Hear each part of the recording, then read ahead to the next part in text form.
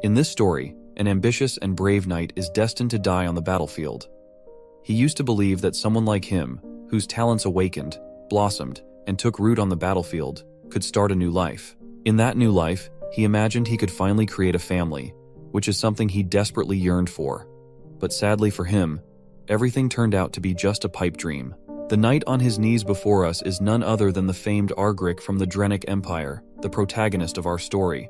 His final opponent is also a great knight, who goes by the name Duke Thermion, one of the 6 Hexaclass knights of the Altheon Empire. Even Argric knows the weight of the challenge before him, especially since he has already felt the crushing pressure of the Black Wave after just a single day on this battlefield. Duke Thermion finds it fascinating that Argric still stands against him, despite knowing he is against one of the 6 Hexaclass knights. He even laments that it would be such a shame to end a blooming talent like our hero here. But Argric is far from surrendering. He defiantly swings his sword as he stands back on his feet and makes it abundantly clear that he was born on the battlefield, and this is where he'll die too. The two contestants begin to walk toward each other, and the sheer aura they exude sends the area into chaos. Duke Thermion can't help but point out that, even though Argric is being so brave, there is still a hint of regret lingering in his eyes. The Duke continues to talk about how Argric could have been a formidable rival for him in the future. But then, he charges his sword with energy, rushing straight at our hero while expressing hope that, once he gets a new life, he will be able to let go of his regrets. With that, the Duke swings his sword, but before Argric kicks the bucket, he narrates that the war between the Drenic Empire and the Altheon Empire has lasted for many years. His mother was a victim of this war, and he was just a newborn when she died due to the chaos around them, leaving him alone in this tumultuous world as an orphan. While other children play with toys and read books, he struggled to contribute to the war and fight for his kingdom. After turning 14, he had to pick up the sword himself and was sent to his first battlefield. He fought bravely, and it was in this moment that his talents awakened. The mana core in his heart amplified his movements and senses to a level he could never have imagined before. He began rising through the ranks among the knights, and surprised everyone by harnessing 3 mana cores and becoming a quad core with 4 cores. His dream of joining the 5 Hexaclass Knights of the Empire was within reach. He finally had the opportunity he had been desperately wanting. He believed that this last war might finally bring him peace from his weary life. So, he fought his final battle valiantly, knowing he was on the brink of achieving everything he had ever dreamed of. That was until Duke Thermion arrived on the scene, and his mere presence sent everyone scattering. Back in the present, that first swing from Duke shatters Argric's sword into bits and pieces, and his dream instantly shattered before his eyes, and the next blow from the Duke pierced his heart, and he reflects how all he wanted to create a family, but he lost. The stab wound sends him flying across the battlefield, crashing hard onto the ground. The impact shatters the earth beneath him as he slides, leaving him bloodied and battered. As he begins to lose consciousness, everything fades to pitch black.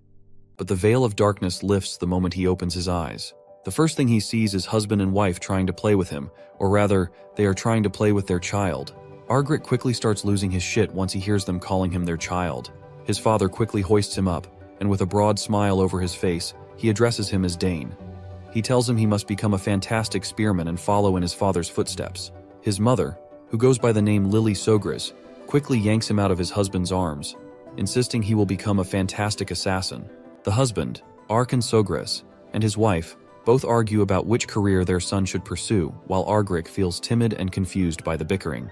They are apparently traveling in the carriage toward their home, and they argue throughout their journey about the same thing. Lily believes that sneaking through the darkness to assassinate targets and slipping away untouched is a much cooler path, while the father insists that the spear is the most beautiful and complete martial art. Well, that's how it goes for our hero. Just when he had thought he was done for in that battlefield, he miraculously ends up reincarnating.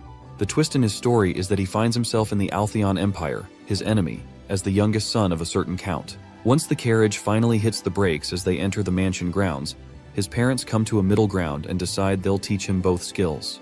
But Lily still has not given up, and annoyingly states that their son will become an assassin, while Arkan just laughs it off, insisting that Dane will become a spearman.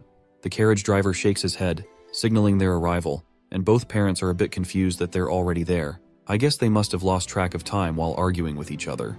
The husband quickly hops out of the carriage and decides to help his wife down as well. He extends his hand to her, and she feels a bit embarrassed, and asks him what if the members of the castle see them. He chuckles and replies that he's just trying to hold his wife's hand, so why would that even matter? With that, he escorts his beautiful wife out of the carriage, while Argric can't help but feel awkward watching his dad act like such a simp. But eventually, his awkwardness fades as his eyes widen after taking in the grandeur of the castle. Once they finally make their way inside, Lily can't help but notice how happy Dane seems to be back home. I mean, why wouldn't he be happy?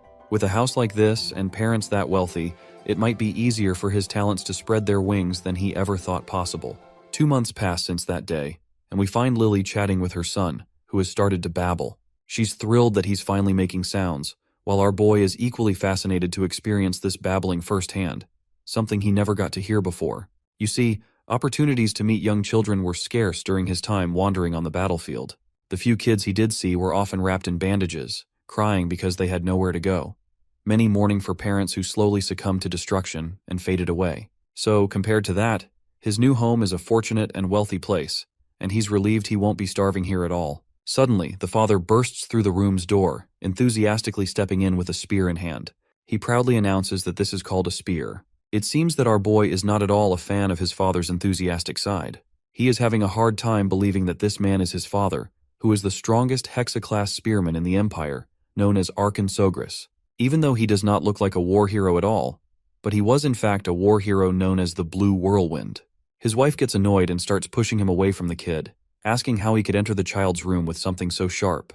The man begins to lose his cool under her intense gaze and timidly says he just wanted to show it to Dane. But she's giving off a deadly vibe, reminding him that didn't she tell him they wouldn't be teaching their son anything until he reached an appropriate age? Well, it's not surprising that this grown man is trembling in fear under her sharp gaze, because his wife is the best assassin in the Empire. Meanwhile, she argues that if he keeps this up, she's going to teach their son the basics of stealth while he's still young too. He tries to argue that everyone is doing early education these days. Even one of the famed magic houses, known as House Teleport, puts a staff next to a child the moment they're born. But his wife gets annoyed again and asks if the spear looks like a staff to him now.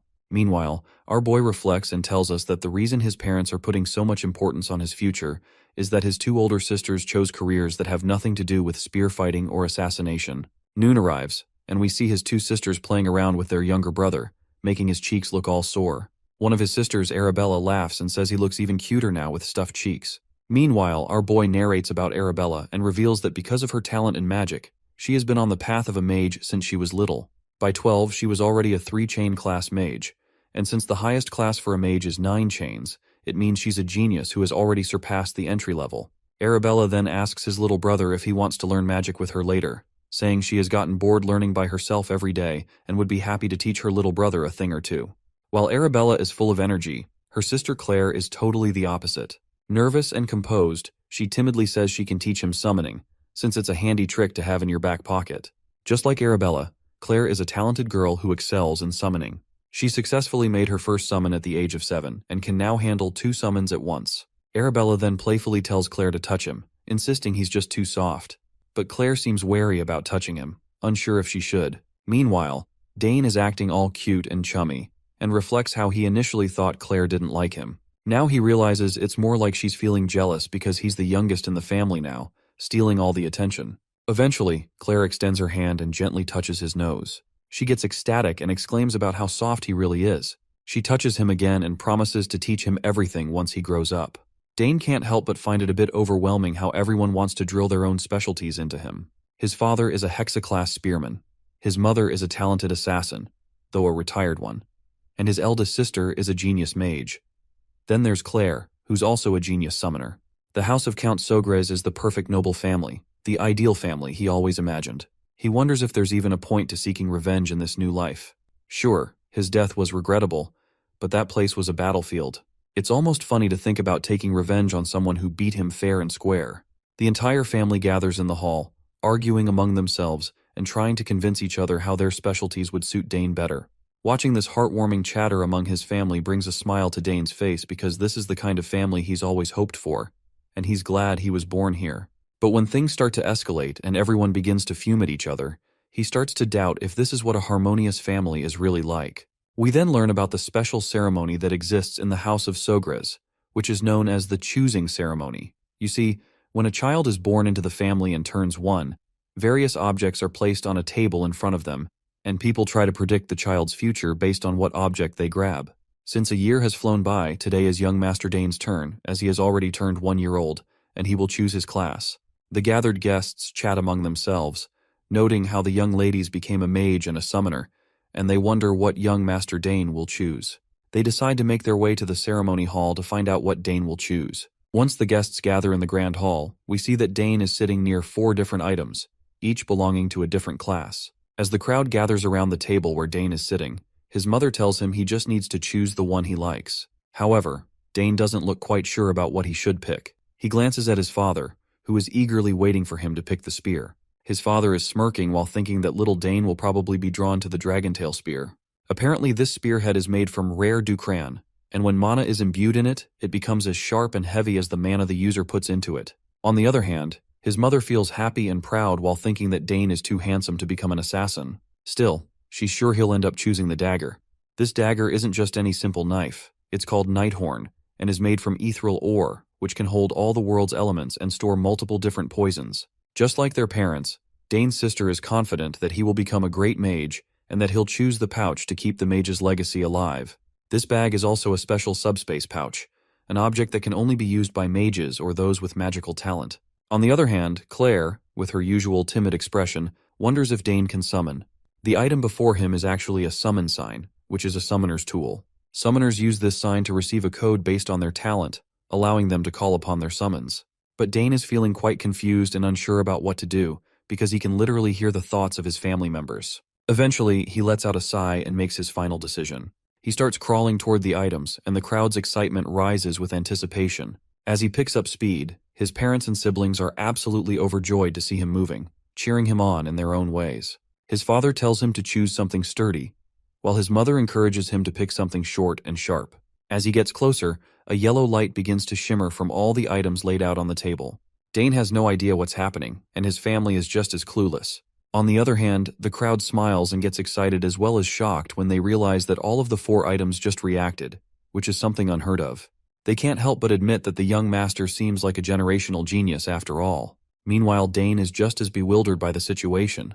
He recalls how he was a talented soldier in the battlefield, but in this life, he feels like he's on a whole other level. Little Arabella curiously asks her father what they should do since this has never happened before. But both their father and mother look just as lost, realizing that this means they need to teach him all 4 elements. Of course, this shocks the other 2 ladies, while Dane just smiles heartily in response. Time passes, and we find ourselves in the training hall, where we can hear weapons clashing. It turns out to be none other than Dane and his father. By the looks of it, our boy has grown a lot since we last saw him, which was only about 30 seconds ago, if I'm not mistaken. Arkin flashes a broad grin at his son for his good results, as Dane has perfectly polished the technique he taught him before. The boy thanks his father, and we learn that Dane has now turned 7. As they share a fun laugh, a man suddenly appears on the scene. Dane looks at him curiously, and we see that the man is presenting a spear. Seems like Arkin was clearly expecting the spear to arrive, and he promptly grabs it and offers it to Dane, telling him that this is his birthday gift. He explains that he was originally going to give it to him during the birthday banquet, but he wanted to give it to him before his mom's gift. Arkin further explains that he has been preparing this spear for 2 years, and that it was specially commissioned from a renowned craftsman in the capital. He then wishes him an early happy 7th birthday, and our boy eagerly drops his old stick and grabs the spear from his father, saying he'll use it because it's just so cool. He's really digging how the black handle and silver spearhead look together, and on top of that, it's surprisingly light. His father asks if he likes it, and he responds that he loves it. In fact, he's so excited that he starts fidgeting with it already. His father then asks if he knows the difference between a sword and a spear. Dane explains that with the spear's length, you can effectively keep opponents at a distance, and because of its small point of contact, it has a high attack efficiency. His father agrees, saying that's true, but warns him that as he gets stronger, it'll actually be harder to use than a sword. He points out the fundamental issue with spears.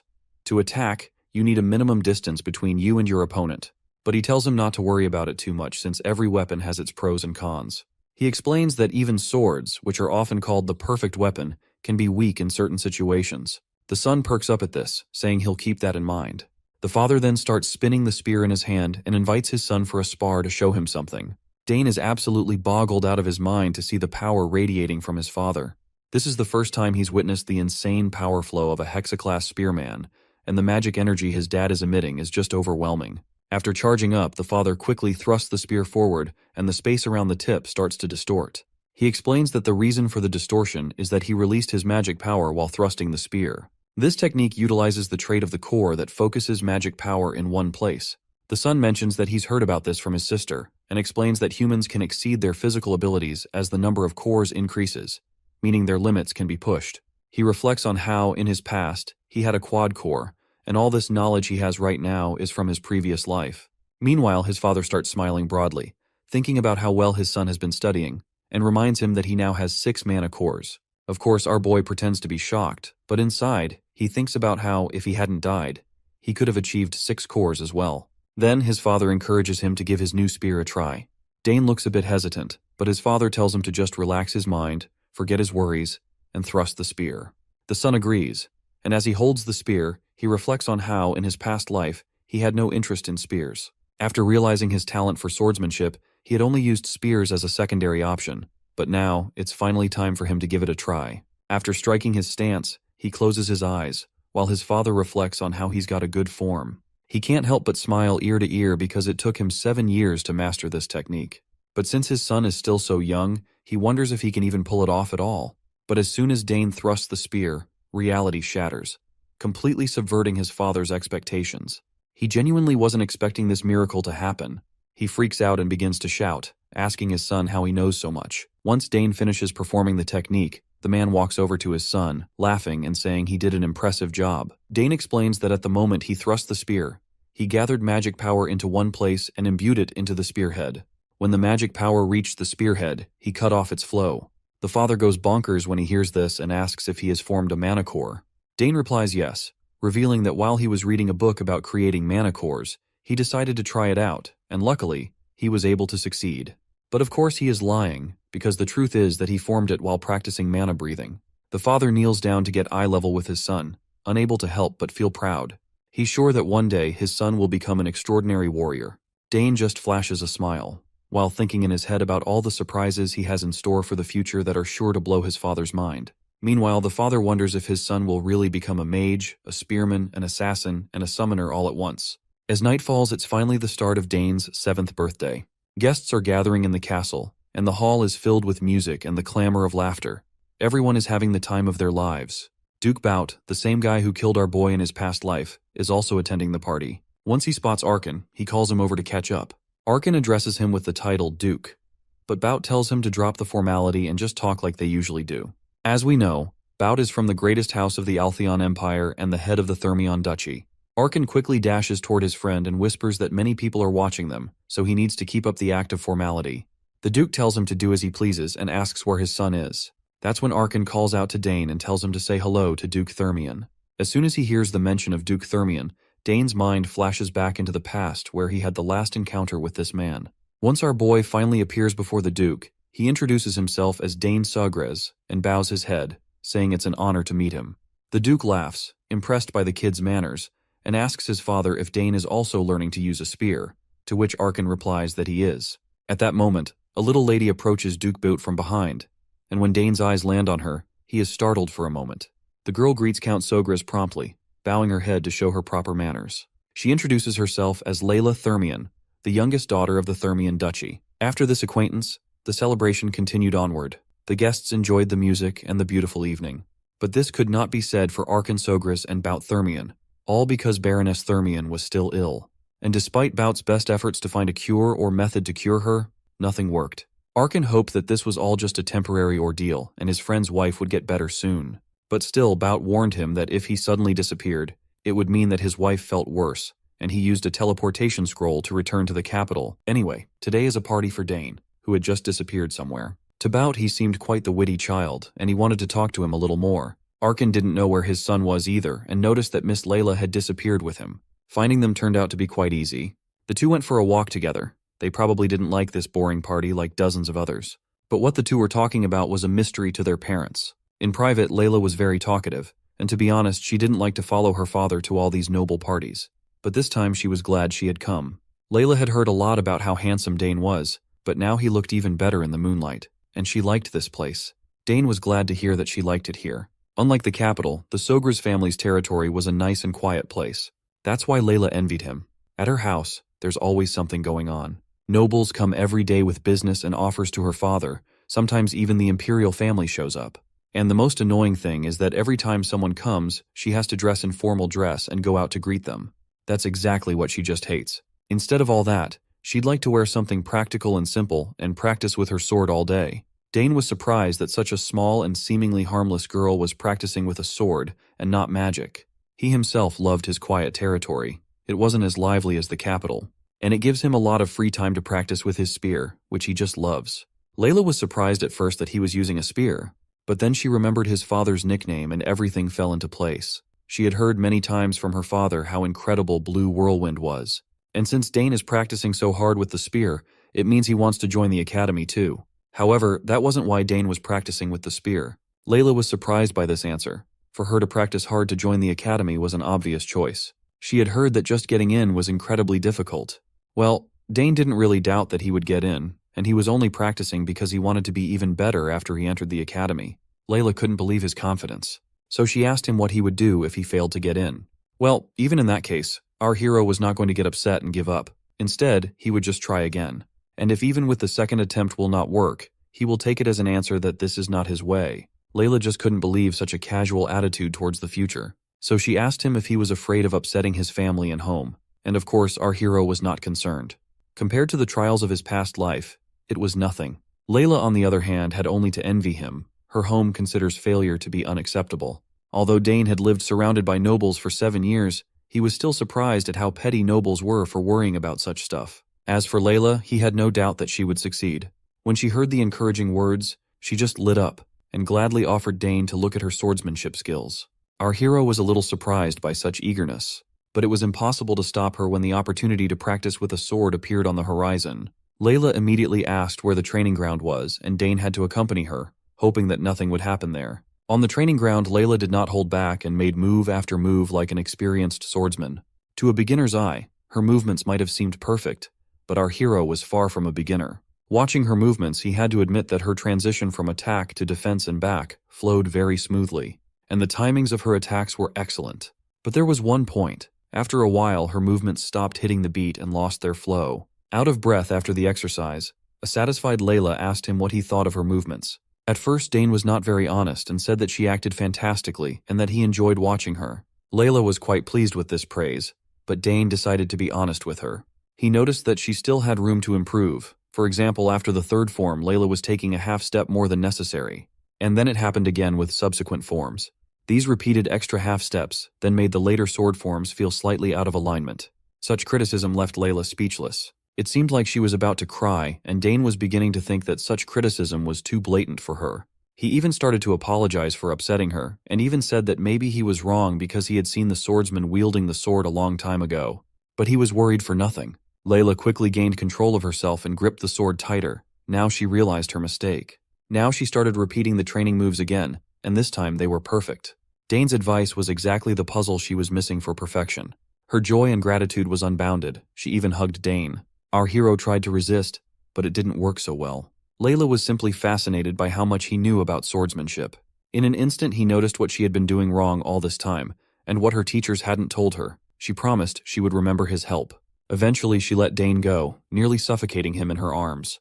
But then she almost chopped him with her sword. That little lady really needs a lesson in neatness. Dane was caught off guard by such a sudden hug, but you couldn't say he didn't like it. Of course, their moment of privacy was soon interrupted by the shouts of servants looking everywhere for them. They had rested enough from the banquet and were not going to hide, so they hurried back, so they wouldn't be found on the training ground. When they returned, Dane was the center of attention as his parents officially congratulated him on his birthday and the discovery of his first mana core. And of course, they gave him a present. It was a brooch with the family crest, similar to the ones his older sisters had. His mother advised him to treasure the gift, for this brooch would now serve as a proof of his status and honor. After his parents, all the guests joined in the congratulations. Dane had now officially and truly earned the name Sogres, and no one present doubted that he would grow up to be a fine man like his father. Dane's parents were very happy, and so was little Dane himself, for it was the first time in his 2 lives that he had received such warm congratulations from so many people. Suddenly, the whole room shook. The guests started screaming and panicking, thinking it was either an earthquake or an enemy invasion. Dane also began to worry, but his father quickly reassured him that there was nothing to be frightened of. Sogres knew very well what was going on. Even though he had hoped that today would be a calm day, apparently his daughter didn't listen to him. Dane really didn't know that. Lightning bolts appeared near the very ceiling of the hall, and in a second, a portal appeared above the frightened guests. There was no end to the guests' bewilderment when a small figure flew out of that portal, who apparently laughed at the laws of physics, and landed on the floor without any trouble at all. It was Dane's older sister Arabella, and in her opinion, she wasn't late at all. The guests still couldn't lift their jaws from the floor, surprised that such a young lady could already use teleportation magic. Normally, to open even a small gate, one had to reach at least 5 chains. Dane did not admire her power at all, but rather was annoyed at how loud and flashy she was. But as soon as the guests calmed down a bit, a huge monster appeared in the sky. A large wyvern with a rider. It seems that this time Lady Claire frightened the guests. She was in a bad mood though. She was only one step too late to get ahead of her sister. As she entered, the guests around her started talking about how they had heard she was a brilliant summoner, but no one expected her to control a wyvern at only age of 16. Finally, they were home again, and together they stood before their parents and brother to wish a happy birthday to their little favorite brother Dane. After both of their flashy entrances, Dane's sisters hurriedly shoved their respective gifts at him as they wished their little brother a happy birthday.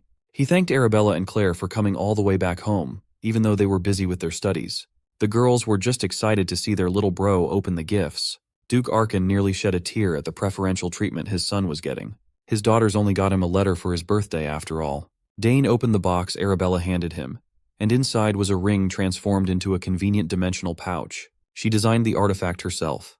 The subspace magic used in its crafting belonged to the highest chain. Arabella's esteemed professor applied it to the ring. It is common knowledge just how difficult it is to imbue subspace magic into any item. Arabella took the ring and adoringly took her brother's hand to put it on. She must have spent a lot of time designing an artifact capable of withstanding a whole subspace. She also applied Dane's genetic code to the ring, so no one else would be able to use it except her little bro. It's a one-of-a-kind item. Mommy Lily examined the ring and saw a small wave of mana running around the artifact, which meant it was made using the highest grade of magic stones. Arabella explained that all Dane had to do was imbue a bit of mana into the ring, and the subspace would be established. It's much more convenient than normal dimensional pouches. That fact alone made this an invaluable artifact. As far as Dane could remember, these types of tools were something only used by the wealthy on the battlefield. Only noble-born commanders and high-ranking magicians wielded such convenient power. The ring would also grow as he got older, adapting to his body. Dane tried to imbue his mana into the artifact, and a green portal opened in front of everyone. Duke Arkan was stunned to see his son do it so effortlessly. Claire, Duke Bout-Thermion, and Layla were flabbergasted at the radiant display of magic. Dane managed to open a subspace faster than Arabella had done years ago. He was a genius, there's no doubt about it. It would be a groundbreaking feat if he managed to cultivate both a mana core and a mage's circle at the same time. After the display of magic, Claire came up to her little bro and handed him her gift. Dane slowly opened the present while sincerely thanking his big sis. Inside the wooden box was a peculiar-looking egg laid on top of a soft cloth. Confused, he grabbed the egg and asked what it was. Claire panicked and warned him to be careful with it, as it was not an ordinary egg. Everyone in the family was also curious as to what this odd gift was, but Claire only revealed what it was to Dane. She whispered that it was a familiar. She got it by accident while she was trying to summon Decaron. Claire herself doesn't know what will hatch from it, but everyone in the world knows how precious a familiar could be. Dane tried to picture what this odd egg would give him. He had heard about familiars before. Unlike summons, they are an entirely different entity. A familiar summoned once can permanently remain in the real world. Claire asserted that Dane should keep this egg a secret until it hatches in the future. He promised that he would. All the whispering between the two irritated Arabella, who was feeling left out. As for Claire's instructions, Dane must make sure to pour his mana into the egg once in the morning and once in the evening to make it recognize him as its master. Lily was just glad that her little boy was receiving such incredible gifts. It showed how much her children cared about each other. With the gift-giving done, Duke Arkan cleared his throat and reminded his daughters to at least say hello to their parents, seeing as they crashed the party after saying they might not be able to make it. Realizing that they hadn't said a word to their parents since arrival, the girls awkwardly greeted their father. Duke Arkan was a big softy when it came to his children, so he didn't really mind. He was just glad to see his girls again. Since they went off to pursue their professions, the girls rarely came home anymore, so Duke Arkan was glad to see them looking healthy. Layla watched the Sogre's family being so lovingly loud and jovial with one another from afar. The little girl could not help but compare her own home situation to theirs. Dane noticed her staring at them and turned his head.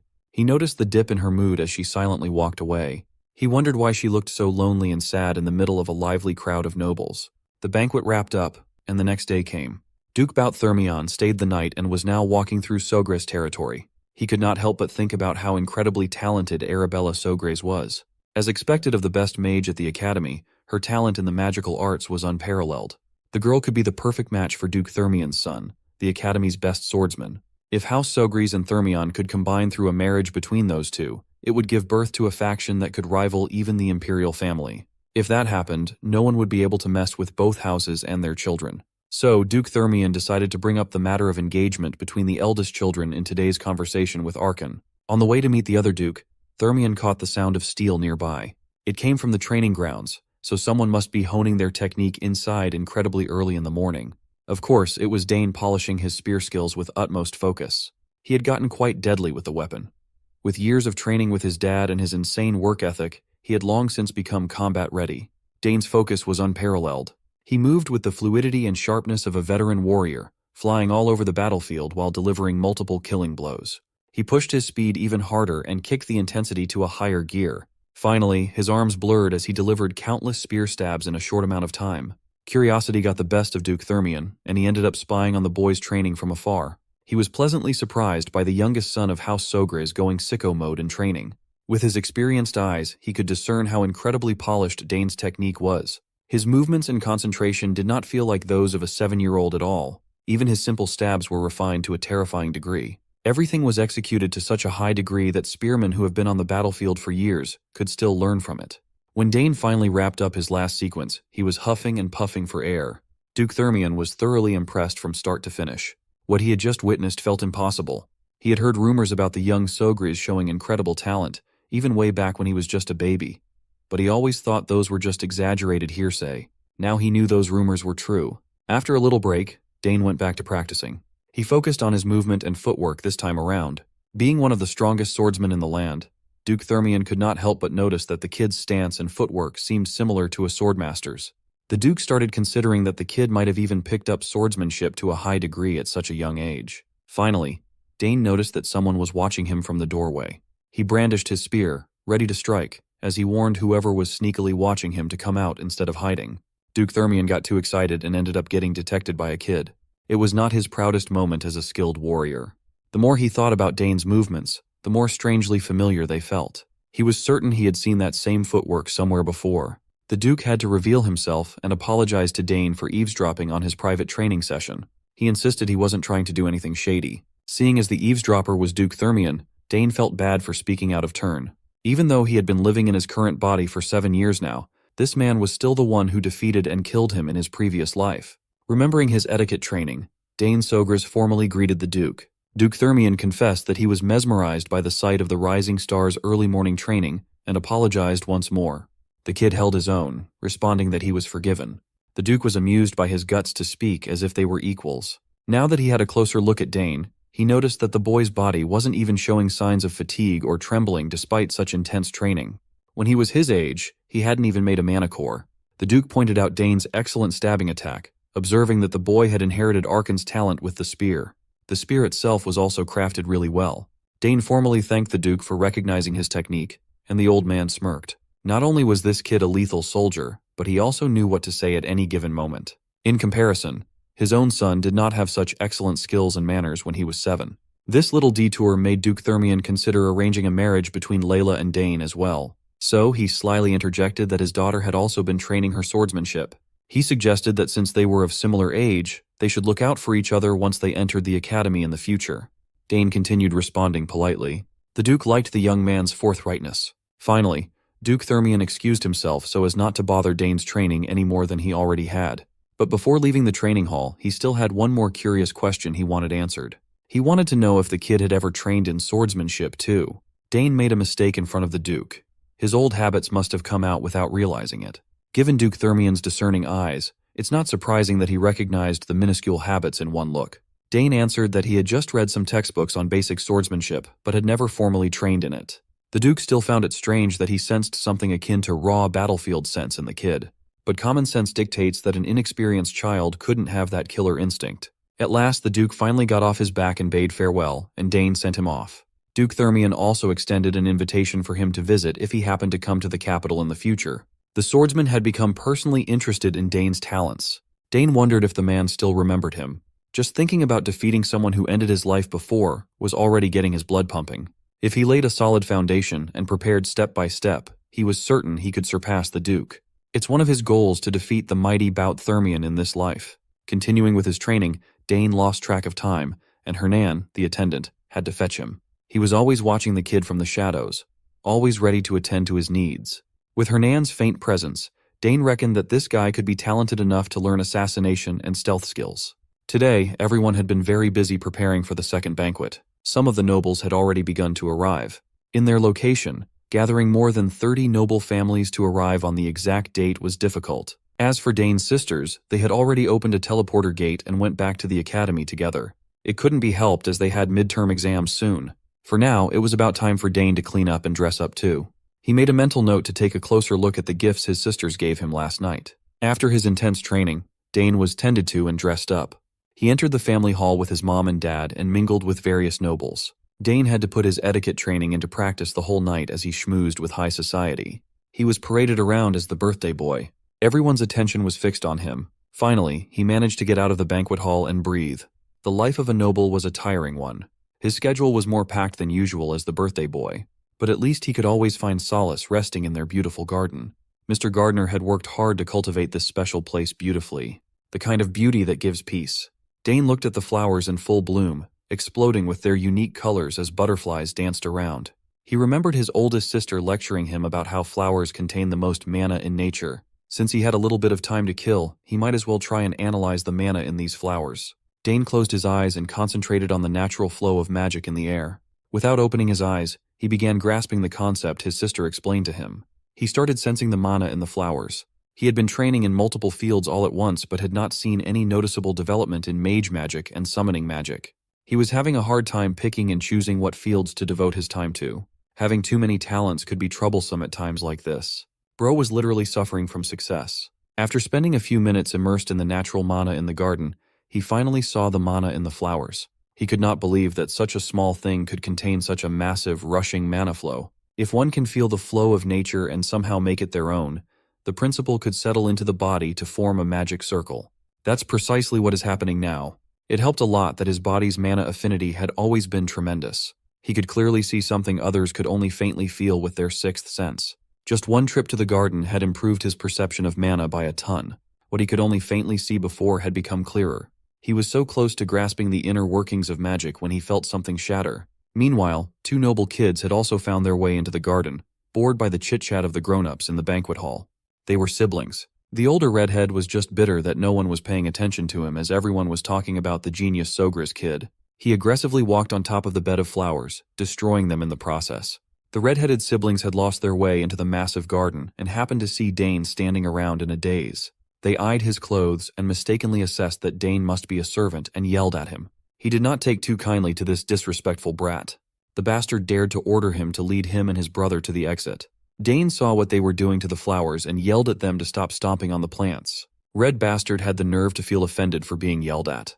Dane asked why they were ruining the flower bed instead of using the garden paths. Red Bastard saw that he was small and continued acting obnoxiously. Then came the flaunting of their family name as all noble brats do. Dane didn't care though. To him they just looked like a pair of brutes ruining his garden's flower bed. Red Bastard did not like being called a brute, but he acted like one and grabbed Dane by the collar. He and his brother were the sons of Count Tyron, a guest of the castle. Hearing the name of Count Tyron reminded Dane of a memory from his previous life.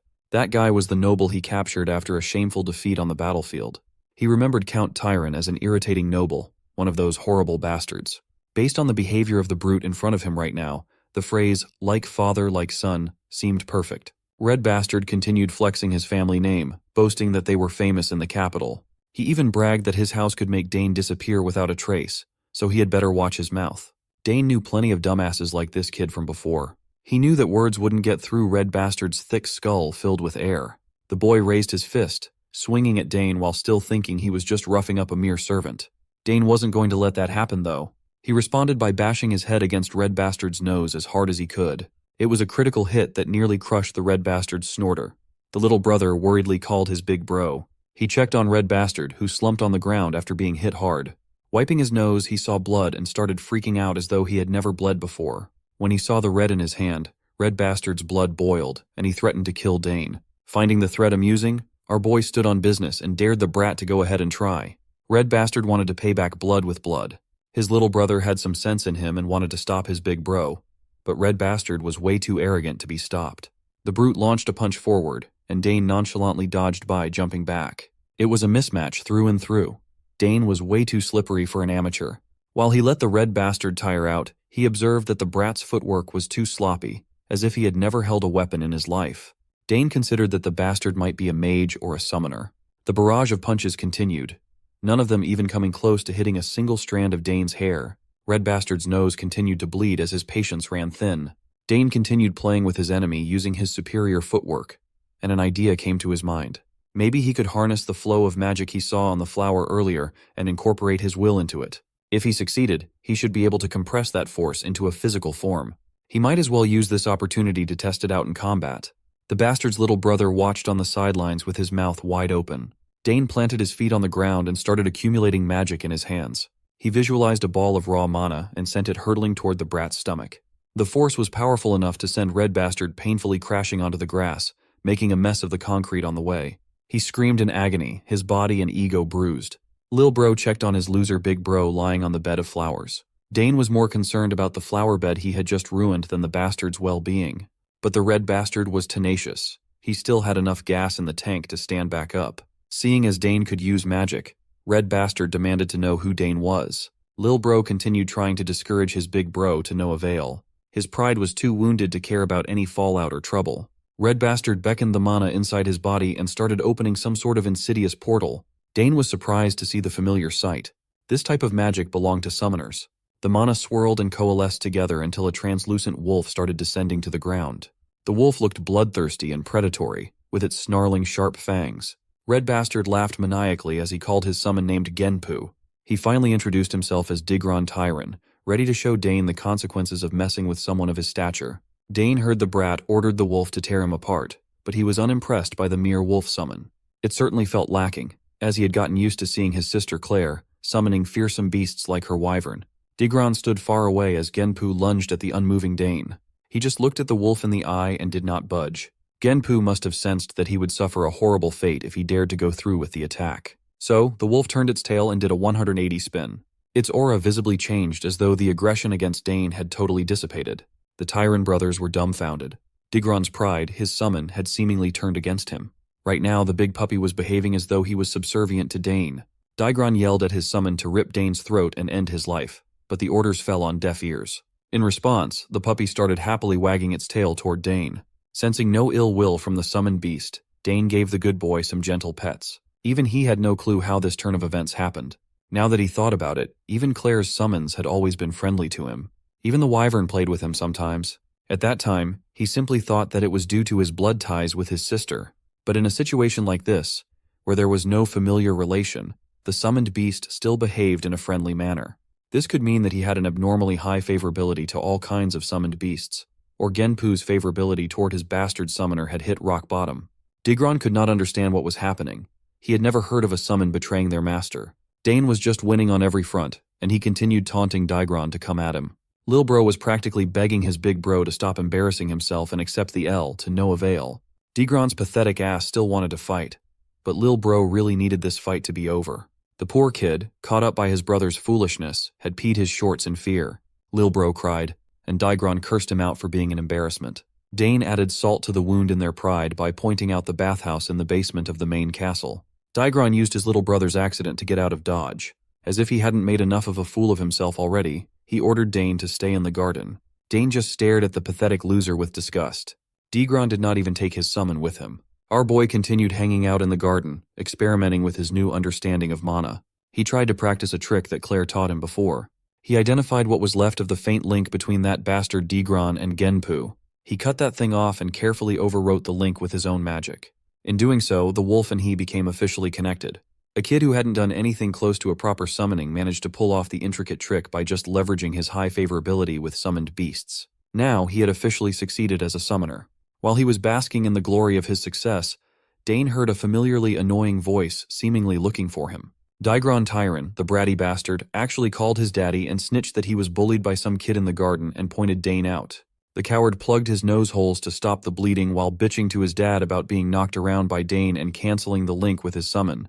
Big boy Mogard Tyron stepped forward and introduced himself as the head of the Tyron Count family, one of the capital's great nobles, with gusto. He asked if Dane really messed up his son's face and forcefully stole his summon. Our boy was not one to back out in front of a pig, so he stood on business and owned what he did. He noticed that Mogard Tyron looked a lot fatter now than when he captured the pig as a prisoner.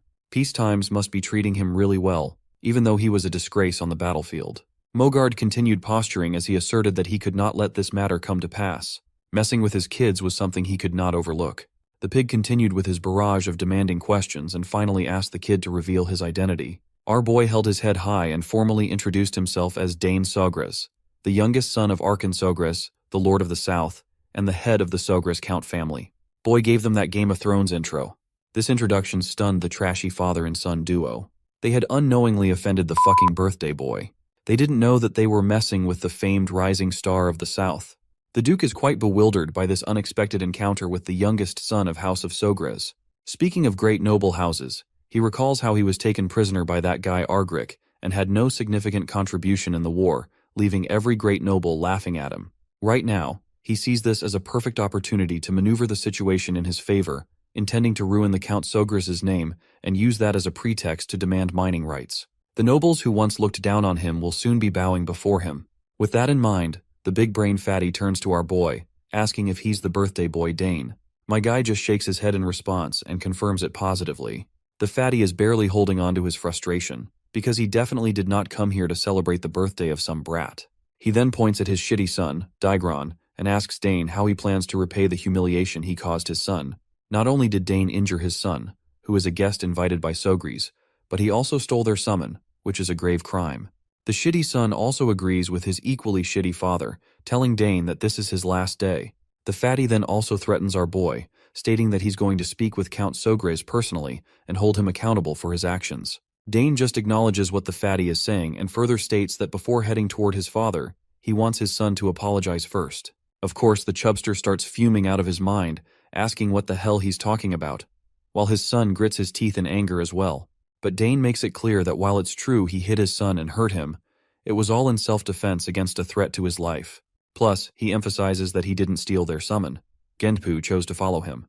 The trash son quickly pipes up, claiming that there's no way Genpu would do that, and tells his father that Dane is lying. That's when the father takes a moment to reflect. He recalls hearing that the second daughter of House Sogres is a genius summoner, so he's sure there's a good chance that girl taught Dane how to forcibly cut off a link between familiar and master. The chubster keeps going back and forth with our boy, while Dane can't help but feel like this is such a drag. Eventually, Mogard decides to simmer down, because after yapping for so long, his jaw is literally hurting. He tells Dane that he won't scold him any longer, and decides they should go see what Count Sogres has to say about the situation. With the speak of the devil, the Count himself arrives on the scene, accompanied by Duke Thermion. Of course, both the trash son and his father are absolutely boggled to see Count Sogres, and what's even more mind-boggling for them is that Duke Thermion is here too. As night descends, we see the red-headed boy giving his testimony to the Count about how he just got lost in the garden with his little brother, which is why he asked Dane to guide them. He continues yapping and making up stories, while Dane stands behind him nonchalantly, thinking how his father is actually listening to this guy yap. I guess that's not surprising to him, given how Count Sogres cares deeply about his family and its reputation. He's not the type to be biased toward any one side, even in conflicts with outsiders. He can tell right from wrong. After finishing his story, the red-headed boy wraps up by stating that all of a sudden, Dane headbutted him and kept using this weird technique to mock him. He claims that to scare Dane off, he called out to his summon, but Dane just stole his summon from him and tried to attack back. Once Digron is done speaking, Mogard steps up, telling the Count that he only intended to give Dane a warning. However, he insists that stealing someone's summon is clearly wrong, and he simply can't let that part slide. Finally, Count Sogres also speaks up, letting Mogard know that he won't roll on his judgment just after hearing one side of this quarrel. He wants to hear what Dane has to say, then assess the whole situation before drawing a judgment. He also reassures Mogard that if he's worried about any biased judgments, Duke Thermion will also give his opinion on the matter. The Duke quickly smirks and states that if this is that important, he can handle it. Mogard feels frustrated as his face sweats profusely. He knows he's about to get screwed. Getting Thermion involved is only going to complicate things further, and he's not feeling good about it. Count Sogres gives the green light to his son to explain himself, and Dane braces himself, claiming that what Mogard's son said wasn't entirely accurate, but some of it is actually true. He then explains that the flowers they grew with such care in their garden were stepped on as he pleased. So he only told Mogard's son to get out of there, which made Mograd's son angry and started the fight. Of course, both Fatty and his son are absolutely awestruck after hearing these brutal truth bombs, with the son even trying to deny it by calling Dane a liar. But the Count tells Dane to continue, so our boy further explains that when Mogard's son summoned Genpu, his command was to kill him. He also clarifies that he didn't steal his summon. Rather, Genpu came to him first and saw his goodwill. The Duke is utterly bewildered to see how fluently this 7-year-old is speaking, with such grace and a proper choice of words. Dane, on the other hand, confirms once again that he never stole anyone's summon. Mogard loses his cool, stomping his feet on the ground and calling it nonsense. He claims it's impossible for a summon to submit to someone who isn't even a summoner, insisting that Dane must have used some shady technique to pull it off. But not surprisingly, Dane informs Mogard that he possesses an innate affinity with summons, and a summon that isn't close enough to its master could submit to someone like him as well. Mogard refuses to believe it, while our boy simply states that this is actually true. Mogard's face looks like he's going through serious constipation, and he just says that this kid is just making things up. The Duke then chimes in, suggesting they should just be able to prove it with a summon. Count Sogres turns to his son, asking if he can prove it, to which Dane agrees.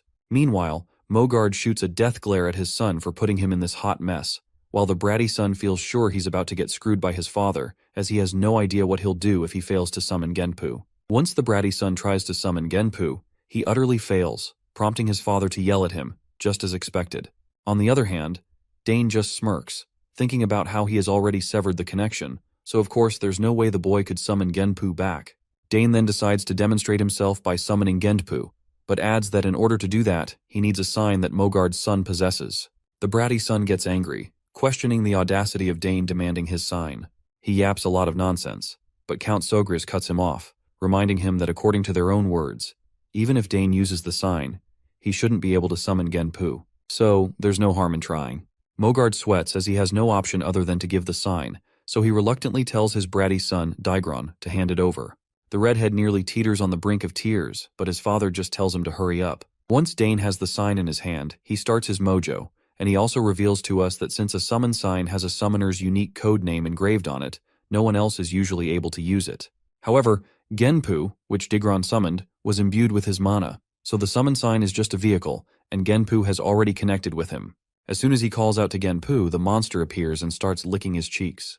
The Count and the Duke are both in awe, while Mogard and Digron tremble after getting exposed for lying.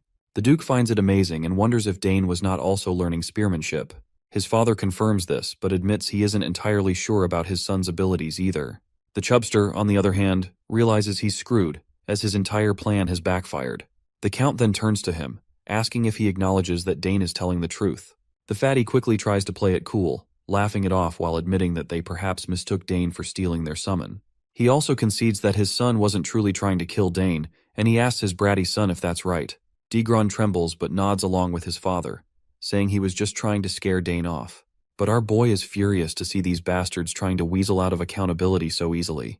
Before the two seniors can roll their final verdict on the matter, a lady strolls into the scene, startling everyone present, especially Dane, who is wide-eyed to see Layla. As soon as she saunters into the scene, she claims that what Digron is saying is not true.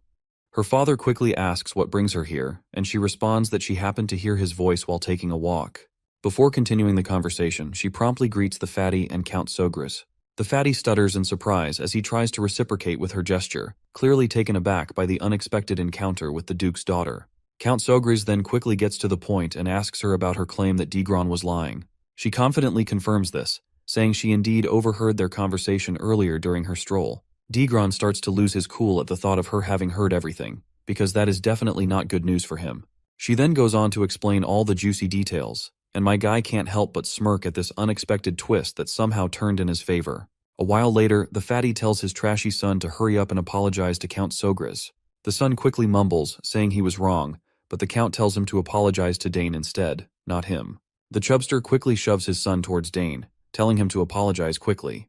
The bratty son looks uncomfortable and hesitates before stuttering out a weak, half-hearted sorry. Dane, however, is far from satisfied. He can tell the apology is insincere, just some obligatory gesture because his lie got caught after a third-party witness stepped in.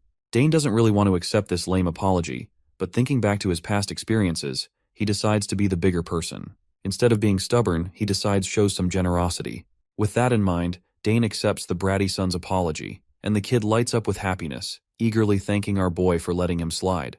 Meanwhile, the fatty father also lets out a sigh of relief, realizing how close he was to losing everything.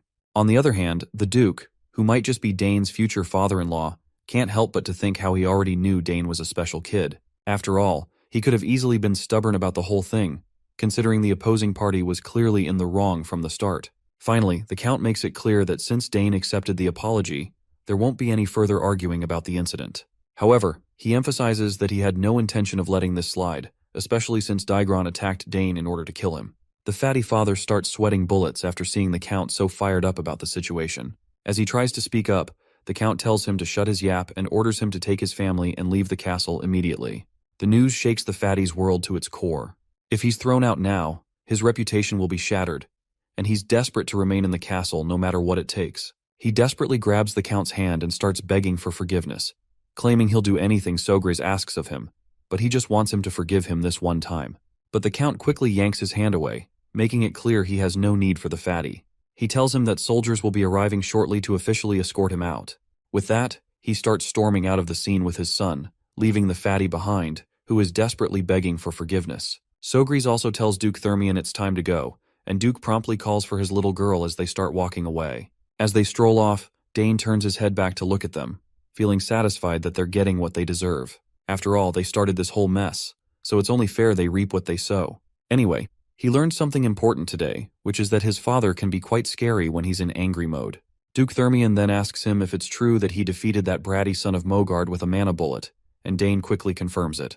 The Duke then can't help but point out how talented Dane is, not just in spear fighting but also in summoning and magic. It's truly outstanding, and he's sure that history has never seen such talent before. The proud father flashes a grin, saying he's also proud to have such an exceptional son. Meanwhile, Dane is just soaking up all the praise while Layla is freaking out, struggling to believe what she's hearing. Duke Thermion then points out that while talent is one thing, Dane is also incredibly calm. Most kids tend to get agitated during fights, and they stubbornly insist that they are in the right, but Dane doesn't do that. The Duke has no doubt that this boy will grow up to be a fine man. The father quickly gives Dane a gentle pat on the head, saying it's too early to tell for sure. They'll have to wait until he's all grown up to see how things turn out. He also points out that it's all thanks to Layla that the incident was resolved peacefully. Without her testimony, things could have turned really ugly. Once Duke Thermion hears this, he's quite surprised that Sogris have such a positive view of Layla. He does not let this opportunity go to waste and tries to downplay her role in the incident, suggesting that if the Count acknowledges her so much, maybe they should start discussing their marriage. Of course, Sogris is startled to hear this, and he can see how eager the Duke is to marry his daughter. To dodge the bullet, he quickly shifts the conversation, noting that the sun is already setting and it's almost time for the banquet. With that, he bolts out of the scene, telling them that he will meet them in the hall. Thermion then also tells his daughter to take her time heading back with Dane. He quickly starts running after the Count, mentioning he wants to have a little chat with him, leaving the two kids behind. As they walk, Layla turns to our boy and asks why the summoned ignored its summoner and obeyed him instead. She claims she's seen famous summoners duel many times in the capital but has never witnessed anything like this. Dane shrugs and admits he's not sure either. It just kind of happened. Of course, Layla pouts annoyingly to see that Dane is intentionally hiding the truth, even though she's the one who helped him get out of that mess. But my guy remains nonchalant and reminds her that he also helped her, bringing up the time when he assisted her with her swordsmanship. Layla thinks back to that moment and reluctantly agrees that he's right. Finally, Dane decides that since they've helped each other once, they can do it again. He tells her she's free to ask him anything. Right away, the girl perks up in excitement as she exclaims that she wants to learn it right now. Dane is startled by her impatience and wonders what could be so urgent to learn. He asks her what she wants to learn, and she quickly tells him to teach her how to use a mana bullet. Dane asks her why she's so eager to learn the mana bullet, and Layla quickly responds that she wants to grow stronger and faster. She hopes to form at least 2 mana cores before entering the academy. Dane wonders why she's in such a rush since she's still so young. He gets the answer for his confusion as soon as she reveals that she wants to grow up quickly to make her mother happy. Her mother loves her a lot, and Layla is certain that becoming stronger would make her proud. Hearing her mention her mother, Dane recalls hearing adults talk about Countess Thermion being bedridden. With that in mind, I guess he has no choice but to help her. Layla bursts into a happy little dance and declares she's ready to start training tomorrow, though she would not mind starting training from tonight as well, especially since she is not sure how long she is going to stay here in the mansion. Dane just shakes his head and tells her she can start whenever she wants. He assures her that once she understands the flow of magic, learning the mana bullet won't be too difficult. Layla then eagerly asks what he'll want in return for teaching her. Dane falls silent, which makes it pretty clear that the request he has in his mind won't be as easy as just showing someone how to use magic bullets. The scene then transitions back to the banquet hall, where guests are whispering and murmuring among themselves about that fat father Tyron. They've heard that Count Tyron got kicked out of the castle, and they're all wondering what he did to deserve that. Some guests mention that Tyron's eldest son caused some kind of incident by picking a fight with the young Master Dane and ended up getting taught a lesson. They chuckle among themselves, amused at the thought of the fat cat coming here only to be humiliated and embarrassed. Word has also spread that young Master Dane is an outstanding summoner. One guest wonders if that means the Sogra's house will now be a prestigious summoner house. However, another chimes in, saying that's not all. Young Master Dane can also use magic, which is something they're having a hard time believing. We then see this big mustachioed man introducing himself to Dane as Baron Opent. He asks our boy if he happens to know anything about the Opent territory in the east. Dane humbly bows his head in respect and replies that he's heard the territory is famously known for its grilled trout and sapphires.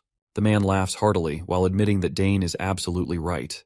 He goes on to say that the Opent house's trout and sapphires are the best on the continent. He then shoves his daughter forward, saying he almost forgot to introduce her. The girl steps forward and introduces herself as Sylvia Opent and politely greets him.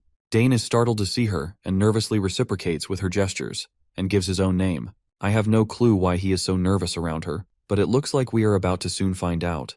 She dashes toward him with a mischievous look on her face and whispers that she's heard he's the one inheriting House Sogre's in the future. Dane fumbles out an unsure response, and Sylvia enthusiastically tells him to stop feigning ignorance. She claims that she has heard he's talented in many ways, and bluntly tells him that she will be under his care from now on, especially since there's a possibility they might become family in the future. And there it is. Dane's nervousness around her makes total sense now. This girl is just too direct, and she didn't even hesitate for a second. Right at that moment, Layla joins the scene while Sylvia is still in the middle of shaking hands with Dane. Not surprisingly, Sylvia gets startled to see a potential rival, while Layla is practically throwing daggers towards our boy with her sharp eyes and demanding to know who this lady is. Sylvia recognizes Layla right away and greets her warmly, introducing herself as the eldest daughter of Baron Opent. Layla tries to reciprocate with a gesture, but the anger on her face makes it clear she's far from happy, even though she says it's nice to meet Sylvia. The two ladies exchange smiles that are practically dripping with killing intent. Watching them reminds Dane of a memory, and he can tell that both girls are absolutely ready to throw down.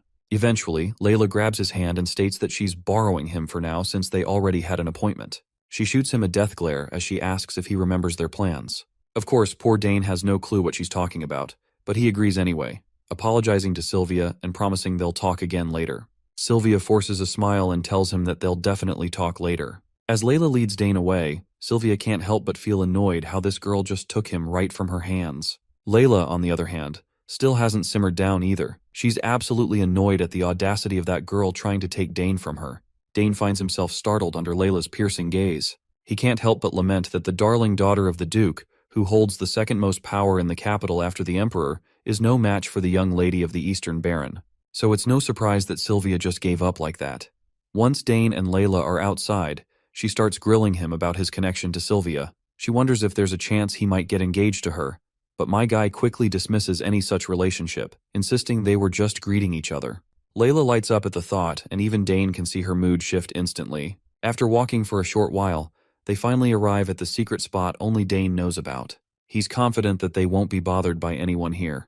As soon as they step inside this hidden place, Layla lights up and begins doing a happy dance, thrilled to see such a beautiful location. She's also relieved that no one will know if they do anything here. Dane agrees, saying she's absolutely right.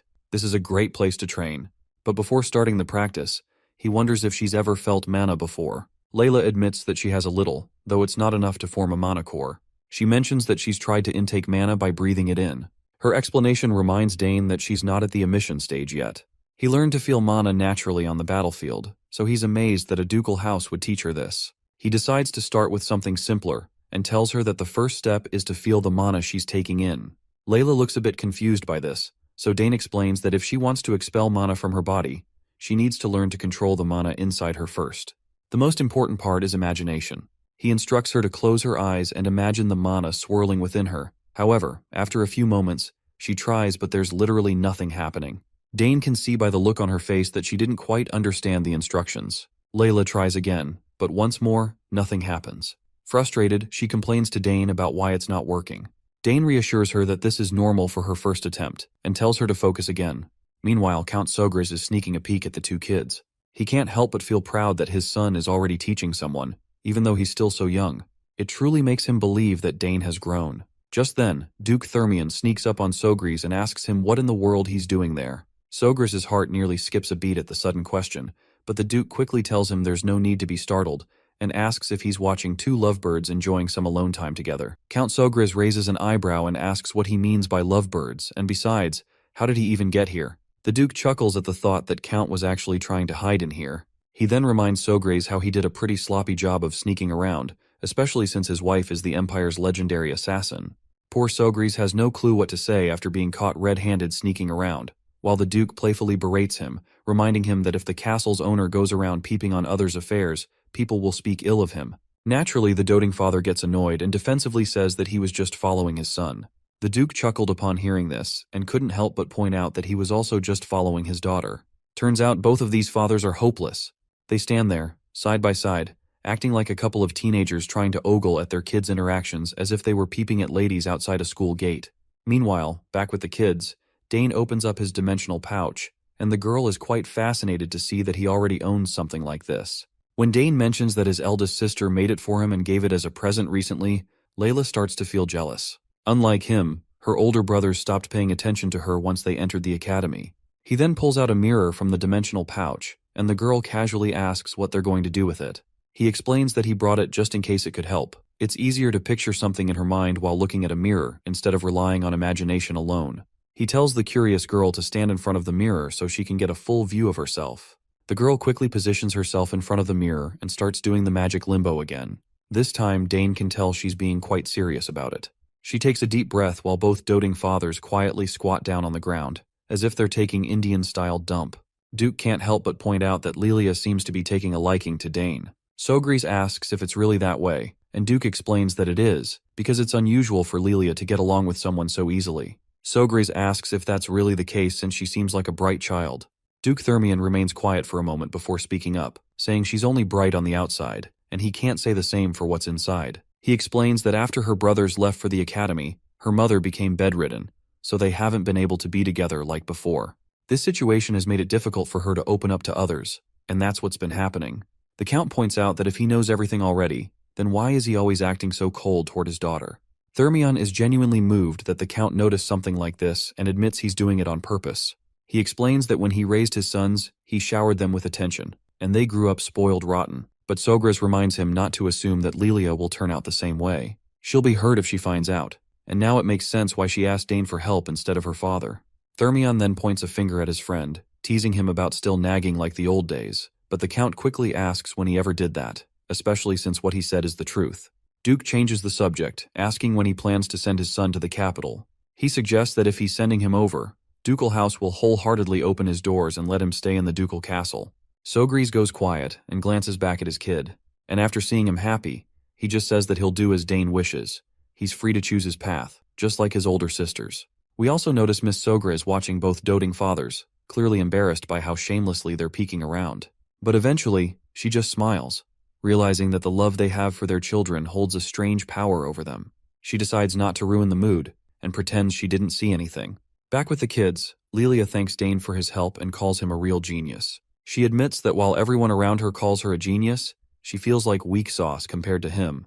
While Dane nonchalantly looks around to see if both fathers have quietly left, he assures her that this is only the beginning, and she'll definitely grow stronger too. She then asks him if he's going to the academy, since it's the only place where all of the Empire's geniuses gather. To that, he says he's not sure yet, and he isn't convinced that he needs to go there since he can get pretty strong just by training alone. The girl starts to berate him for his narrow thinking, and reminds him that attending the academy for studying isn't everything. It's the gateway to forming his noble faction, and it's the best way to build connections from a young age. Dane is amazed that she's actually pretty smart for a 7-year-old, and understands how the real world works. He finally responds to her argument, saying he already knows about that, but he's just not interested in going to the academy yet. There's a mountain of books he hasn't read in the library, and he still has a lot to learn from his parents. Lilia acknowledges that this is true, but asks if he doesn't want to play with other kids his age, especially since she heard his older sisters are both attending the academy too. It seems like Dane is running out of arguments against her persistence, so he tries to brush her off by saying he's thinking of going in the future if he feels like it. She then tells him to visit her house once he plans to go to the capital, and that's how they promise to meet again. Speaking of meeting again, she remembers to ask him when he's going to make his request now that he has taught her how to use mana bullets. He simply shakes his head and states that he'll tell her when he goes to the capital. This shocks her, and she lets out a screeching roar of disbelief. Probably she is shocked that he is going to the capital after all. Finally, the day of her departure arrives. As Lilia's carriage starts rolling down the road, Dane looks at a stone-like object in his hand that was given to him by his future father-in-law. The scene transitions back to the moment when the Duke handed him this mysterious object. When Dane asks what it is, the father-in-law replies that it's his birthday present and hopes he'll like it. He further reveals that the symbols of their Thermian house are revenge, the sword, and the blacksmith, and the history of the house began with their progenitor, who was a blacksmith. Thanks to him, their house has the best forge in the Empire, in fact the best forge on the entire continent. All of the Thermian-made weapons that protect the Empire were crafted in that forge. Of course, our boy already knows all this because, according to his past knowledge, all the ores in the world can be found at that forge, and all sorts of mystical weapons and artifacts are created in the greatest forge on the continent.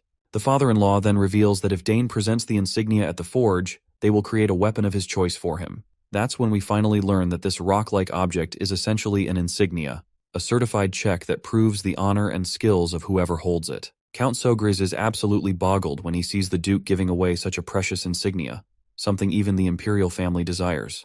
The Duke simply pats his son-in-law on the head and tells him to grow well and help his father. His potential wife waves a last goodbye to him, and that's how they part ways. In the present moment, his mother squats down next to him, and after seeing his dejected face, she asks if he's upset that they left. He admits he is, saying she was practically his first friend. His mother reassures him that once he goes to the capital, he'll be able to meet her again and will even become more handsome, which will surely impress her. Well, I guess his mother is right, since he can't stay here forever, and he will have plenty of opportunities to see her again in the future. So he wishes her well until they meet again. Meanwhile, as the Duke travels in his carriage, his mind is still occupied with thoughts of Dane. He finds it strange that every time he looks at him, he is reminded of that warrior, Argyric, who showed the ability of a triple-class warrior at a young age. He's sure that if Argyric were still alive, he could have become one of the Hexa-class knights of the Drenic Empire. That's why he hopes to see Dane again when he has grown stronger. A few days later, we see our boy sitting alone before the egg.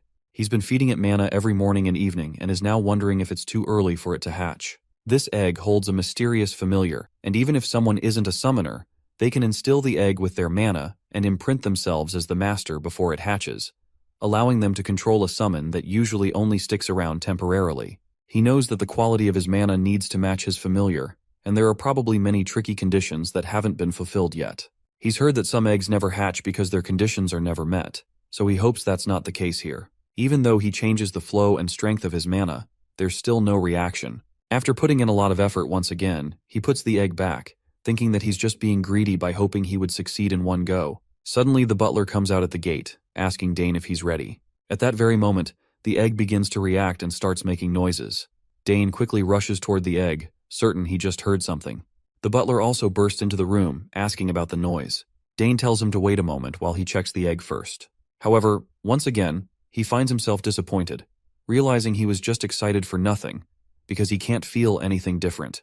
The butler asks if the egg showed a reaction, to which Dane replies no, saying he probably just imagined it. Once he finally gets into the training hall, he practices his swordsmanship first. After noticing his perfect movements, the butler is quite happy and excited. He claps as he asks since when he learned swordsmanship. Dane just brushes it off, saying he just wanted to swing the sword around a little. The butler showers him with praise, calling him a genius who is even talented with the sword. As he looks at the sword, Dane then reflects on how learning to use a new weapon, like the spear, was fun, but he also wanted to draw a sword. Sadly, he hadn't been able to hold a sword during all that time since his father always watched him so closely. Thankfully, he's glad he hasn't lost his touch with it. The butler quickly dashes off to grab some snacks, and brings back an entire tray of delicacies, telling Dane to munch on something before diving back into his training.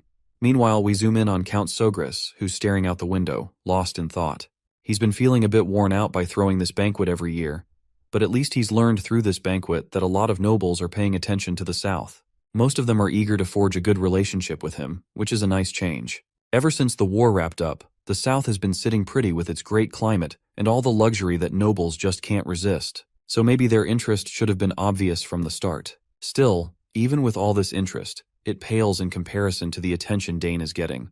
You see, the conflicts with the eldest son of Count Tyron were beyond Sogris's expectations, but Dane handled the situation maturely. He calmly and logically laid everything out in front of the adults, which was super impressive, and he even confidently proved his talent. He can't help but think that his son is just a bit too mature for his age. Sometimes he wishes Dane would act a little more like the other kids and let loose a bit. As the clock ticks closer to the training hour, he knows it's time to head to the training hall. He pulls out the legendary spear, Dragontail, and decides to have Dane swing it around a bit today. But as soon as he steps onto the grounds with the spear in hand, he freezes when he spots Dane swinging his sword instead. Now he's curious about why the sword. His mind thinks back and he's convinced that damn Duke must have said something to him. Otherwise, there's no way Dane would be wielding a sword after all that spear training. He just stands there, watching his son pull off all these cool stunts with the sword. Seriously, Dane looks like he knows what he's doing. The strength he's displaying is something even seasoned sword fighters would have a hard time matching. It makes his father wonder since when did he learn all this.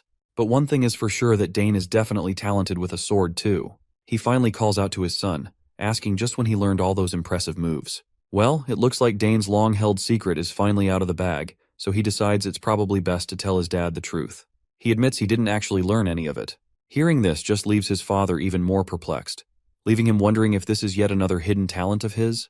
He starts to think out loud about how Dane already knows spearmanship, magic, assassination, summoning, and now swordsmanship too.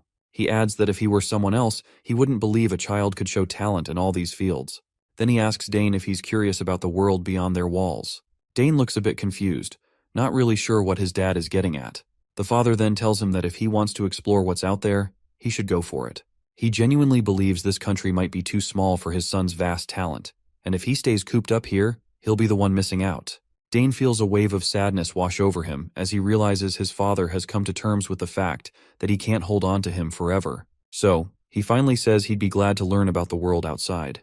His dad smiles at this and quickly gets to the point, telling him that it's finally time to prepare his son to go out into the real world. He admits it's a bit bittersweet to see his son go, but he knows he has to respect Dane's desires. Then, he presents the spear to him, saying he brought something extra special today. It doesn't take long for Dane to realize what it is, and his dad clears up any lingering doubts by reminding him that this is Dragontail, the spear that reacted to him on his first birthday. He extends his hand, encouraging Dane to take it. The moment Dane picks up the spear, it starts to react, and he can feel an incredible surge of power coursing through the weapon. His dad chuckles, saying it's reacting way stronger than when he was just 1 year old, and honestly, who could blame him for that? He then proudly tells his son that he plans to make him master the spear before he heads out, so he better be ready. He promises Dane that one day, Dragontail will be his, but first, he needs to grow strong enough to wield it with pride. Dane eagerly promises to work hard and honor his father's teachings. Later, back in his room, Dane's mind is buzzing with thoughts about the outside world. He's always been curious about it, even during those long days on the battlefield. As a soldier, all he really knew was war, setting up camp, cleaning his weapons, eating bland food, and gearing up for the next battle. The only way out was for the war to end, or for him to die in battle, and honestly, it felt like those were his only options. But now, with the chance to live a normal life ahead of him, he can hardly imagine what life outside the battlefield could be like. Still, as Dane, he knows he has to embrace this opportunity. He has no clue how his talents will be used, how the world will accept him, or what he can achieve out there. But for the first time, he has the chance to travel, explore, and accomplish anything he sets his mind to. At first, all he wanted was to stay and enjoy the warmth of this place. But thanks to his dad's question, his thoughts have shifted, and he's finally made up his mind to venture outside, and he's feeling pretty excited about it. Just as he is thinking about this, his mother pops into his room, which leaves him startled for a moment. He asks her when she entered the room, and this crazy assassin lady reminds him that he was so deep in thought that he didn't even hear her knock. I can tell that she is blatantly lying, given she is an assassin and snuck into his room quietly. She then asks if he's really curious about the world outside the country, and he responds positively, saying his dad mentioned it would be a waste of his talent to stay here. After thinking for a moment, he admits he's curious about the outside world too. He then starts to apologize to his mother, but she embraces him, saying there's nothing to apologize for. He reminds her that his sisters aren't here, and he's worried about leaving for the outside world too. The lady reassures him that she's fine with it because she knows just how amazing his talents are. She adds that even if he didn't want to go, the outside world would eventually call to him. She admits it would be wonderful if he could stay longer with his mother, but the world won't let him do that. So she encourages him to go and chase after what he wants to do. He promises that even if he leaves home, he'll return often to tell her everything he sees in the world. The mother thanks him and says it looks like she finally needs to teach him before sending him out into the world, just like his father is about to teach him. As he wonders aloud what kind of teaching she is talking about, the mother excitedly babbles about teaching him everything related to assassination. She goes on and on about all the skills and knowledge she has, and Dane can't help but think this is going to lead to some seriously exhausting days before he even steps outside. All in all, she tells him she'll be teaching him a ton of things, and he assures her he'll do his best to learn. As he looks at her, he can't help but think about how he'll get special lessons from his mother, filled with love. Many years have passed, and the scene then transitions to the southern region of the Altheon Empire, Sogris County, a place known for its warm climate and abundant natural resources. This place has become a cornerstone of the empire, helping them stay strong during the war. Thanks to Count Sogris's magnanimous rule, it's a region filled with peace and warmth. Finally, with the war coming to an end, the few small rebel forces have all been captured, bringing about an era of lasting peace for everyone. On a bright day, people are buzzing with chatter about how young Master Dane visited one of the shops recently. They can't stop talking about how the shopkeeper's eldest daughter literally fainted when she saw him. The ladies gossip among themselves, saying he's becoming more handsome by the day, and they wish they could catch a glimpse of his face at least once. There's even a rumor floating around that he's still single, which gives them a glimmer of hope. But one friend quickly reminds them that he's only 14 and tells her friend to stop drooling over an underage boy. One of the ladies then mentions that there are rumors Dane doesn't seem like a 14-year-old at all. He's already as tall as Count Sogris. Some even say he could easily be mistaken for a 20-year-old. All right, enough of the gossip, and let's see for ourselves how our boy has grown. For that, we transition to the outskirts of Sogris County, an area infused with ancient magic, known as the Forest of the Last Days. Here, Dane is on a special mission assigned by his mother, Lily Sogris. We catch a glimpse of him holding a spear in one hand, and in the other, some kind of cloth, probably a map or something else. I'm not really sure. Whatever it is, he's already figured out his course. With just 3 hours left before sunset, he knows he needs to get out of the forest before the sun goes down. He begins his journey, jumping through the forest with the agility of a ninja. The most important thing in this mission is not getting caught by his enemies. During this time, Dane needs to dodge the traps and nests set up by his mother and escape from the forest, which is filled with all sorts of other dangers. After leaping around for a while, he finally lands back on the ground. He takes a deep breath, soaking in the air and energy of his surroundings, holding it for a moment before letting it out again. Once he prioritizes stealth and assimilates with the surroundings, he starts to notice hidden traps revealing themselves. Right now, he spots these thin, nearly transparent strings crisscrossing the area. He knows that all the traps will activate as soon as he touches these strings. It's a basic mechanism, but that's also what makes it the most dangerous. But thankfully for him, this one looks easy to disarm. The rat-like monsters quickly pop up in the clearing, and as soon as they see Dane standing there, they don't waste a single moment before lunging at him to attack. It turns out this is a whole pack, and he definitely wasn't expecting them to show up here. What's even more concerning is that the entire pack is charging at him at a pretty scary speed.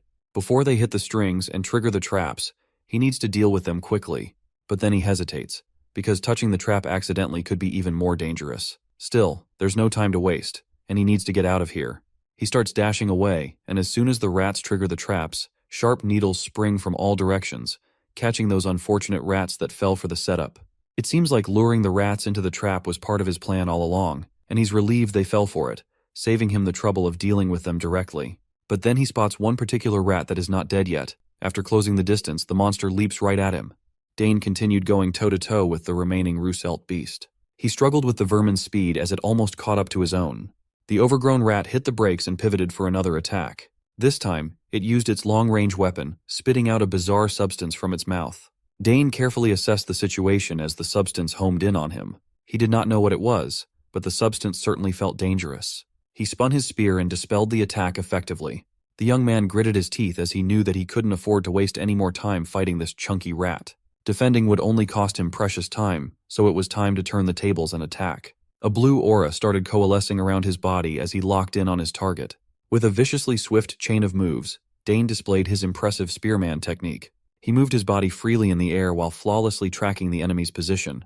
It resulted in the Russelt's head being sliced in half with a clean cut. Dane did not even bother looking back at the result of his attack. He just bolted out of there and continued his mission. By sundown, he had reached the end point of the trial. He was thoroughly exhausted, huffing and puffing for air as he tried his best not to throw up. At least he had finally escaped the forest and all its horrors. Suddenly, he felt a ferocious presence coming out of the woods and worried that his struggle wasn't done yet. He hurriedly stood up and regretted letting his guard down to rest. Just when he was about to confront the presence, he stopped in his tracks. It was just his mother, Lily. She had intentionally leaked her presence to test how Dane would react, and he passed. Also, his total runtime traversing the forest was 3 hours and 30 minutes, even faster than Lily's record. She had been watching him the whole time. A mother can't just leave her child alone in such a dangerous place after all. Lily knew better than anyone just how talented her son really was.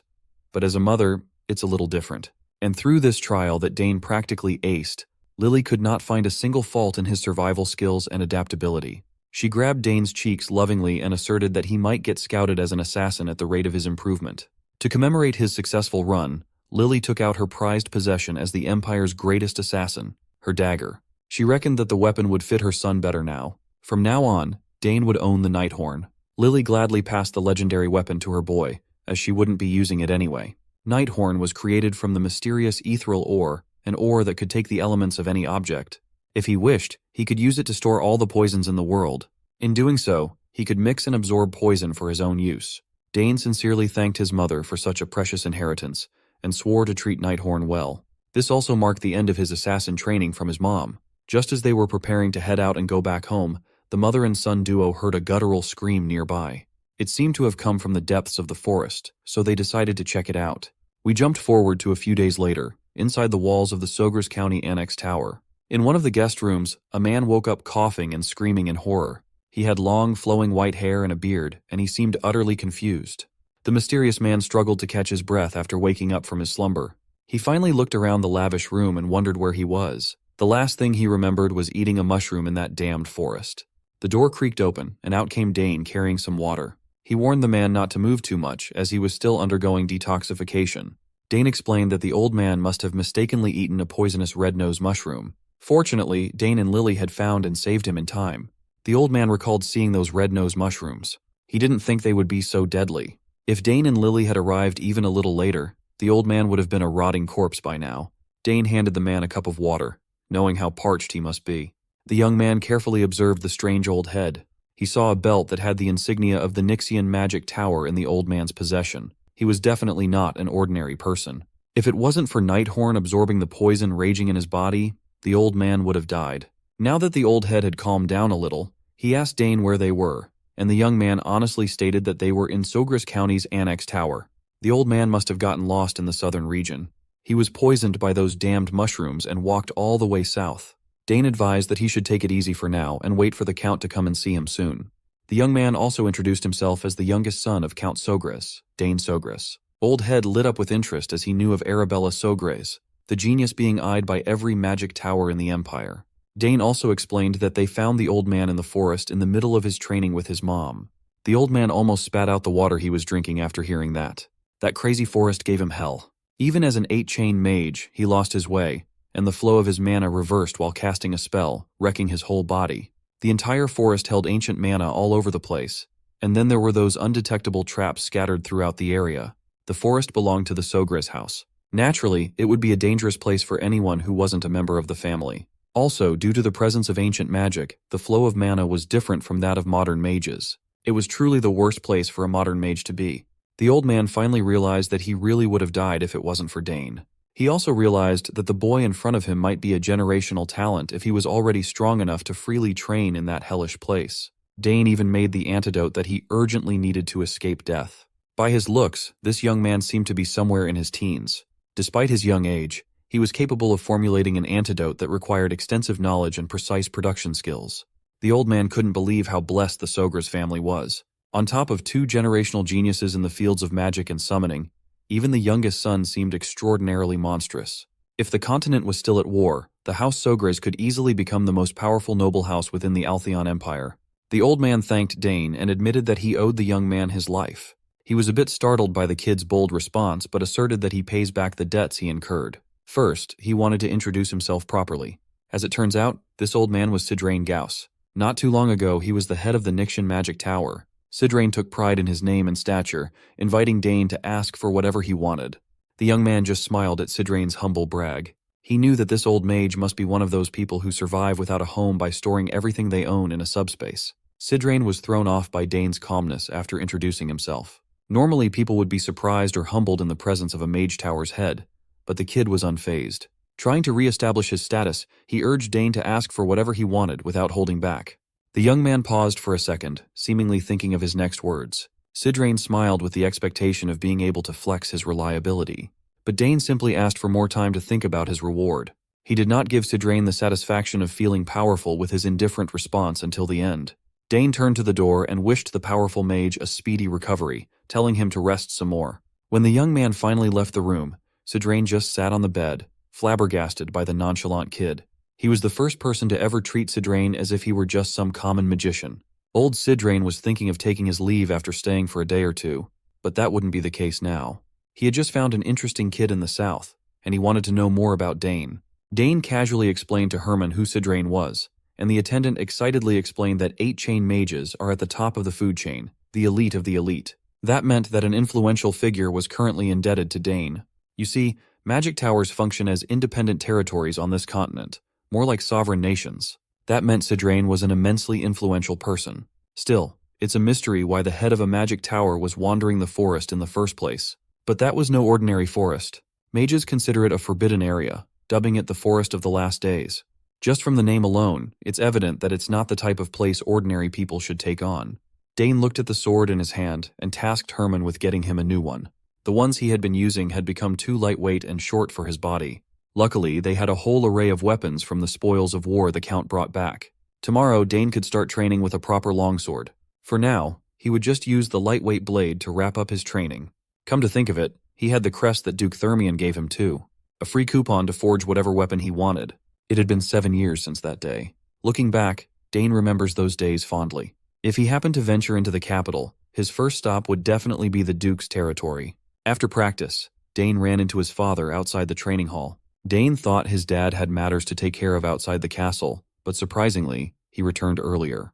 Things wrapped up outside earlier than expected, and the Count had to hurry home to meet the head of the magic tower recovering in one of their guest rooms. He was hoping that Sidrain Gauss could help Arabella. She was going to need a good master after all. Dane also considered having the head of the magic tower help his sister, but he wasn't sure if the old man could handle that girl's temperament. He'd heard that Arabella punched one of her seniors for being annoying. In any case, Count Sogres praised his son for doing the right thing and saving another's life. Sure, he just did what had to be done, but he still went out of his way to do something that not just anyone can do.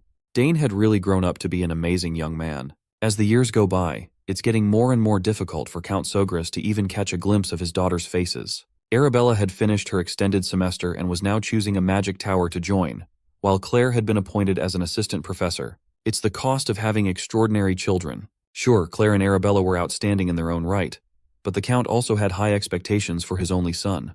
He often wonders how the world would handle a man of so many talents. The Count had been looking forward to the day when his rival, Bout Thermion, would see how Dane had progressed. It had been years since he was reincarnated as the son of the Sogres house, but the thought of crossing blades with Duke Thermion still fills him with determination. In any case, he also wonders how Layla is faring in the capital. Her last letter came maybe a year ago. Dane's looking forward to seeing what she's up to when he swings by the capital. A few days later, Sidrain complained about going stir-crazy from staying in the guest room. He still hadn't fully recovered yet. The doctor advised him not to venture too far out and forbade him from using magic. His magic reflux had not been purified yet, and the poison that seeped into his body had yet to be fully nullified. He would have to rest and recover for a bit longer. Sidrain didn't have much of a choice. It had been a while since he was unable to use magic, so this situation would be a change of pace. But he couldn't stand being cooped up in the room all day. So, he went out of the room even though he didn't know his way around the annex. The doctor worries that the old man might stir up trouble, and he'll be the one suffering. In the few days that Sidrain had stayed in the guest room, the housekeepers started spreading rumors about the old bat. They say that mages are either geniuses or nutcases. Some of the maids had seen Sidrain go up and down every single floor of the annex dozens of times. And now, he was just looking at the flowers in the garden for hours on end. The maids heard that the old man was supposed to be an incredibly powerful mage, but all they'd seen was a crazy old nutcase. They worry for their lady Arabella, Sidrain had been completely enamored by the beautifully crafted garden of the estate. He would never have guessed that they were arranged to possess such extraordinary magic. Dane came up to the old man. He had looked everywhere, only to find Sidrain in the garden. Sidrain wasn't too keen on being confined in a foreign place until his full recovery, but everyone just wanted what was best for him. In any case, the area was certainly a fine place to rest and recover. He could see why so many nobles come south once the vacation season starts. Dane loved the south, so it's a shame that he would have to leave soon. Curious, Sidrain asked the young man where he was going. Dane casually answered that he'd be heading to the capital soon. Sidrain assumed that the kid must be going to the academy. Both of his sisters were prominent figures in that prestigious place, after all.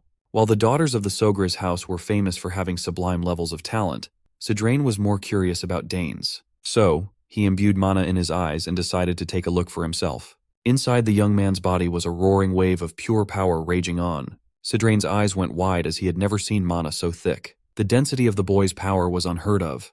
If geniuses in his age group could be considered a stream, then Dane was a raging rapid clearing everything that stood in his way. Normally, the sheer amount of magic in such a young body would be so unstable that it would be on the constant brink of bursting out.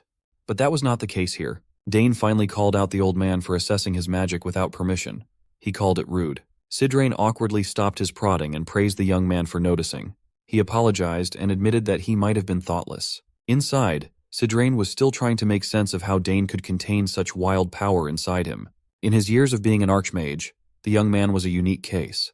Confused by the old man's reaction to what he saw, Dane wondered what was up. Sidrain was so focused on the quantity and density of Dane's mana that he only realized now that the kid didn't have a magic circle. With his raging mana, a magic circle should be easy to form.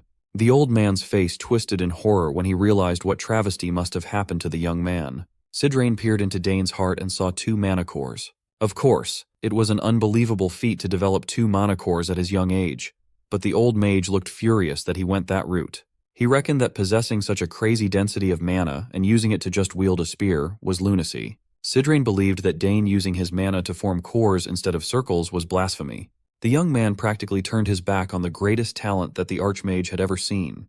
Confused by the old man's rant, he asked if he could just use both mana cores and magic circles. That only served to infuriate the old fart even further. He held his head in frustration at the wasted potential. He doesn't even know where to start explaining the gravity of the hole that Dane dug for himself. Sidrain asked the young man if he knew the reason why the lifespan of magic swordsmen was so short. It's because they possess both mana cores and circles simultaneously. However, those 2 concepts constantly interfere with one another. When they clash, problems arise. It had become an untold law of sorts. The mana compressed in the core would be transmitted to the circle. So, a circle that cannot handle the raging power would burst to pieces. Dane had a basic grasp of the concept himself, but he didn't know that it could be that bad. Sidrain had become grumpy seeing the best talent in the world squandered to train with a spear. Dane worriedly asked if it would really be impossible for him to pursue magic without a circle. Sidrain explained that while not impossible, refining mana without a circle to use spells that require purified magic would be theoretically improbable. Also, many have tried going down that theoretical path, but all attempts that Sidrain had personally seen have ended in failure. Nevertheless, this did not discourage Dane from giving this path a shot. Although he hadn't properly tried it before, he just felt like he could cast spells without the refinement of a magic circle. Sidrain thought the boy was going mad. So, Dane did not waste any time and started utilizing what he already knew to rearrange a magic code he was familiar with. After manipulating the runes and the mana in the air, the process went smoothly. With the rearranged magic code, he managed to produce a fire spell that had a decent kick to its explosion. All doubts in his mind were erased as he made it work. It was only a basic one-chain spell, but he managed to cast a spell without a magic core. Sidrain's mouth hung wide open in shock. Common sense dictated that anyone without a magic circle shouldn't be capable of casting spells. In his years of overseeing the Nixian magic tower, he had never seen anything like it. Dane continued modifying the magic code and created a mana barrier around his body. He explained that Arabella had discovered his high affinity for magic and wondered if that was the reason he could do improbable things with mana. That could be the case, but what he was doing was way out of the theoretical realm. Sidrain Gauss has stood at the pinnacle of mages for a long time now. This was his first time feeling what the commoners felt in the face of the elites and their otherworldly capabilities. He's witnessing a real world-shattering innate talent. Meanwhile, Dane was just amused that he managed to make the spells work. The old archmage's knees trembled in excitement. Dane had unparalleled mana affinity and purer and denser energy than anyone else in the world. The kid is the real deal. a one-of-one prodigy. Sidrain couldn't take it anymore. He immediately asked Dane if he would like to become a personal disciple. The old man worked really hard to convince Dane to learn his teachings, believing that ignoring such a talent would be a disservice to the world. Dane was getting tired of the old fart's persistence when Sidrain asked if he knew how to use a two-chain magic spell. The young man hasn't been exposed to two-chain magic codes, so he can't cast a higher-level spell. Sidrain Gauss laughed and bragged that if Dane went under his tutelage, he would be able to cast 8-chain magic spells in no time. Still, Dane politely declined the invitation. Sidrain's patience was running thin. Suddenly, Count Sogras interjected and laughed at the closeness of the Archmage and his son. When asked what the two were discussing, Dane honestly answered that the old fart kept on trying to take him in as a disciple, even after refusing several times. At least Sidrain knew how to behave properly in front of the man of the house, as he praised Dane for his potential to become a great mage in the future. He emphasized that Dane has a brighter future than anyone could even imagine, given that he could already use chain-level magic without a circle. As a warrior, Count Sogras had a rough idea of how unbelievable that fact was. At this point, the Count had stopped being surprised by his boy's inhuman feats. The young man had no basic knowledge of spells, yet he could naturally cast them. The Count also praised the former head of the Magic Tower for immediately seeing Dane's talent. But even though the word talent wouldn't suffice, Dane is a genius who could actually succeed in becoming an unparalleled magic swordsman. Hearing that phrase, Count Arkan imagined his son denouncing the spear and taking up the sword. His jolly mood shifted, and you could feel the anger in the air. The title of magic swordsman just doesn't sit right with Arkan. Dane cringed at the fact that Sidrain brought up a word that should never be brought up in front of his father. Failing to read the room, Sidrain continued to hammer in the possibility of Dane becoming a magic swordsman. He even promised to take full responsibility and make the young man into the Empire's most powerful fighter. By the time he realized the Count's mood swing, it was too late. Count Arkan screamed that his boy could not become a magic swordsman at the top of his lungs. Sidrain argued that sword and magic would be the perfect combination for a genius suited for both. Arkan continued ranting that his boy wouldn't become a magic swordsman. If anything, he'll become a magic spearman instead. Sidrain finally knew what the issue was. Dane just tried to stay as quiet as possible as his father calmed himself down. Poor Sidrain had never met a family as abnormal as the Sograses. You see, to a mage, becoming a disciple carries a great deal of meaning. Mages, especially powerful ones, normally raise their successors through the act of something called inheritance. It's a tradition carried through from ancient times to modern times, even when universal magic education had long since been established. What Sidrain Gauss was looking for wasn't simply a disciple, but a successor of his life's work, and the ones that came before him. Given how an 8-chain archmage was still desperately trying to get him to accept the invitation, Dane had gained a great deal of confidence in his talent and potential. He could feel a sense of unknown feeling swirling in his body. Now that he had become familiar with the basics of magic, he remembered a gift that Arabella left him a few years ago. It was a crystal ball he could use if he wanted to see his sister. Right now, asking Arabella for her opinion regarding the matter might be beneficial. Dane dug up the crystal ball and imbued his mana into it. He called Arabella telepathically, who was currently studying in the Academy's library. When she finally recognized his voice, she was surprised. Arabella immediately stopped what she was doing and beamed in joy that her little bro was contacting her. As expected, even Arabella was shocked to hear that Dane managed to use a one-chain spell without a magic circle. She knew his mana affinity was abnormally high, but she never expected it to be to this extent. The circle only serves to purify and circulate energy, so maybe Dane's mana was already pure enough to be used raw. To test this out, Arabella wanted to send a mana stone to the transmission machine in Dane's room to inspect his mana's purity. It's a good thing that he had Arabella to help him with stuff like this. Right now, she's already an established 6-chain mage, and her help has been incredibly reassuring. Arabella reckoned that since Dane could already use chain-level magic, attracting a lot of attention in the Academy would be inevitable. But that's the last thing he wants. It cannot be avoided, though. Talent always draws the attention of the masses. But Arabella assured her little bro that she would utterly destroy anyone who would dare to bully Dane. Speaking of bullies, Dane asked his sister about the news of her breaking the nose of a senior, the second son of the Dwell Duchy. Just thinking about the slimy bastard gets Arabella riled up. Realizing that she was taking the call in a public space, she tried to calm down. Anyway, with enough time, she theorized that Dane's mana purity would continue to increase. It's one of the possibilities they could look into. Unfortunately, their discussion had to be cut short, as Arabella was needed by one of the professors.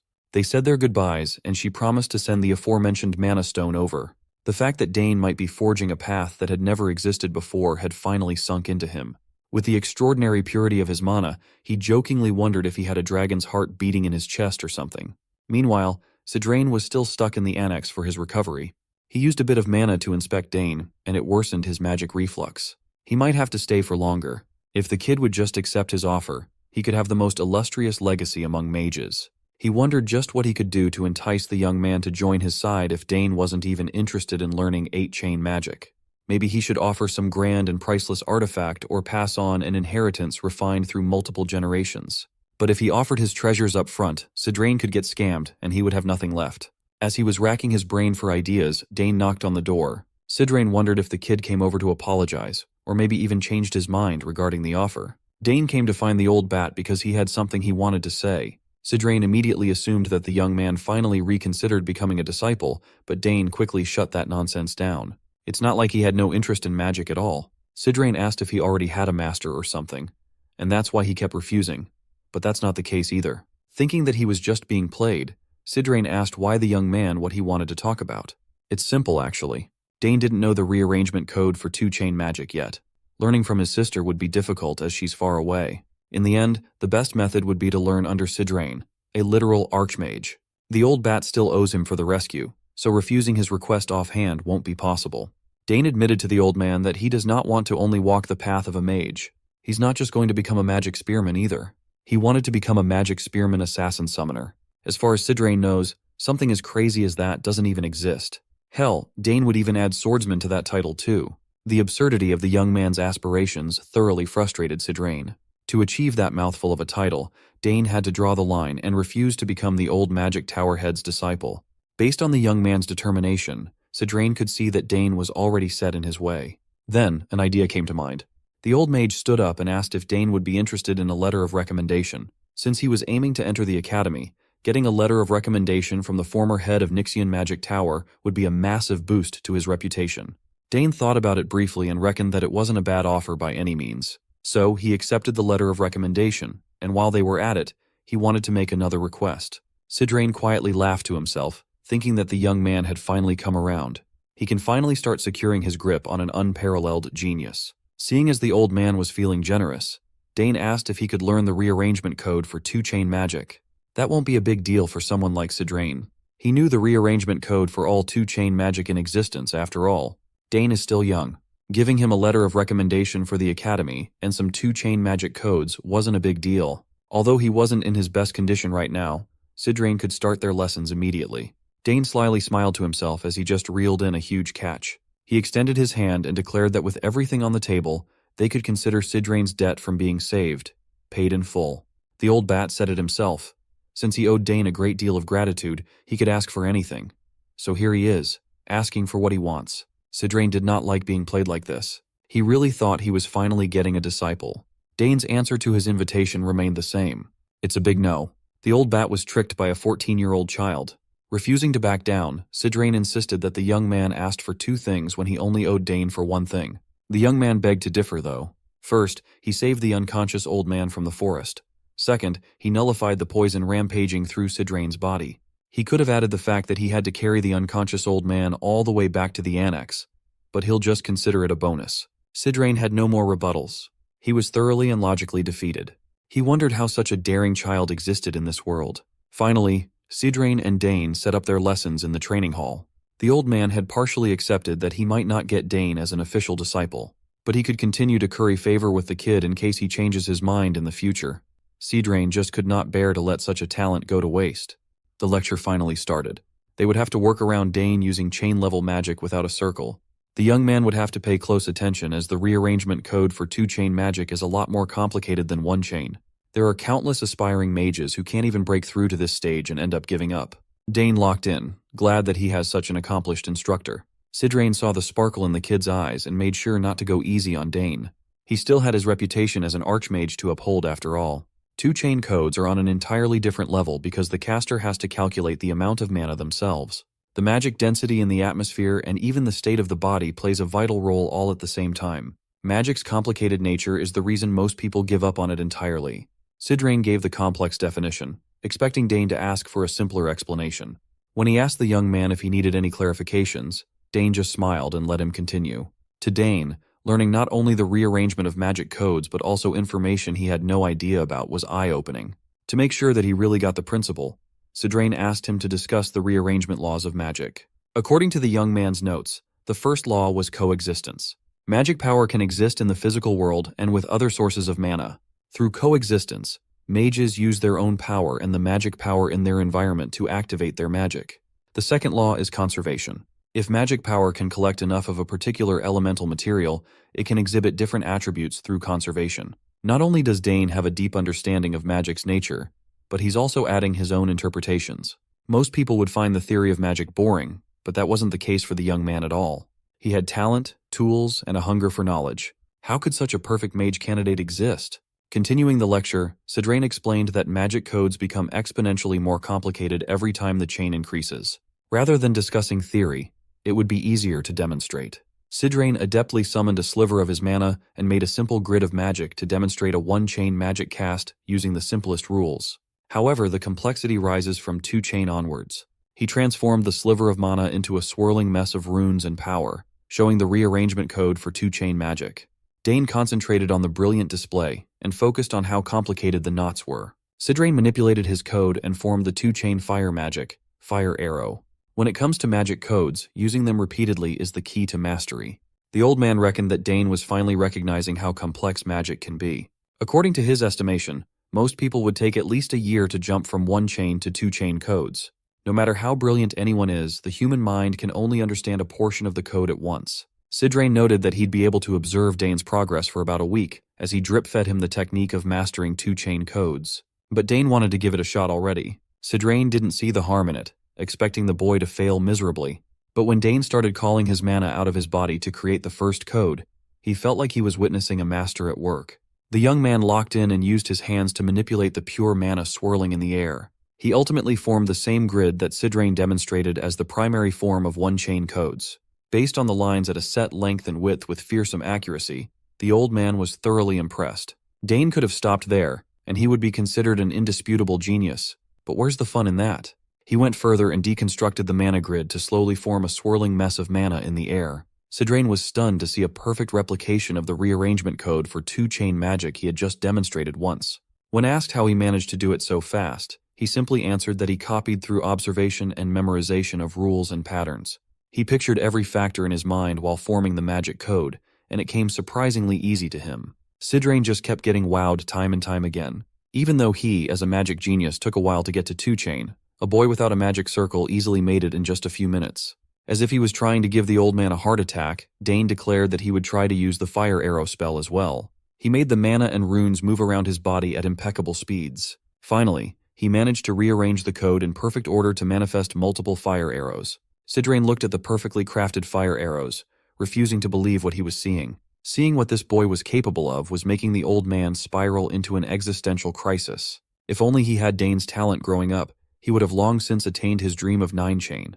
Dane freely controlled the fire arrows, making them fly all over the training hall as the old archmage tried to compose himself. Even Dane was surprised that everything came naturally to him in one go. One thing was certain: the world would flip out when they saw a mage without a circle performing magic miracles. Sidrain knew that Dane's talent would need to be hidden before all sorts of people tried to approach him with impure intentions. Also, he was still not giving up on making the kid his disciple. Since Dane picked up the first code so easily, they could just keep going and learn even more codes. Sidrain reckoned that he might have to be careful about what he included in Dane's letter of recommendation to the academy.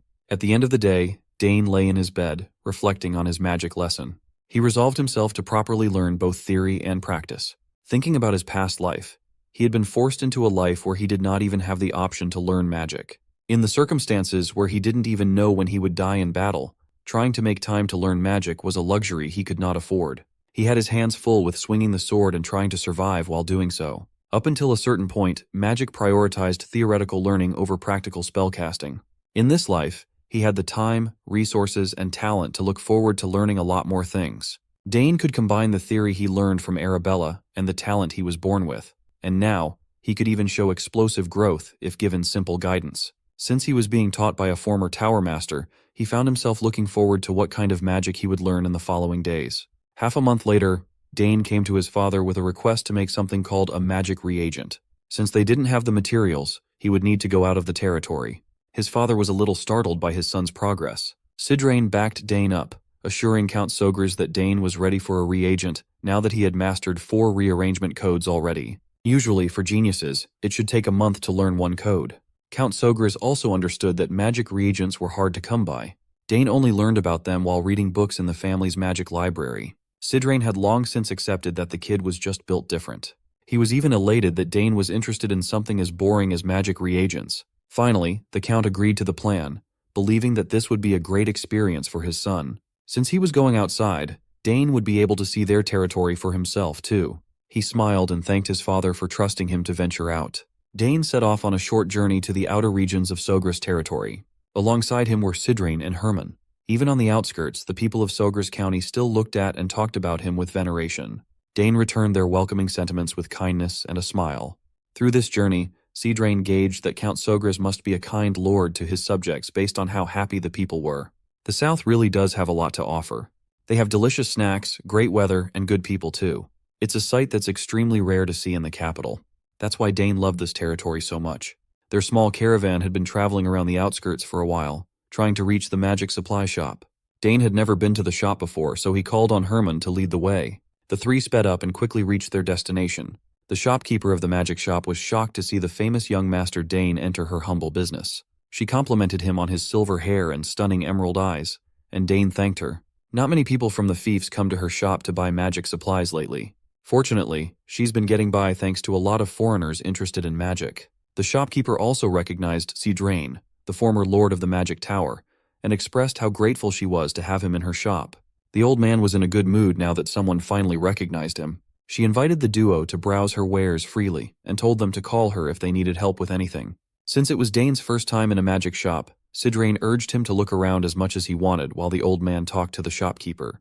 With a cursory glance, Dane could already see a lot of cool stuff on display.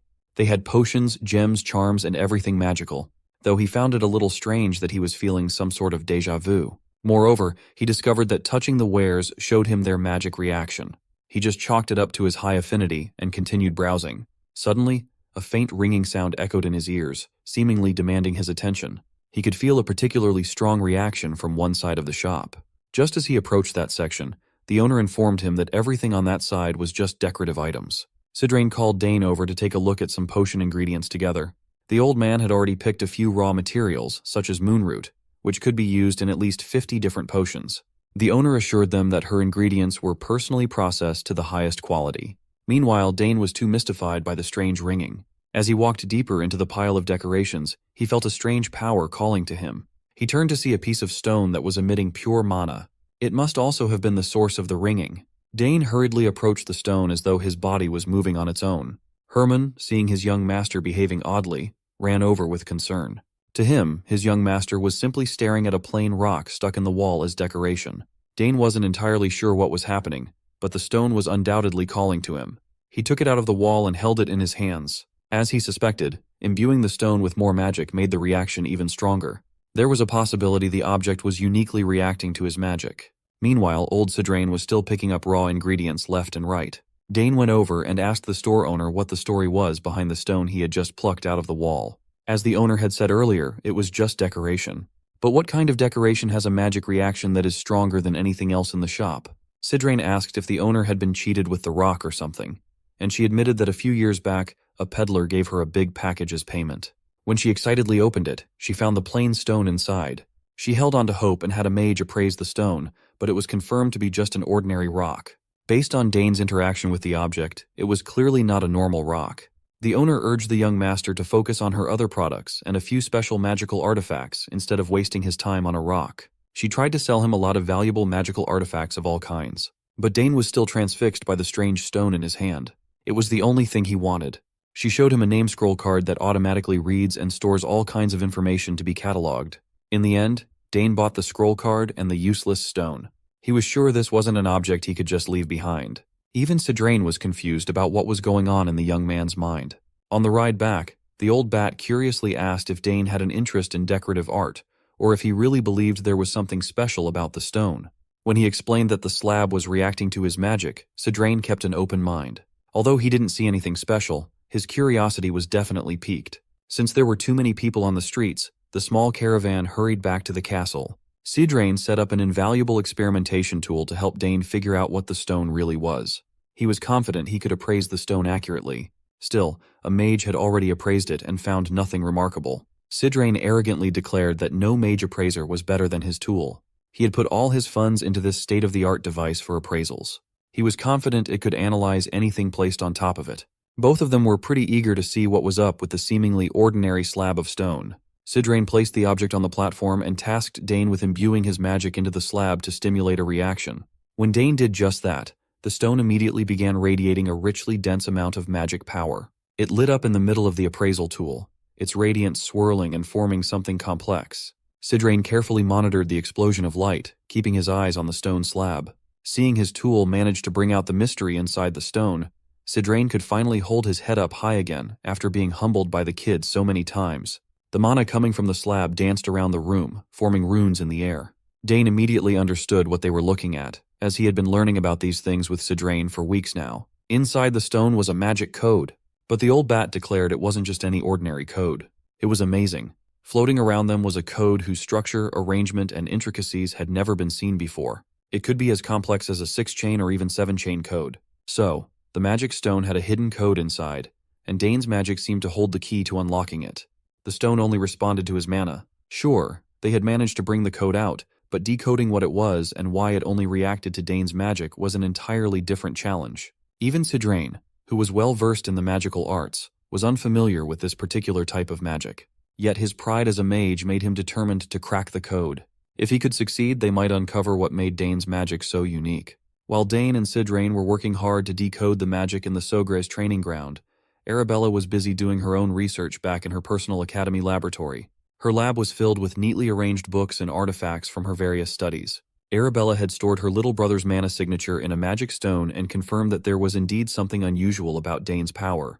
His magic had a distinct characteristic, one that didn't match any known form of magic. She ran numerous tests and studied countless research papers, yet she still couldn't pinpoint which magical field this anomaly belonged to. She had tried everything. Magic reagents, magic gates, magic engineering, and still, nothing yielded an answer. But she was convinced the truth was out there, hiding somewhere. Then, she suddenly remembered hearing about a long-lost field of magic, one that had disappeared from the magical world. Perhaps Dane's magic was related to this forgotten field? Arabella began rummaging through her mountains of books and literature, trying to remember where she had stored that old tome. It was a book that discussed alchemy, divination, spiritualism, necromancy, and a primitive form of magic code. While she excitedly searched, another dusty tome fell from the shelves. She picked it up, noticing it was an ancient magic book. Come to think of it, she had once studied the long-gone magical kingdom of Arcana, a civilization said to have existed over 2,000 years ago and inherited ancient magic from an earlier age. It was said to have practiced forms of magic that no longer existed. Arabella laughed to herself, shaking off the idea. Ancient magic had vanished a long time ago. There was no way Dane's magic could be connected to such a relic of the past. But at this point, she had nothing to lose, so she decided to try something unconventional. She placed the magic crystal containing Dane's mana into her magical typewriter and referenced the ancient magic book. After a few moments of concentration, Arabella opened her eyes in shock. The crystal was reacting. She quickly wrote down the mana's properties, her mind racing as she wondered if Dane's magic could be linked to alchemy, divination, or something entirely different. Arabella would be fine with any result, as long as it didn't lead her brother toward necromancy. When she finished analyzing the findings, she felt as though she had been struck by lightning. All she could say was, "What in the world are these findings?" Back in the Sogre's training ground, Dane and Sidrain were still hard at work, trying to elicit more reactions from the stone. After some time, Sidrain finally broke the seal on the slab. Inside the slab there was something else. The old man carefully extended his hand and pulled out the object. It was a simple accessory, a silver bracelet emitting dense magic power. To the untrained eye, it looked like any ordinary bracelet you could find in a marketplace. Sidrain initially thought there might be something special about the bracelet's material, but it seemed mundane. Given that the stone only responded to Dane's mana, Sidrain suspected the same would hold true for the bracelet. Dane slipped the bracelet onto his wrist. It dangled loosely at first, seemingly too big for him. But then came the reaction. The bracelet lit up, resonating with the magic in Dane's body. As expected, it only responded to him. Dane started to see strange characters emerging from the bracelet, glowing faintly. Sidrain leaned in for a closer look while Dane anxiously asked if the old mage could decipher the symbols. To Dane's surprise, Sidrain's face lit up with a broad smile. The characters were ancient runes, characters that no one in the current world could read. By ancient, Sidrain meant the language of the long-lost Arcana kingdom.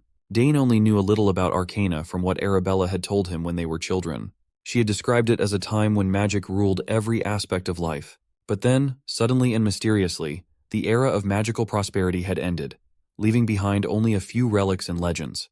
And now, this strange line of magic code, sealed inside a stone, had been added to the ancient puzzle. Sidrain knew that Dane's magic was special, but he never imagined it would be linked to the ancient Arcana kingdom. This revelation intensified Sidrain's desire to have Dane as his apprentice. After all, the Forest of the Last Days, which had defeated even Sidrain, was rumored to be imbued with remnants of Arcana's disruptive magic. Dane's connection to this ancient power now made sense. Unfortunately, all they had at the moment were those few lines of indecipherable runes. Sidrain urged Dane to take his time and dig deeper into this mystery, but warned him to keep it a secret for now. Suddenly, their moment of quiet study was shattered. A terrifying sound echoed across Sogra's territory, causing both their eyes to widen in distress. Something horrifying was approaching. The familiar sound of the alarm catches them off guard, and it doesn't take the old man long to realize this must be the alarm for a monster attack. Well, that's enough to get him fired up, because now that his body is almost fully healed, he's itching to flex his old muscles and get the blood pumping. Plus, it's a great chance to repay the Sogris for their hospitality. The excited old coot quickly tells Dane not to just stand there and to grab a spear or something. But Dane just stands there with little to no expression. He silently reaches inside his coat and pulls out a pendant. Sidrain raises an eyebrow and asks about the thing he is holding and why the monster alarm sound is coming from it. Dane then breaks it to this excited old man that the sound has nothing to do with monsters.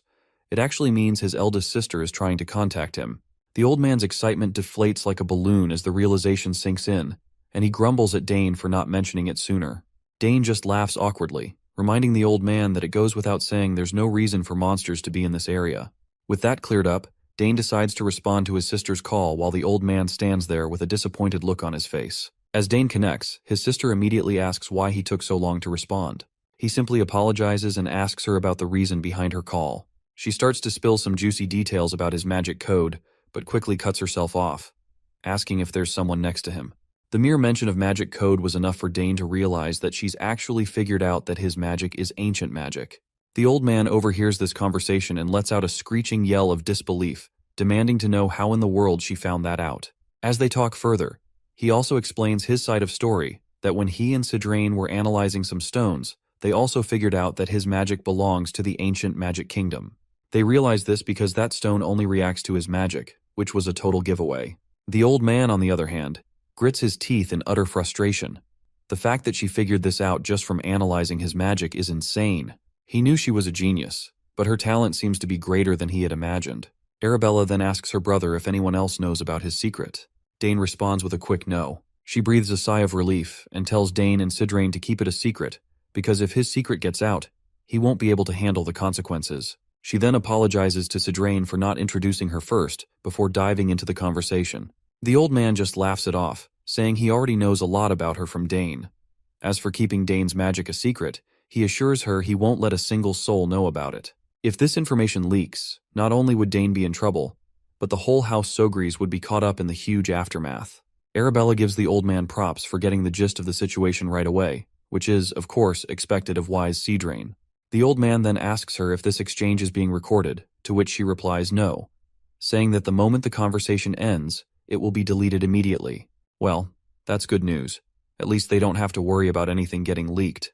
The old man then reveals that he also plans on returning to the Magic Tower to investigate this matter. Arabella thanks him for the gesture, while he tries to downplay it, insisting that as a mage, he's just doing it out of a sense of duty, so there's no need for her to feel indebted. Speaking of the Magic Tower, the old man reveals he heard she was looking for a tower to join, and asks if she has decided which one she wants to go with.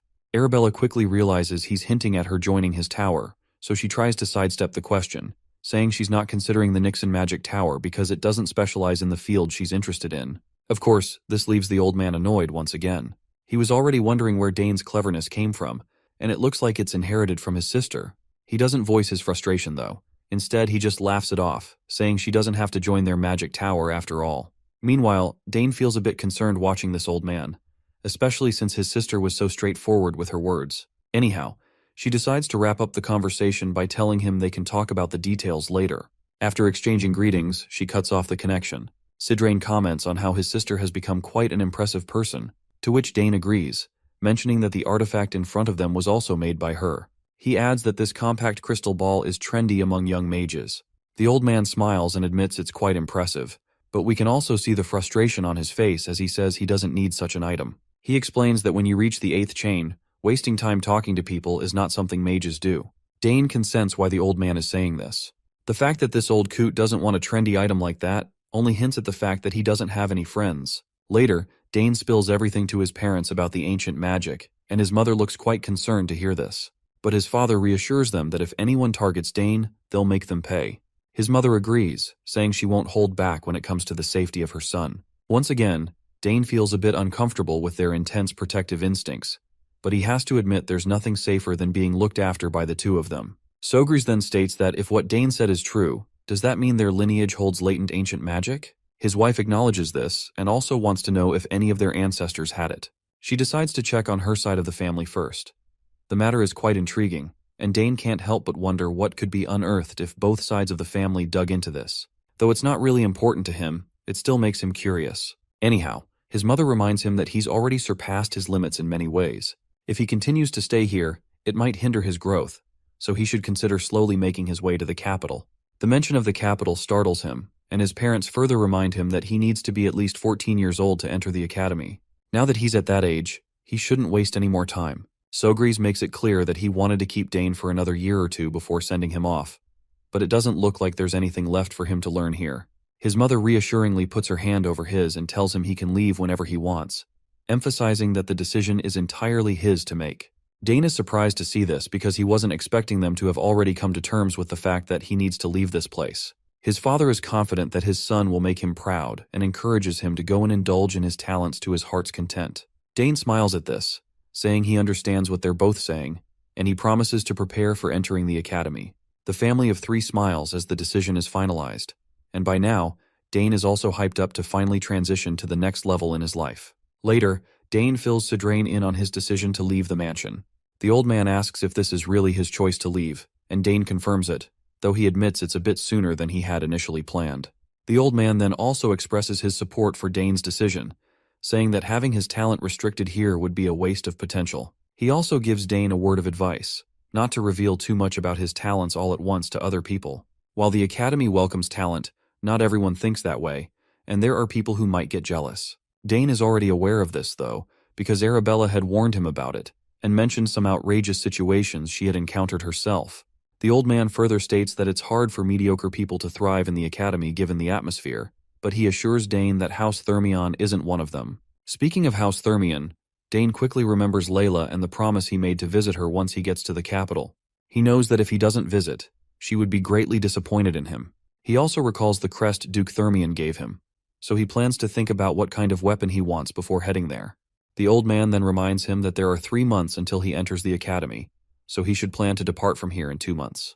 Dane acknowledges this and returns the question, asking the old man about his own plans. Sidrain replies that he's going to return to the magic tower because he has something he needs to take care of. He expresses his gratitude to Dane for helping him resolve his boredom, and as a gesture of goodwill, he wants to return the favor by letting Dane know about any clues regarding this ancient magic. Dane is quite grateful to hear this. The old man points out that now that Dane has only a short time left here, the lessons should be the major concern for him. Sidrain wants to accelerate the process to finish the lessons before time, but he warns Dane that the 3rd chain is considerably more difficult than the 2nd chain. Dane promises to study hard to reach that level. Dane then says that he has prepared a gift for the old man. Sidrain perks up at this, clearly curious about what the gift might be. Dane promptly pulls out a box and tells the old man that he received this yesterday from his sister using teleportation magic. He explains that it's a very hot item among young people right now, and this particular model is a new compact crystal ball that hasn't even been released yet. He adds that Arabella developed this new product, and he pulled some strings to get it as a favor. The old man quickly picks up the stone, and he looks absolutely excited to have it for himself. He compliments how pretty the stone looks. Although he claims he doesn't need something like this, he still says he will graciously accept the gift Dane has prepared.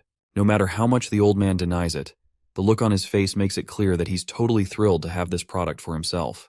Dane then spends his time explaining to the old man how to use the crystal, just like any teenager would teach their grandma. As night descends and he gets back into his room, he reflects on how he has a lot to do in the little 2 months he has left. He reveals to us that his main interest lies in summoning, so he decides to make it his goal to officially take classes in summoning, get issued a summoning sign, and have a chance to take the qualification exam. Since Claire is an assistant professor, he's hopeful he might see her often when he's attending classes. Speaking of summoning, he remembers that he nearly forgot to imbue magic into his familiar, so he promptly grabs the egg and transfers some of his magic into it. You see, for 7 years straight, Dane has diligently imbued magic into the egg every morning and night, but there's still no response. However, since the magic he's imbuing isn't going anywhere else and is being absorbed by the familiar, he's sure that the egg will hatch someday.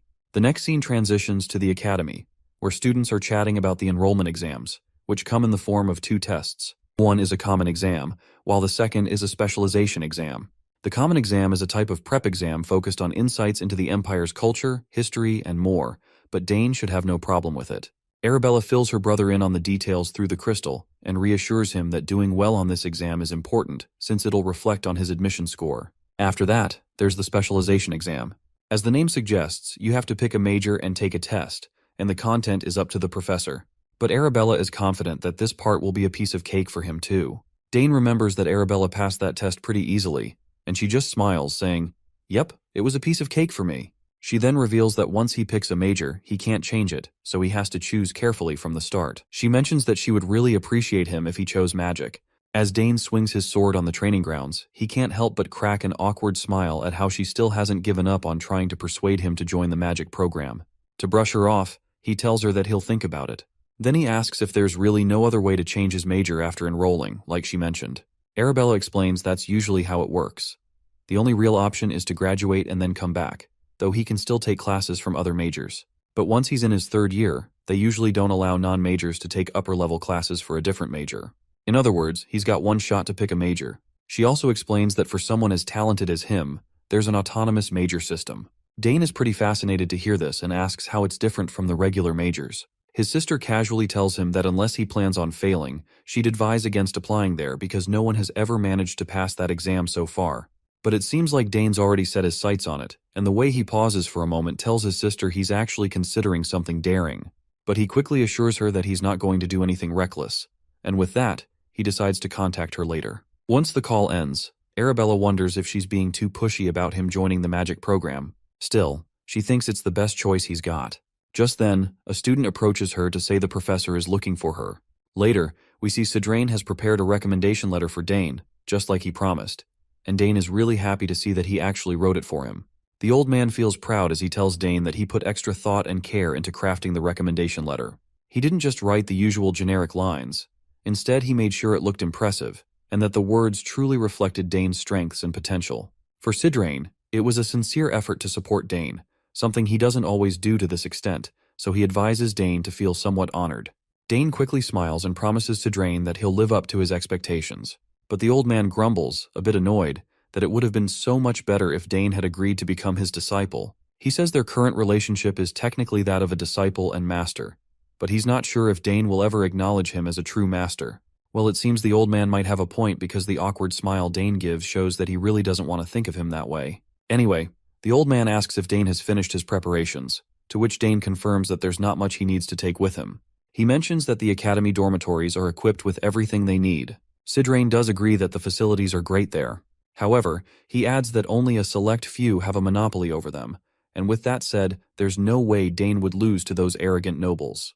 Dane laughs awkwardly, because from what he's heard, the academy has become a bit of a gathering place for the thugs of the nobles. Sidrain warns him to keep one thing in mind. That place is where numerous kids will bare their fangs if they think he's looking down on them. Dane reflects on this and realizes it's just like the law of the battlefield, something he's quite familiar with. He assures the old man that he'll keep that in mind. Sidrain then gives him permission to contact him whenever he needs anything. Now that he has got that compact crystal, he better make good use of it. Hearing this, Dane figures out that Sidrain must be leaving soon, to which the old man quickly agrees, and he is quite surprised that Dane can guess it correctly. He reminds Dane that it would be troublesome for him to stay here since his father has offered him a position as a mage advisor. But that's something to think about later when he truly has nothing else to do. Sidrain is sure that Dane will understand his situation, especially since there's a lot that needs to be done in the magic tower. It doesn't take long for Dane to realize he must be talking about researching ancient magic. The old man then thanks Dane, and our boy returns the gesture, thanking the old coot for all the time he's invested in a kid like him.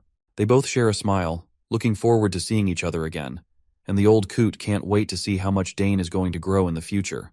With that, the old man begins to walk away, telling Dane not to come out to see him off as it would be a bit awkward. Dane wishes him a safe trip, but he can't help feeling a bit sad inside. He's grown quite close to this old man. The next day, Dane's father asks him if he's going to leave now that Sidrain has departed safely. Dane confirms that he's finished all his preparations. His father then remarks to his wife that with their son leaving too, the castle will feel very empty. But his wife quickly reassures him not to feel too sad about it. On the contrary, she's relieved Dane is finally setting off. Her main concern is that she doesn't want him to face any difficulties on his journey to the academy. Her husband assures her that since Dane will be using the teleport gate that Arabella arranged, nothing should go wrong. The doting mother smiles, admitting she's just worrying over nothing after all. In any case, she feels really proud of herself for raising their kids well, especially compared to other houses where children are busy fighting each other over succession. The father comments that the day will come for the Sogre's house as well, and they'll have to make a decision. But he believes that no matter which of the siblings steps up, anyone would be suitable for succession. Right at that moment, Dane walks into the room, and his parents greet him pleasantly. His father asks if he's ready to leave, while his mother asks if he's taking Nighthorn and the mark she gave him. Dane smiles back at them with a bright smile, confirming that he has them both. His mother then reminds him to take the mark to the place she told him about and show it to them whenever he thinks he needs help getting out of trouble. Dane acknowledges this, saying he'll keep it in mind, though he's curious about those people, wondering if they're her former colleagues or friends, to which his mother says they're indeed some of her closest colleagues. She mentions that it's been quite a while since she last saw them, but she's sure they'd be more than willing to help. As soon as Count Sogres hears the conversation between mother and son, his face tenses, looking almost like he's going through serious constipation. He's worried that if Dane follows his mother's advice, he might end up on the path of a full-fledged assassin. So he quickly speaks up, telling his son to find Duke Thermion as soon as he arrives in the capital. The Duke will help him until he enters the academy. At this, Dane's doting mother begins to shed tears, sorrowful to see how her son has grown up and is now leaving. Her husband gently reminds her that there's no need for tears and suggests she send him off with smiles and good wishes instead. Meanwhile, Dane steals his courage. Even though he'd planned to leave, he'd always felt a bit reluctant. But now it's finally time to set off. Herman then escorts him to the teleportation gate, while his father watches from a window. We also see a shady figure working under the Count Sogre's command. The Count tells his man, Gilad, to tail Dane as carefully as possible and make sure he reaches the teleport gate safely. Gilad acknowledges the order and gets moving. Meanwhile, in another room of the castle, Dane's doting mother has also summoned her familiar, known as Shadow. As expected, she gives him the same command as Sogres gave to his man, which is to ensure that Dane teleports safely. Shadow takes the order and immediately sets off. Once Dane arrives at the portal site, Herman is shocked to see the massive machine for the first time, and it's huge. Dane also acknowledges how truly magnificent it is. The butler comments on how Lady Arabella seems like an amazing person, to which Dane agrees, saying he can see why it took her a whole year to build this. Excitedly, the butler asks if just stepping onto the platform will activate the teleportation. Dane confirms this with a yes. He marvels at how much effort she must have poured into it because teleportation magic isn't like other kinds. It requires precise arrangement of codes, and the magic has to be continuously imbued while the code is rearranged before casting can finally become possible. The gate that Arabella installed is a perfect device where all the teleportation conditions have been met. Herman then wishes him good luck and tells him to take care of himself. Dane reciprocates the gesture and starts walking toward the portal. As soon as he steps inside, he decides to pour magic into the gate to activate it, just as his sister suggested. Once he does this, the gate opens up, and an arcane blue energy engulfs him. As the teleportation takes place, the scene transitions to a bustling street where everyone is going about their lives. In the middle of it all, we see our boy on his horse. A big smile spreads across his face as he realizes this is the entrance to the capital city, Artenia. As he makes his way through the crowd, an unfamiliar voice calls out to him, stating that he's been waiting for him. The man before him appears to be a knight, and he promptly introduces himself as Luik Asmar, captain of the First Corps of Knights for House Thermion. Seeing the captain of the Knights personally come out to greet him is a bit overwhelming for Dane. He never expected this to happen. The knight states that he and his entourage will escort Dane from this point onward. At that moment, he turns his head around and orders his knights to secure the route, and the soldiers acknowledge the orders without a shred of doubt. As they walk, Dane is glad to be in Luik Asmar's care, and the knight feels honored to escort him. Dane starts to feel a strange sensation in his chest. He never thought he would enter the heart of the very Atheon Empire he had hated so much. And here he is as the most promising person to boot. As they move deeper into the town, Dane hears peddlers trying to sell their goods, and he's quite surprised to see that this place actually has everything. He hadn't expected the capital to be this bustling. The knight then reveals that they are finally walking through House Thermian's estate. This perks Dane up, and as he looks ahead, he's absolutely boggled by the magnificence of the place. However, he can't shake the feeling that something is off, as if someone is watching him, making him wonder if he's imagining things. As Dane approaches the entrance, the household servants warmly welcome him inside, leaving him completely astonished. They stand in a flawless lineup, their etiquette and adherence to their roles perfect and natural. Quite a stark contrast to what he's used to in the southern region. Once Dane finally comes face to face with Duke Thermian, he promptly greets the head of the house and plops down on the ground to pay his respects. Thermian accepts the greeting warmly and invites him inside, eager to hear all the juicy details about his tiring journey. Once inside, Thermian comments on how much Dane has changed since the last time he saw him 7 years ago. He's sure that even kids 1 or 2 years older than Dane wouldn't compare to the riz and aura he has, and he's certain that Count Sogris must be a proud father. He further states that while this place might not measure up to Count Sogris's castles, he tells Dane to enjoy his stay until the Academy's entrance exam. He also promises to assign a servant to Dane, who would fulfill any wish he desires. Dane thanks him and promptly asks about Layla, wondering what she's been up to and how she's doing. Thermian says she's good for the most part, but asks if Dane has had any disagreements with her recently. Dane inquires what he means by that, and Thermian explains that these days, whenever Dane's name comes up, Layla always seems a bit unpleasant. Dane quickly states that he doesn't remember having any disagreements with Layla. Thermian takes this into account and assumes it might be due to the pressure she's feeling from the entrance exam, but he's confident that someone like Layla will easily pass it. Meanwhile, Dane wonders what could have caused her to act so strangely and thinks maybe it's just a phase related to puberty. Thermian then decides to give Dane some time to rest, suggesting they can catch up later, but he hints that Dane should be gentle. Dane, of course, doesn't understand what that's supposed to mean, but Thermian quickly assures him that he'll find out soon enough. Once the servant escorts Dane to his room, he looks around and thinks about how he'll be staying here for a week until the entrance exam. However, he notices that the room is a bit extravagant for a guest room. He simply throws his bag down and decides to unpack before finding the training grounds. At that moment, we catch a glimpse of Our Lady entering the room uninvited, and she decides to take him to the training ground. As soon as this voice falls into Dane's ears, it doesn't take Dane long to recognize who is behind him, and as soon as he turns around, he sees Layla. She looks like she's grown a lot since the last time he saw her, and her growth in some areas is definitely noticeable. She looks annoyed and asks why he took so long to get here, clearly frustrated that he made her wait all these days. Dane can't help but burst into happiness when he sees her and jumps right in, asking how she's been. Layla shoots back that she's been doing super well. But before he can dive into a nice catch-up, he has to deal with her fury. She's absolutely livid that he didn't write her any letter for a long time, even though he promised he would. She asks him why he didn't even bother to write her a letter in recent years, or at least let her know when he was arriving. Dane, looking a bit clueless, admits he completely forgot to fill her in, and apologizes for it. Of course, Layla isn't satisfied with his half-hearted apology. He tries to remind her that at least he actually showed up like he promised, explaining that he was super busy getting ready to come to the capital and kind of forgot about everything else. He pleads with her to let him off the hook just this once.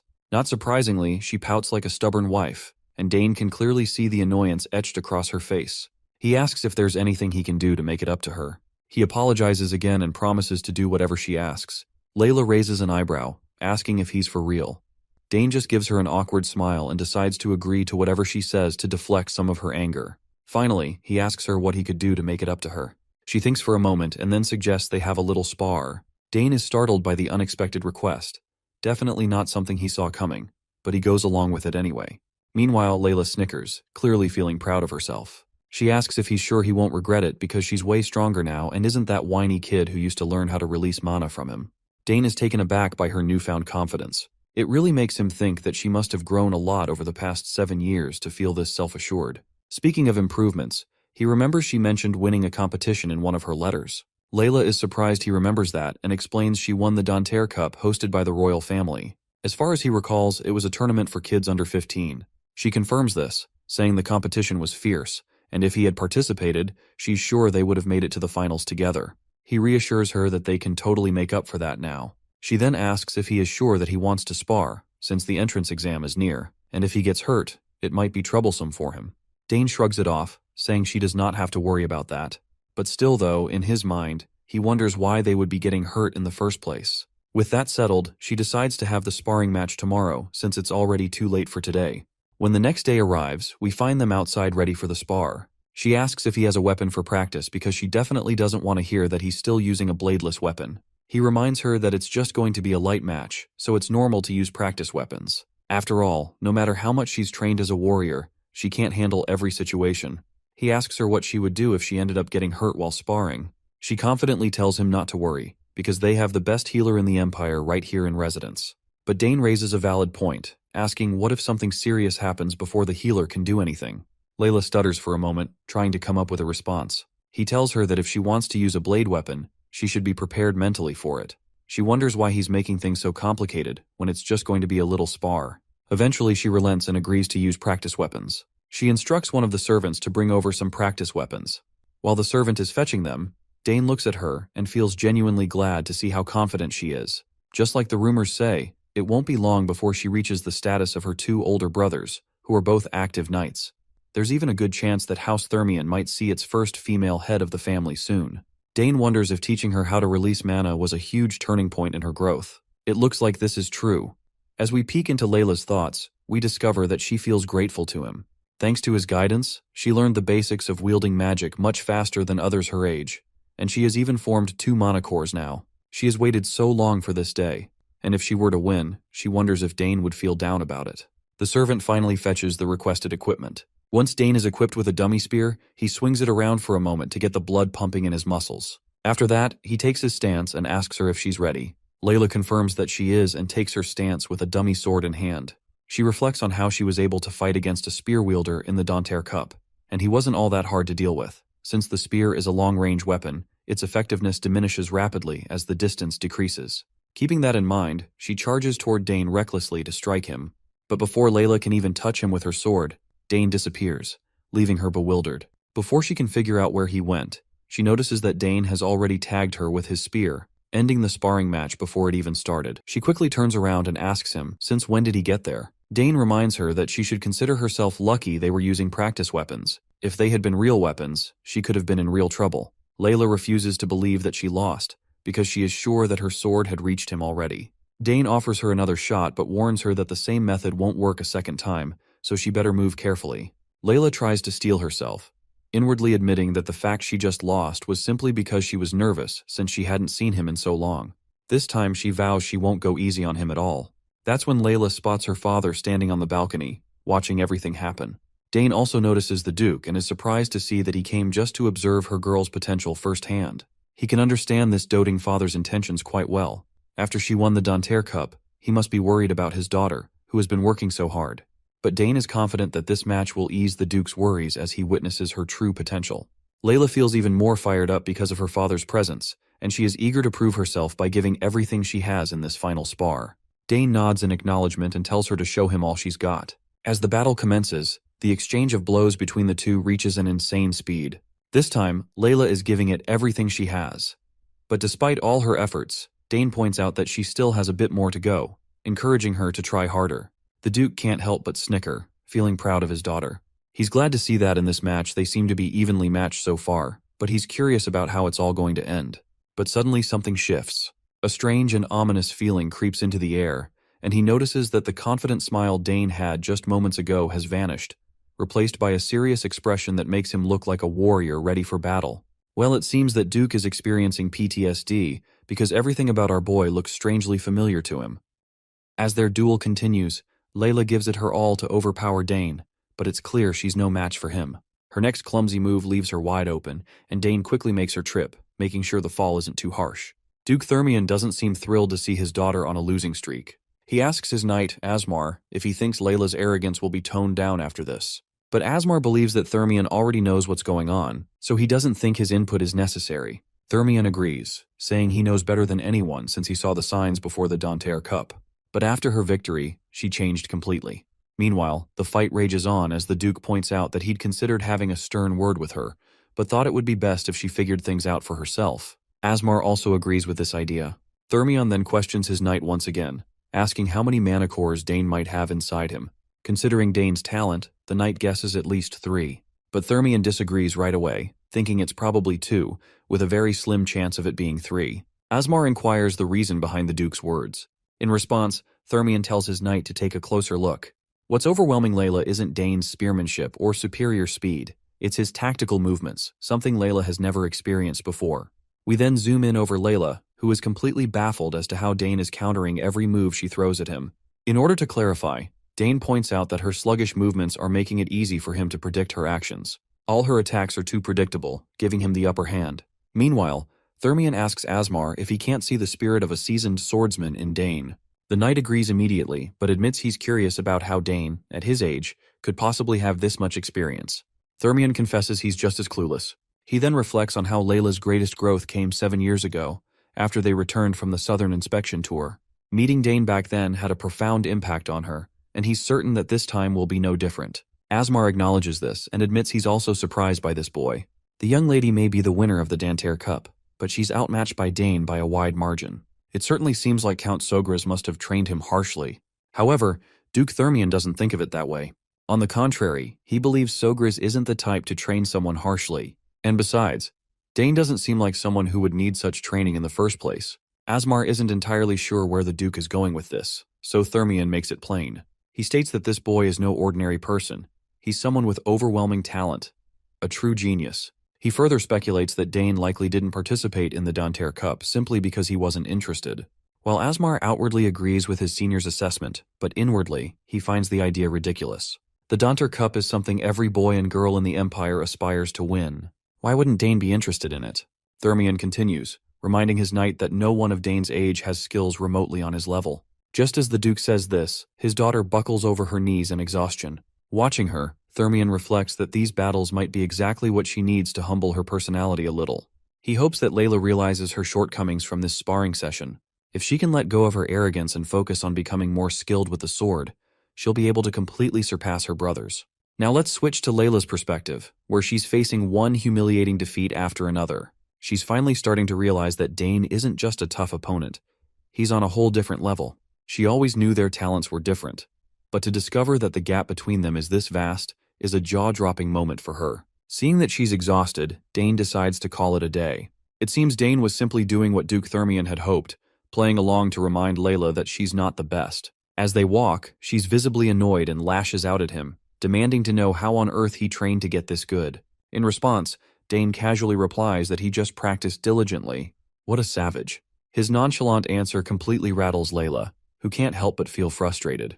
She thinks he's trying to undermine all the effort she's put into her own training, as if to say she hasn't worked just as hard. Dane, ever the savage, replies again and tells Layla she just has to work harder. With that, he decides to leave. But Layla isn't one to back down. She makes it clear that she won't lose next time. Dane, already looking forward to their next encounter, doesn't say much and leaves her to reflect on their dynamic. To Layla, Dane is the only person her age she truly admires, but at the same time, he's also someone she desperately wants to surpass. She wants to prove that she's not just a kid waiting to be taught. Yet, no matter how hard she tries, he always seems further out of reach. Still, she tells herself to wait and see. Next time, she's going to win. A few days pass, and we learn that the Imperial Academy's entrance exam is more than just a test. It's a full-blown festival. Talented individuals from all corners of the Empire flock to the capital, bringing their families and attendants along. This results in thousands of people pouring into the capital at once. This year, around 6,000 applicants signed up for the exam. There were no prerequisites other than paying the exam fee, making it accessible to anyone. However, the competition was fierce. Nearly 2/3 of the applicants didn't make it past the first test. Now, with the pre-selection over, 2,000 applicants remain, preparing for the next challenge in the form of the specialization exam. Inside the academy, the big shots gathered to discuss the influx of applicants. This year, over 2,000 students passed the first test, so things are bound to get busy. One of them asks how many will pass this time, and a lady responds confidently, 200 at most. They all speculate about the kind of students who will make it. The man leading the conversation is Professor Donavo, Dean of the Magic Department. The lady speaking is Ingrid, Dean of the Spearmanship Department. Donavo asks when the scores for the test will be released, admitting that he's curious to know who ranked first. Someone casually mentions that the top scorer in swordsmanship is likely to be the young lady from House Thermion. After all, she's the winner of the Danter Cup. and no one questions the outstanding way Duke Thermion has raised his children. The conversation continues with the dean of the summoning department, Delphine, a sharp lady with glasses, and the professor sitting beside her is Esternade, the dean of the swordsmanship department. While everyone throws around guesses about who is going to be the top student, Denavo sits quietly. That's when he cuts through the chatter, calling out everyone for their wild assumptions. He pulls out a letter that draws all eyes to him. When asked what it is, Denavo explains that it's a recommendation letter from Sidrain, and it even bears the Nixon Magic Tower's seal, imbued with mana. Everyone's jaws drop. Out of all the years, Sidrain has finally recommended someone he believes is worthy. The room is thick with disbelief. Even so, some insist there's no way this person could outperform the winner of the Danter Cup. Denavo, however, isn't done. He reminds everyone that Sidrain, who is famous for never taking on a disciple, has actually sent a recommendation letter. Not only that, but the child in question is just 14 years old and already a 3-chain mage. By now, everyone is dying to know who this prodigy might be. Denavo lets the suspense build before finally revealing the name, Dane Sogres of House Sogres. The room is stunned into silence. What makes this revelation even more staggering is the fact that there are already 2 geniuses from House Sogres enrolled in the academy, and now there's going to be a third. They are sure that this is definitely going to grab everyone's eyeballs. Esternade remembers that the House of Sogres is renowned for its expertise in spearmanship, but a mage's recommendation letter doesn't really make sense. It seems Sogres is about to become famous for its magic instead. Lady Ingrid shares the same thoughts. She had assumed he would apply for spearmanship, so this is a surprising twist. Denavo, on the other hand, is excited to see him join the magic department. With his sister Arabella already there, he'll be a fantastic addition to make the department even better. After all, the Imperial Academy is best known for its magic. Suddenly, a lady rushes into the meeting to announce that the test results are in. A system window displaying the results pops up. It reveals that the swordsmanship department has admitted 1,367 students, the magic department 227, and the summoning department only 152. The numbers for the swordsmanship department are staggering, especially when compared to the other departments, leaving everyone present in awe. Esternade feels smug, pleased with the large number of candidates joining his department. He's confident that our boy must be one of them as well. Every professor quickly scans through the results, eager to see which department Dane has landed in. But to everyone's dismay, his name doesn't appear in any of the departments. An old man in the room asks the reporter if there are any applicants who aren't listed. The reporter lady quickly replies that there's one application for the autonomous major. The mention of the autonomous major leaves everyone looking as if they've just swallowed a rock. Then the reporter drops another bombshell. Apparently, Dane Sogres scored the highest in the first test among 6,000 applicants. Once again, this news leaves everyone in awe, and one of them screeches in disbelief at the top of their lungs. Later, we meet Dane. It's already been a month since he arrived at the academy. Time has flown by, and it feels like his sparring session with Layla was just yesterday. Yet, here they are, having already taken the first test and now waiting for the results. Thankfully, the test wasn't too hard. That's when Layla comes rushing to him, eager to share the result information that's on her mind. She can't wait to find out how he placed. Well, we already know he scored first, which is quite unsurprising for us, but it's a huge L for Layla, who is Dane's rival. She can't hide her frustration as she realizes she's been bested again. Dane, on the other hand, feels immensely satisfied seeing her face defeat once more. After all, he's determined to humble this feisty cat who thinks she's entitled to be the top student. Layla, still fuming, demands to know how he managed to study so well. Dane responds that he focused on past exam questions his sister had sent him. He adds that even with that, it was still a challenge, especially the military science section. Still, Dane had an advantage, especially since military science is something he's personally experienced on the battlefield in his previous life. Layla, however, can't wrap her head around why 14-year-olds are being tested on war strategy and military politics. Dane just rubs salt in her wounds by casually stating that he found it fun. This sets Layla off, leaving her with an even more dramatic reaction. She glares at him and questions if he's hit his head or something. As far as she's concerned, military science, arts, music, and even the history of the Drenic Empire are all things a 14-year-old should lack knowledge about. But Dane, in his usual savage style, fires back. He reminds her that this is his specialty. After all, he's picked up a lot of things while living on the battlefield. Layla then questions Dane about what he chose for the second test. To her surprise, he says he chose 3. The mention of 3 catches her completely off guard because it apparently means he applied for the autonomous major. With every new revelation about Dane, her agitation grows. She demands to know what other talents he's hiding besides spearmanship and summoning magic. Dane just smiles and brushes off her question, but promises to tell her soon enough. Frustrated, she insists him to tell right away. and asks why on earth he chose the autonomous major. No matter how she looks at it, she just can't make sense of his decision. Dane responds calmly, saying it's because he wants to study all of them. Layla immediately reminds him that the pass rate for the autonomous major is atrocious. Dane remains unfazed and reveals that he heard students in the autonomous major can take any class they want until graduation.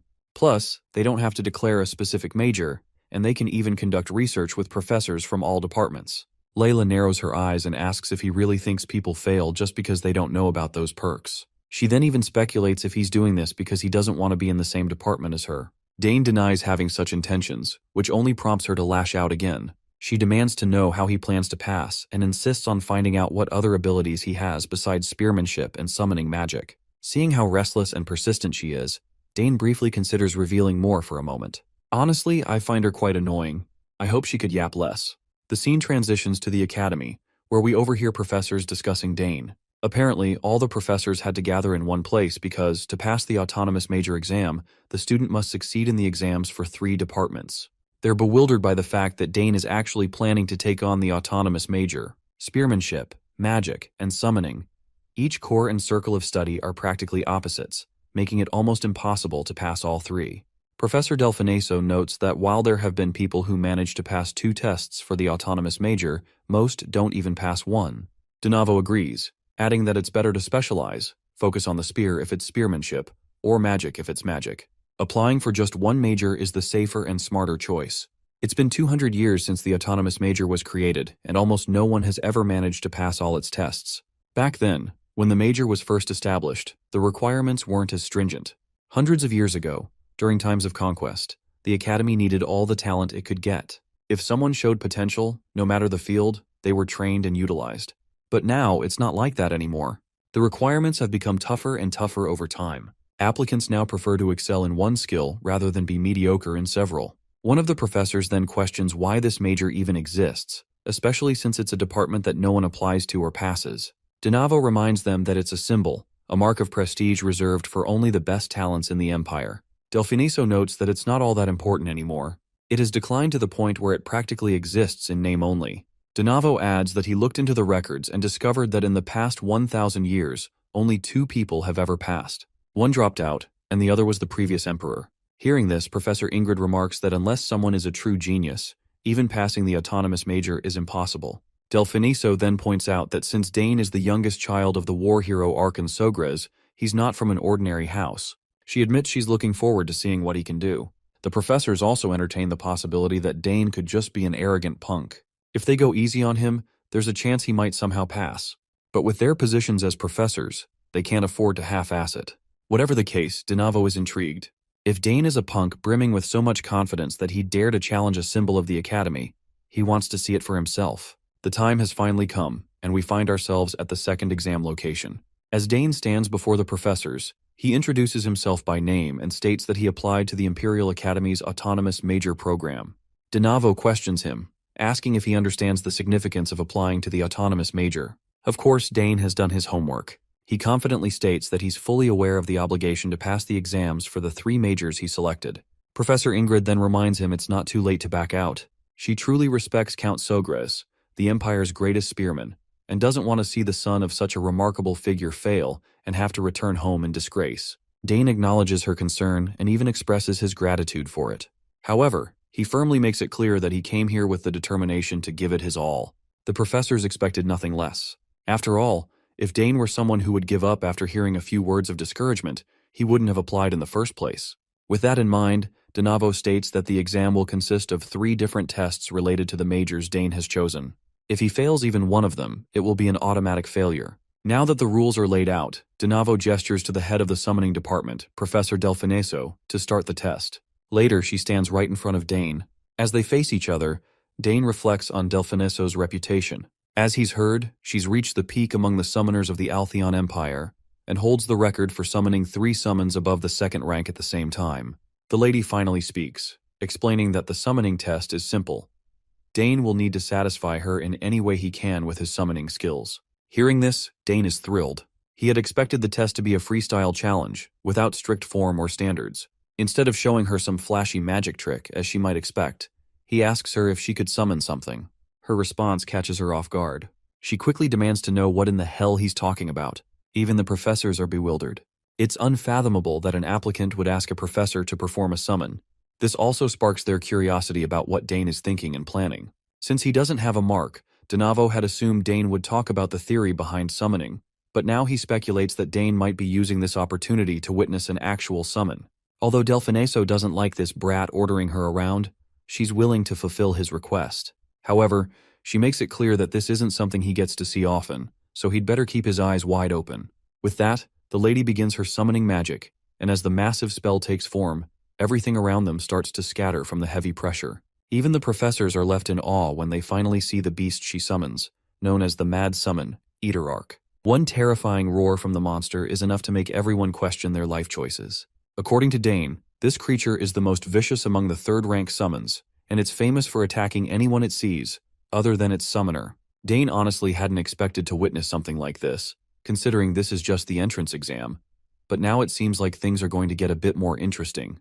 Now that she's done as he demanded, Delfineso tells Dane to show her whatever it is he was planning to do. The spectators of the test are also in awe because even among the fourth-ranked creatures, Eaterarch is the most vicious. Even if several dual-class knights attacked it at once, they'd have trouble defeating it. Even Professor Ingrid has no idea why Delfineso summoned something as massive as this. Meanwhile, Dane simply continues to step forward toward the monster, which causes Delfineso to panic. She quickly warns him to back off immediately because if he gets too close, it's clear the beast will attack. But Dane ignores the warning, and after getting dangerously close to the monster, he simply says he's just trying to prove his capabilities as a summoner. Delfineso acknowledges this, but she didn't tell him he had to jump into the raging fire to prove himself. But Dane simply extends his hand, reassuring her that she doesn't have to worry about that. With one commanding gesture and a few words exchanged with the beast, this giant monster, which had once seemed so terrifying, suddenly bows down, behaving like a docile pet, and submits to Dane's command. This is an absolutely jaw-dropping moment for everyone, while Dane just keeps petting that terrifying creature like it's a stray cat. The owner of the monster, Delfineso, reacts just like everyone else. You see, there's no way to tame the vicious Eaterarch so easily. That's when she suddenly notices the mana thread connecting to Eaterarch. Although the color is pale and it's not a complete subjugation, it completely erases Eaterarch's hostility. What they're witnessing is happening right before their eyes, but they still can't quite believe it. Delfineso wonders if Dane analyzed the mana thread in an instant as he approached Eaterarch, then created a similar mana thread to connect it to himself. Since Dane doesn't have a mark, that would be the best method for him to use as a summoner. She realizes that what this boy has is an incredible talent, something that even surpassed the praise she received from her own teachers long ago. With such a gift, she wonders just how great his future will be. She finally steps forward and reminds Dane that this is more than enough to assess his skills. She commends him for his strong courage, cold judgment, and solid fundamentals before officially giving him a pass. This is truly jaw-dropping for the other two professors, a rare sight they don't see often. Later that night, when Dane returns to Duke Thermian's palace, he fills Layla in on his experience. She's absolutely boggled to hear that the test ended in just 20 minutes. As much as she hates to admit it, she begrudgingly acknowledges that with this achievement, he's now the top student. But Dane quickly reminds her that she's the one who scored first place in the swordsmanship department, so technically, she's also a top student. Of course, Layla refuses to accept the title for obvious reasons, and all she can do is sulk in frustration. Dane tries to cheer her up, reminding her that her father even hosted a party to congratulate her on passing. But Layla just can't get over the fact that the gap in talent between her and Dane is impossibly vast. To her, Dane feels less like a rival and more like an unstoppable natural disaster. She eventually walks off without saying anything. Later, Dane finds himself face-to-face with Duke Thermian, who advises him to let her be if she wants space. But Dane believes that letting her sulk might not be the best thing for her. However, the Duke reassures him, stating that there's nothing to worry about as Layla will overcome it in time. The Duke then changes the subject, asking if he has informed his father about his success in the test. He's certain that Count Sogris would be incredibly proud to hear the news. Our boy confirms this, revealing that everyone back home was indeed very happy. The Duke smiles and reminds Dane that entering the autonomous department is no small feat. He mentions how even those at the academy were surprised by Dane's achievement. Now that the exams are over, the Duke advises him to rest and prepare for enrollment. Dane thanks the Duke for his care and guidance. Thermian then brings up another matter, asking if Dane has thought about what he plans to forge. Our boy replies that he's considering crafting a sword, though he hasn't fully decided yet.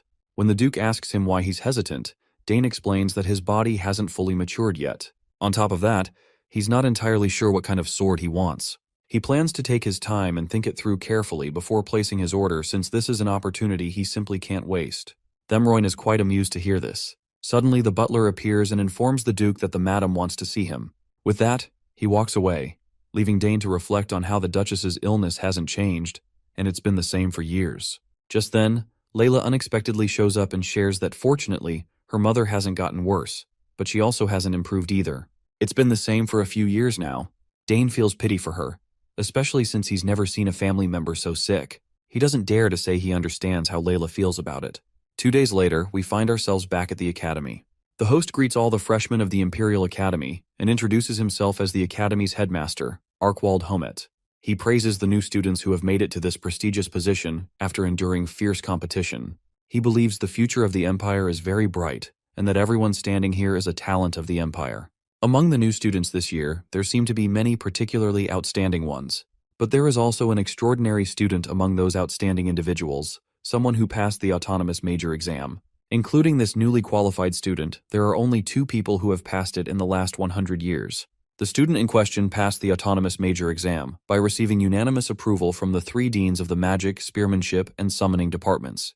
Everyone goes absolutely wild upon hearing that someone passed the autonomous major test, something they could hardly fathom. The headmaster then calls the top student, Dane Sogras, to step forward.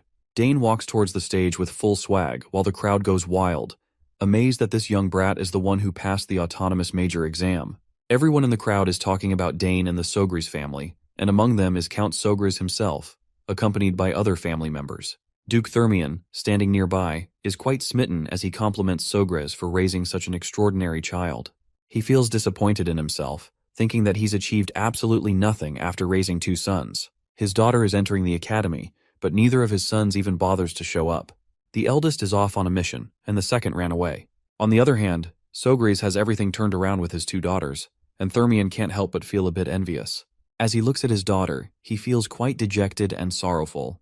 He regrets that her mother couldn't be here to witness her special day. While Dane stands in the spotlight, all eyes glued to him, Delfiniso quickly asks Dane's sister if Dane had always gotten along with her summons from a young age. Her sister responds quickly and positively, as though the answer was obvious. Delfiniso had expected this response and is now even more certain that Dane has an innate friendliness, something he's likely had since birth. Delfiniso reflects on the situation, thinking that Dane is a rare case. He is far better than most summoners, despite lacking any visible sign of a summon. The sister then wonders aloud if Dane's high level of friendliness would allow him to summon creatures from beyond the horizon. To understand this question, a bit of context is needed. Beyond the horizon refers to another world, one from which summons once came. The link to that world had been lost over 100 years ago. Delfiniso finally concludes that it's possible. He believes the summons from that world have the ability to choose their summoners, which could make such a feat more than achievable. Meanwhile, the principal steps up to Dane, finally meeting him face to face. He hands our boy a piece of paper while expressing his high hopes that this extraordinary student will demonstrate his full talents at the academy. Dane proudly grabs the paper and acknowledges it with a smile. Meanwhile, all the scattered students gather and form a line for the oath-swearing ceremony, led by the first-year representative. Later, we see Dane completely lost in his own pleasant thoughts, basking in the glow of his first major achievement. He's finally made it into the academy. It took quite a bit of time and effort to get here, but he's determined not to waste this second chance at life. This is just the beginning, and he's ready to achieve so much more. The next scene takes us to the Academy's main auditorium. A few representatives wrap up their introductory speeches about the Academy, and the students are given a short break before the next scheduled activity. They're invited to grab some snacks prepared at the back and rest comfortably. During the break, Layla, acting like a concerned wife, starts lecturing Dane. She warns him that now, with his success, plenty of people will be watching him. Some with good intentions, others with bad. She advises him to be careful with any offers and to think things through. As she keeps yapping, Dane waves her worries off, insisting he already knows how to handle himself. But Leela doesn't stop. She brings up the topic of clubs, reminding him about their importance. Dane, however, makes it clear he's not interested in any of them. By now, senior students have already started scouting for talented freshmen, hoping to recruit them for their clubs and activities. Now that he thinks about it, Dane remembers his eldest sister mentioning how there are tons of fun clubs at the academy. Suddenly, some eager senior shouts Dane's name in order to recruit him in his club. In no time, a crowd forms, and they're all swarming toward Dane, shouting over each other to get him to join their clubs. Within minutes, the scene turns chaotic, but Layla quickly grabs Dane's hand and bolts. dragging him along as she runs to escape the madness. Unfortunately, their escape route is blocked by some jackasses who are just as desperate to recruit Dane for their club. The entire place descends into chaos. Students are yelling, pitching their clubs with wild enthusiasm, while Layla is running as if her life depends on it, pulling Dane with her. Despite her speed, the crowd is relentless and begins chasing after them. Dane, while running, can't help but think about how this feels oddly familiar. Sure, he's used to being pursued by enemy soldiers, but being chased like this, just for being the top student, is a one-of-a-kind experience. The scene transitions to another part of the academy, where we meet Kelthus Redfield. He's walking quietly, minding his own business. In the background, a group of senior students whispers among themselves, glancing toward Kelthus. It's clear he has a reputation, though what kind, we're about to find out. Apparently, Kelthus has returned from his position as the commander of the Imperial Knights and immediately took on a role as a professor. He's revered as one of the best, most amazing professors at the academy, though Kelthus does not want to be a role model teacher at all. From this point onward, his worries are going to increase because his life of comfort is about to end, all because there's a new student in the autonomous department for the first time in decades. Until now, Kelthus had it easy. He could casually write papers and still achieve decent results. But now, he'll have to prepare actual classes. The perspective shifts to Kelthus himself, who's quietly thinking it's about time the freshman orientation wraps up. It seems he's not thrilled about someone joining the autonomous department, and what annoys him the most is that someone had to join the department when he is acting as head of the autonomous department. Soon he notices Dane standing just outside his office. He calls out to him, surprised by how early Dane has arrived. Our boy does not forget his manners and greets his professor respectfully. Once they settle into the office, we get a glimpse of Kelthus's inner monologue. He's clearly irritated. He worked hard to get to this position, all so he could enjoy some peace and quiet. Teaching students was never part of the plan. If he wanted to instruct someone, he'd have stayed in the Night Order. He's had enough of that. Anyway, now that there's no turning back, Kelthus turns to Dane and asks why he chose to apply to the autonomous department. To which, our boy simply responds that he simply does not want to be bound to a particular field. Kelthus follows up by another question, asks if he plans to choose a specific field later. Dane responds positively, agreeing that he'll eventually pick something, but for now, he doesn't want to miss out on the great opportunity to study in the autonomous department. Kelthus looks a bit annoyed, as it seems like if this continues, he'll be stuck teaching Dane. But then, a glimmer of hope sparks in his mind when he remembers that Dane didn't take the swordsmanship test. The fact that this student skipped the test means he's not confident in that area. Kelthus sees his chance and asks our boy if he knows anything about swordsmanship. Of course, this catches Dane off guard. The question is completely unexpected, and he's a bit puzzled. Kelthus quickly clarifies that he's not trying to insult him, but as a student in the autonomous department, and with him being the professor, he believes Dane should know something about swordsmanship. It's a strange request, and Dane can exactly tell that his teacher isn't exactly thrilled to see him here. So, Dane keeps it simple and straightforward, telling his teacher that he's not interested in swordsmanship. This is the moment Kelthus has been waiting for. He's quick to seize the opportunity, telling Dane that he wants to test his abilities. You see, Kelthus has the authority to evaluate Dane, and if our boy's swordsmanship is as poor as he suspects, this lousy professor can use it as an excuse to make him leave the department. Kelthus decides to head to the training grounds to test Dane's aptitude in swordsmanship. Once they arrive, the professor gestures toward the array of swords lining the walls and tells Dane to choose any weapon he likes. Our boy begins browsing through the staggering collection of blades. As he looks at the plethora of swords, he can't help but wonder how a training room like this even exists in a place meant for academics. And most of all, why is there so much weaponry when there haven't been any autonomous department students in decades? After a few moments, Dane shrugs and picks a sword at random. Kelthus is not sure about the sword he chose, but Dane responds affirmatively, showing no signs of second-guessing himself. With the weapon selected, Kelthus lays out the rules. It's pretty simple. If Dane can tag him even once, he passes. To make it easier for his student, Kelthus imposes a restriction on himself, which is that he won't move more than 2 steps during the bout. Dane agrees to the terms without hesitation, and the two of them take their positions, facing each other to start the round. Kelthus feels relieved as well as concerned. He's relieved that Dane accepted the conditions so readily, but at the same time it's unsettling.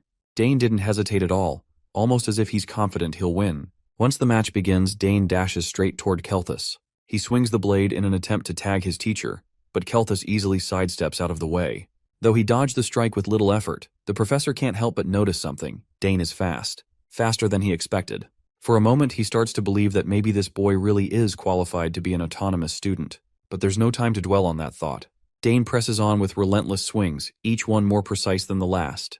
At one point, Kelthus finds himself mere inches away from being tagged, and the realization sends a chill down his spine. When Dane swings again, Kelthus is forced to draw his own sword to block the attack. If he'd moved even a fraction of a second slower, the match could have ended right there, and not in his favor.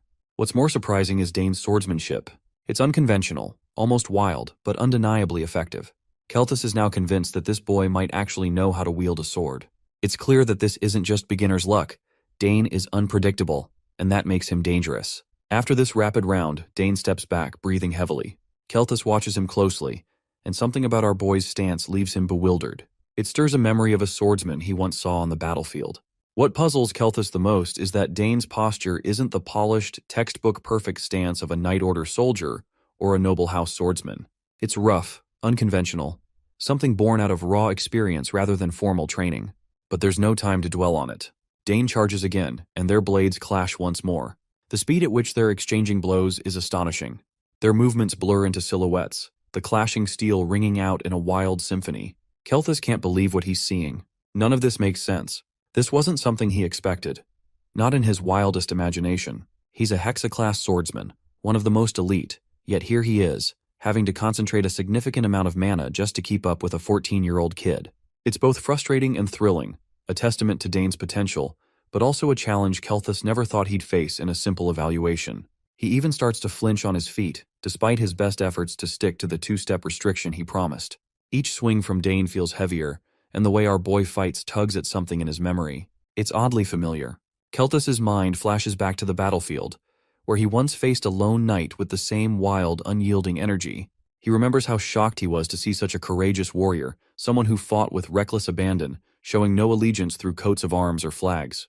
The madman tore through the battlefield, a force of chaos that everyone struggled to handle. As the memory fades, Kelthus snaps back to the present, just in time to feel the cold tap of Dane's blade against him. He's been tagged. Dane cracks a small smile at the victory but doesn't laugh, especially since it would be insulting to his teacher. Instead, he innocently states, "I think my sword hit you." As much as Kelthus hates to admit it, a promise is a promise. He gives Dane a reluctant pass. Meanwhile, Dane finally relaxes as well. It was no easy feat keeping up with Kelthus. If it hadn't been for the handicap the professor imposed on himself, Dane is sure he wouldn't have stood a chance. Meanwhile, Kelthus is equally overwhelmed. He can't deny the ridiculous talent hidden inside this boy. Even with the handicap, Dane should never have been able to push back against a Hexa-class professor like himself. He now understands why Dane wasn't nervous about the swordsmanship test. With this kind of talent, it's no wonder. He turns to Dane and asks him why he didn't apply to the swordsmanship department instead. Dane replies simply that he thought his family would be sad. Kelthus is confused to hear this, as this remark doesn't make much sense. But now that he thinks about it, Dane's father is a genius spearman, and his sisters are skilled in magic and summoning. It becomes clear why Dane applied to the 3 departments. He was trying to fulfill his family's expectations. Now Kelthus finally realizes the truth the hard way. It wasn't that Dane lacked confidence in swordsmanship. It was that he simply didn't want to practice it.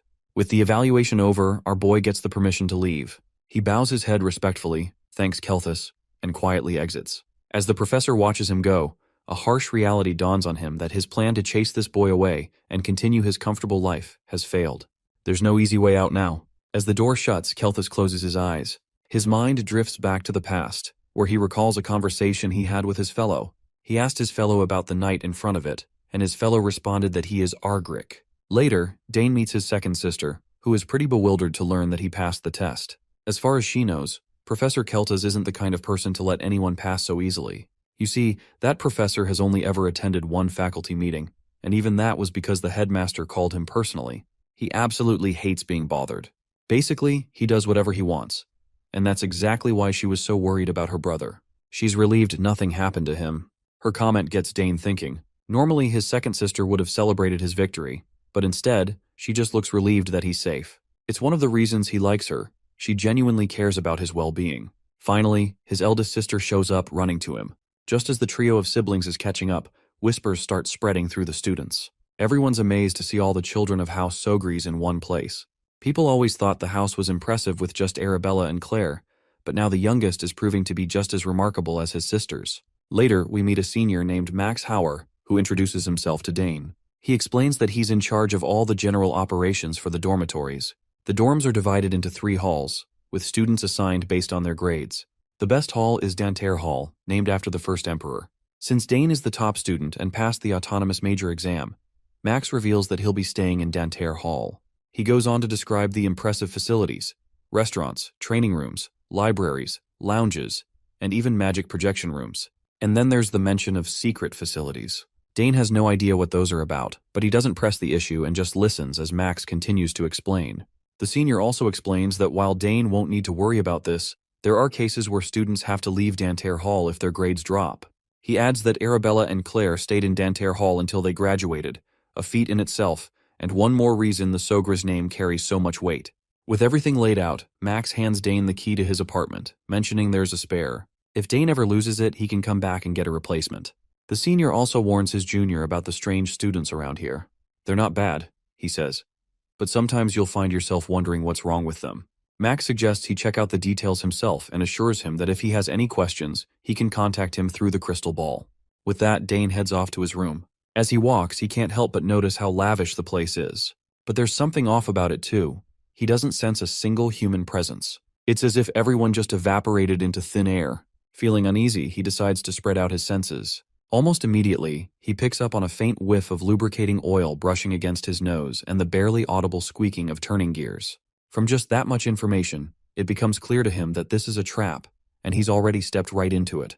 But instead of panicking, my guy just smirks to see such a lousy attempt being made on him. The thugs who tried to make this are watching everything through this window.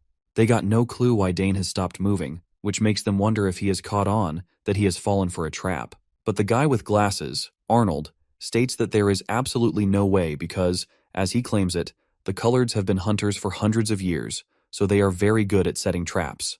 He is actually the eldest son of the Colored Barony, Arnold Colored, third-year student of the shooting department. One of the students fears that it might be a dangerous prank, but Arnold assures his timid friend that he removed all the danger already.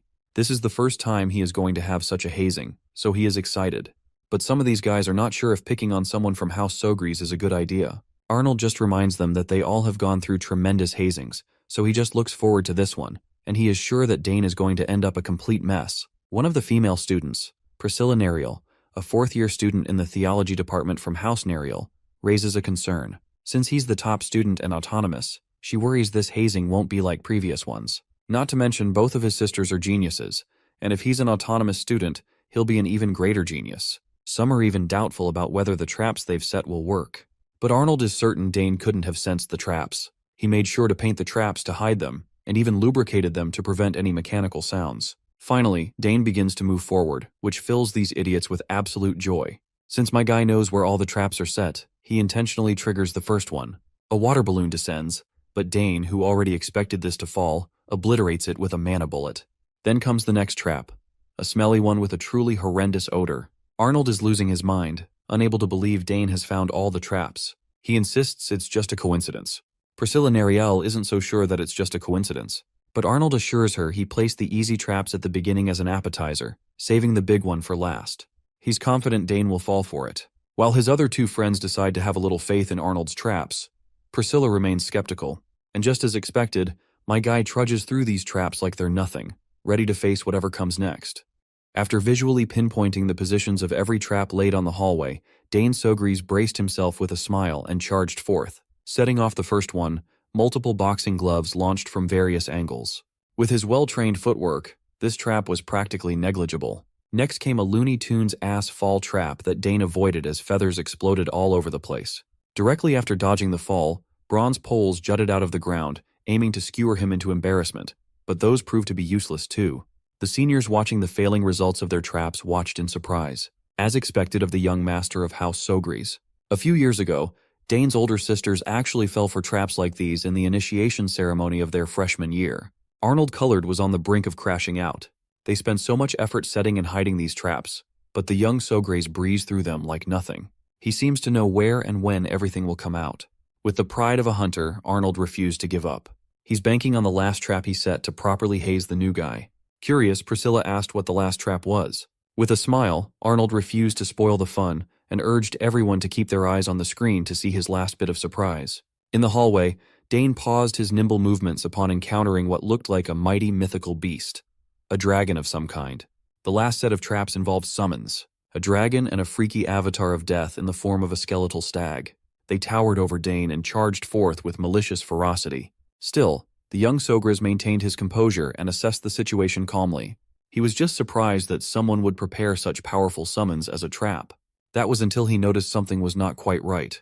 While the bodies and heads of the beasts seemed tangible and lifelike, the same cannot be said for their lower bodies. If you pay close attention, you'll see that the supposed summoned beasts are glitching out and seemingly bending at the corners of the hallway. With a smirk, Dane confirmed that these horrific displays are just illusions. It's just a very noisy and intimidating mirage. There's no way some random prankster would be capable of commanding such powerful beings.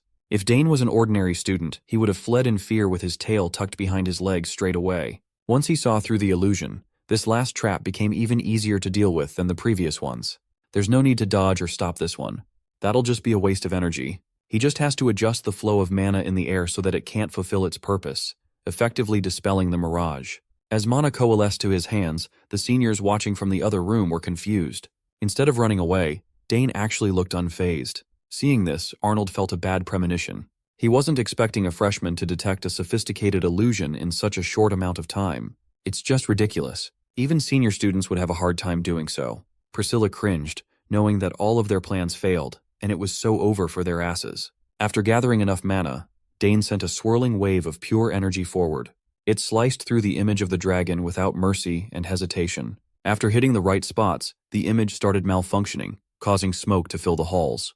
With his fine-tuned control over magic, doing stuff like this is as easy as breathing for the young prodigy. In fact, he found this mean-spirited welcome a little boring for his tastes. After confirming that everything is cleared, it's about time to look for the creator. Upon pinpointing the culprit's location in a nearby room, screams of fear echoed out the hallway as the seniors hurriedly ran for their lives while being chased by the ferocious Eaterarch. Being the resident trap boy, the group turned to Arnold for answers as to what they should do, but all of them had no clue how to respond to such a dangerous retaliation. As Eaterarch cornered the seniors, the beast unleashed a bloody roar that shook them to their bones. All of them screamed in terror. Before the savage wolf could bear its fangs on the helpless victims, Dane stepped in to make it stop. His way of smoking the rats hiding in the other room was supremely effective. Hearing his voice, the seniors turned to Dane in surprise. They begged him to do something, seeing as this was likely his doing. All of them promised to apologize for their childish pranks just to keep their lives and get away from the hairy, bloodthirsty beast. Dane waved his hands as mysterious runes filled the air, and mana swirled to his whims. A massive portal appeared behind Eaterarch, restricting its movements and slowly swallowing the monster. With another wave of a hand, Dane closed the portal, and Eaterarch was gone as if it had never existed in the first place. Arnold and his gang were dumbfounded. The proud heir of the hunting clan wondered if that beast had also been an illusion. After a few seconds, the seniors stood up from their embarrassing positions. One of them cleared his throat and acknowledged that the initiation ceremony was a clear and utter failure. The senior with glasses came up to Dane and introduced himself as Drojan Valentine, a fifth-year alchemy student.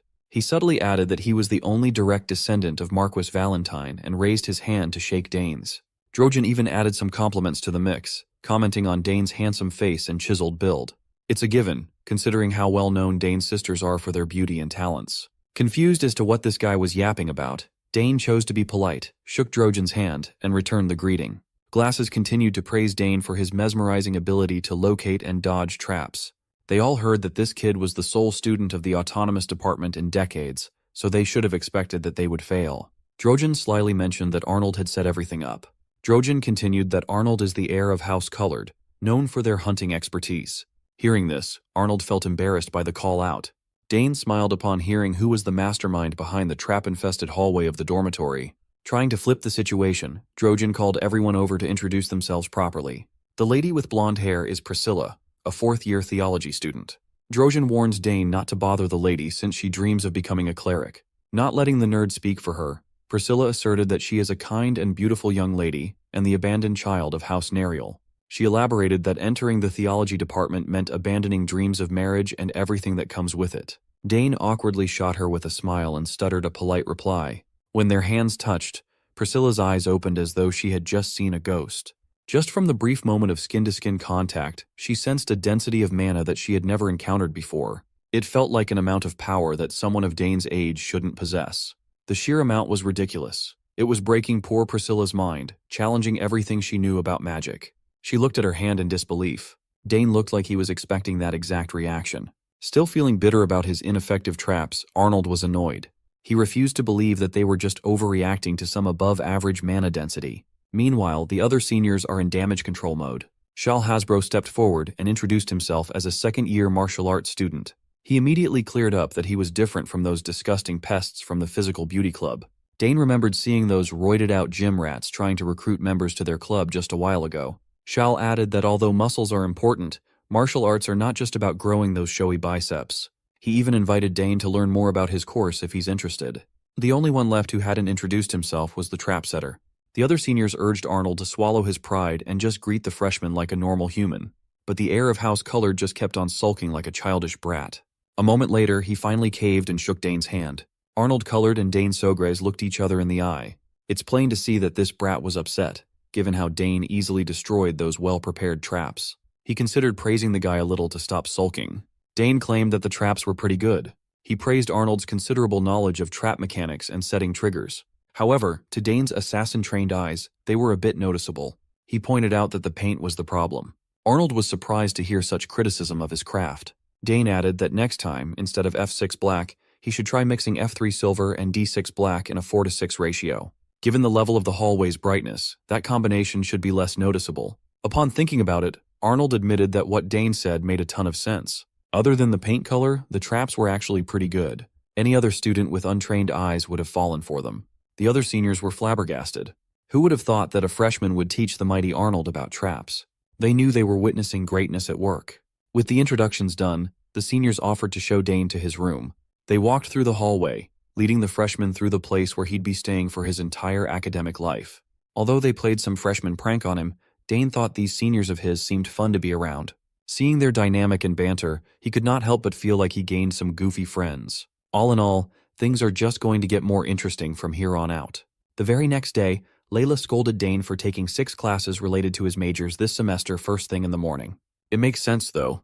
He has 3 majors, and he needs to take 2 classes for each of them. There are also liberal arts classes filling his schedule to the brim. At this rate, he might not even have time to sleep. Usually the first years take 4 classes at maximum load. Layla urged Dane to think carefully and consider canceling some of the classes on his docket by the end of the day. Dane assured her that he'll be all right. He even went all in and applied for 2 liberal classes and added military science to the mix. Bro is in hard mode. Layla could not relate at all. Military science scarred her from the first portion of the entrance exam. She lost a lot of points because of that pesky part. But as expected of the academy's top student, Dane liked military science. Finally, the duo bid farewell and agreed to see each other in the swordsmanship class later. For her first period, Layla is headed for a liberal arts class. She took the Understanding Cosmetics and Skin course. Even though she's the fiercest swordsman of her generation, Layla is still a young lady. Dane arrived at his first period, and his classmates buzzed with curiosity about the top students in their batch. They were all confused as to why he would take this subject as his liberal arts class. Most of them were planning on approaching him after class to talk, but they were afraid that he would be cold and distant. None of them were even bothering to conceal their whispers. The first period is Introduction to Military Science. From what Dane had read yesterday, there were some things he already knew, and some things that were at direct odds with the reality of war. Theory and practice aren't always matched after all.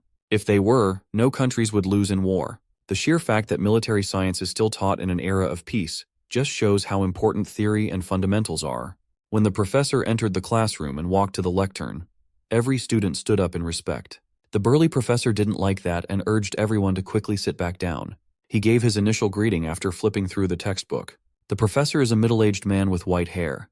In his eyes were battle scars, a clear indication of his practical experience on the battlefield. His name is Francisco Gavias, and he is a military theory instructor. First and foremost, he took attendance before starting the lecture. From his seat, Dane quietly sized up the old man.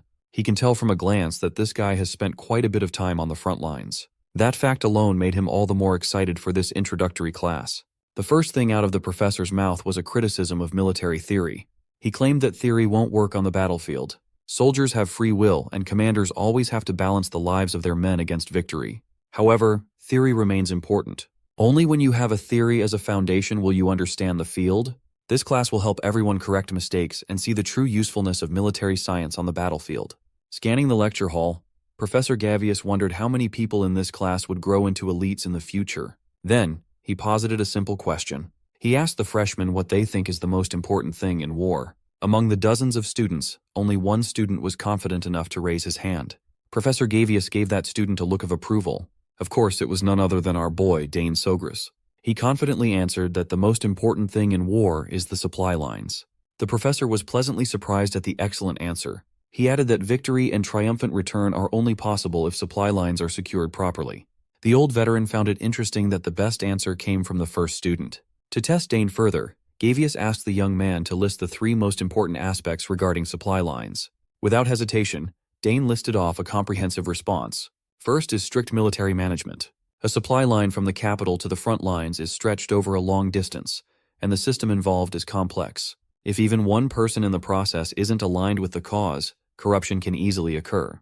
Corruption leads to supply shortages. In his experience as a soldier, most supply problems occurred because of greedy people in the middle. Properly packed and delivered supplies are skimmed and embezzled. Approving his first answer, Professor Gavius asked Dane to continue. Second on the list is the standardization of supplies. If supply specifications, such as quantity, weight, length, and width, are the same, mass production becomes easier. Standardization is of great help in rapid supply. It also prevents confusion in the frontline units, keeping combat effectiveness optimal. With Dane confidently firing off complicated answers that can't be studied in their textbooks, his classmates were starting to murmur in confusion. Even Professor Gavius himself was surprised at such insightful answers. As for the last important aspect of supply lines, Dane answered that it's local procurement. You see, the longer a war drags on, and the more the 2 previous things mentioned are violated, the more the quality of the supplies will deteriorate. Local procurement enables the soldiers to achieve at least minimal self-sufficiency. They can grow their own crops or buy them from nearby areas. The quantity and quality might not be the best, but it would be more than enough as emergency supplies. Dane answered based on things he had seen, felt, and experienced on the battlefield. It didn't come from books. After hearing his astute answers, the whole class was dumbfounded. Professor Gavius was supremely excited upon hearing an amazing summation of supply line principles and asked Dane what year he was in. Upon learning that he was just a freshman, the professor was taken aback. He could not fathom how a newly enrolled freshman knew so much about the nitty-gritty of war. Gavius reiterated Dane's answer to the rest of the class.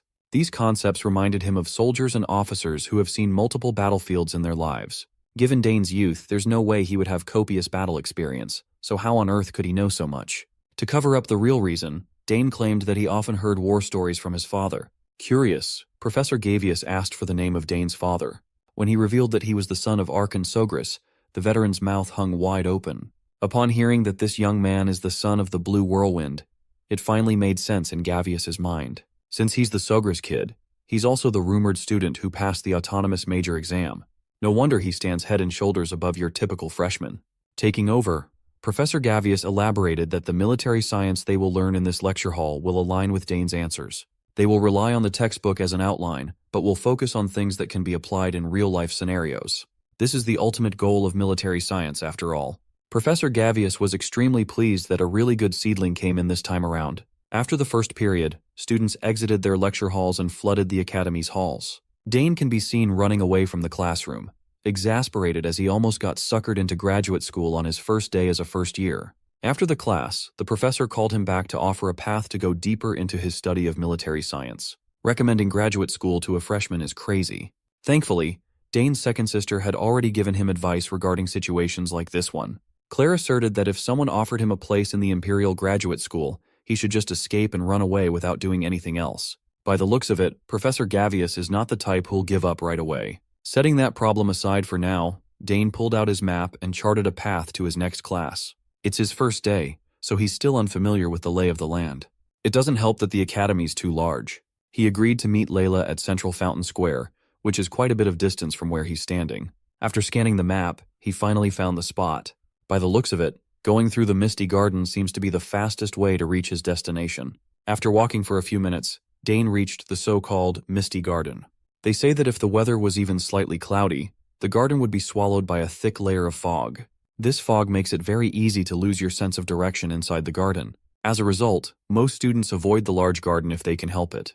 Furthermore, the mystery of Misty Garden has been linked to some scary ghost stories. Dane looked around him and was pleasantly surprised that the area looked a lot nicer than his eldest sister described. Since the weather is nice, he should be safe to take the shortest path and get to the other side quickly, right?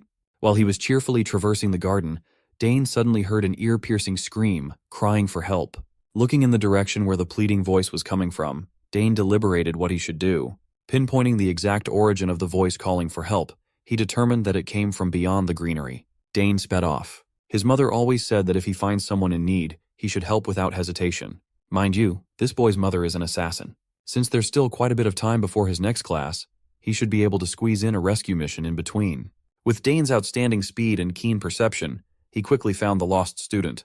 It was a young man carrying a heavy backpack. He thanked Dane for responding to his calls for help. He thought he'd be stranded. Thankfully, he wasn't hurt. He's just exhausted after walking in circles for a long time. The dude introduced himself as Ernest Dillon, a first-year exploration student. Dane found it quite a bit ironic that an exploration student got stranded inside the campus. Ernest admitted that he might have gotten a bit too excited exploring the academy, excited enough to get lost and run out of stamina. As far as he could recall, the Dillon barony is a noble house from the west, and its crest features a boat and a sailor. Ernest was impressed that Dane was aware of his family. You see, they are a house famous for exploration. For generations, Ernest's ancestors have explored the vastness of the seas and braved their way to unknown lands.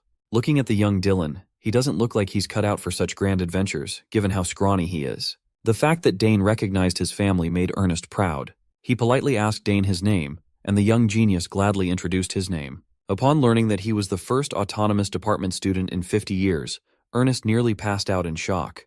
His eyes lit up with interest as he praised his luck for meeting such an extraordinary individual. Dane's awkward laugh was halted when he noticed something around Ernest's neck.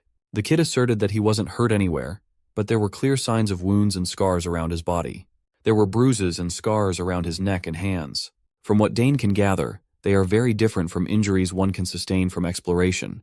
He chose not to dig too deeply into the subject as it might be a bit too personal. Dane directed the conversation back to exploration.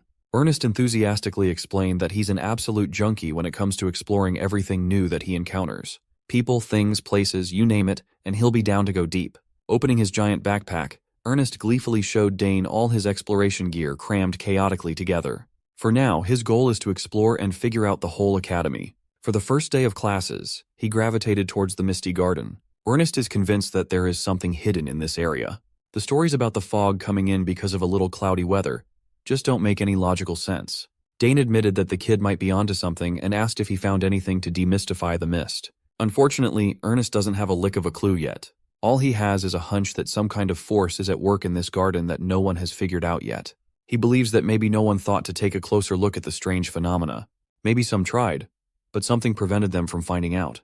The reason is unknown at this point, but Ernest will not rest until he finds that unknown element. Maybe it's connected to a legacy from a lost ancient kingdom, or a summons from beyond the horizon.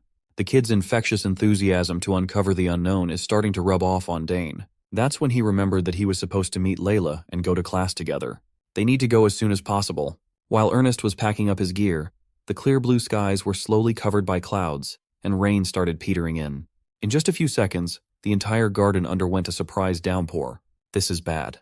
Based on the stories, the place will be swallowed with fog much faster with the rain pouring down. That will make getting out of the garden nearly impossible. Just as they feared, the mysterious fog started rising up the area, seemingly originating from the ground itself. This fog has a property that robs people of their sense of direction. Ernest hurriedly took out a compass, fearing for the worst.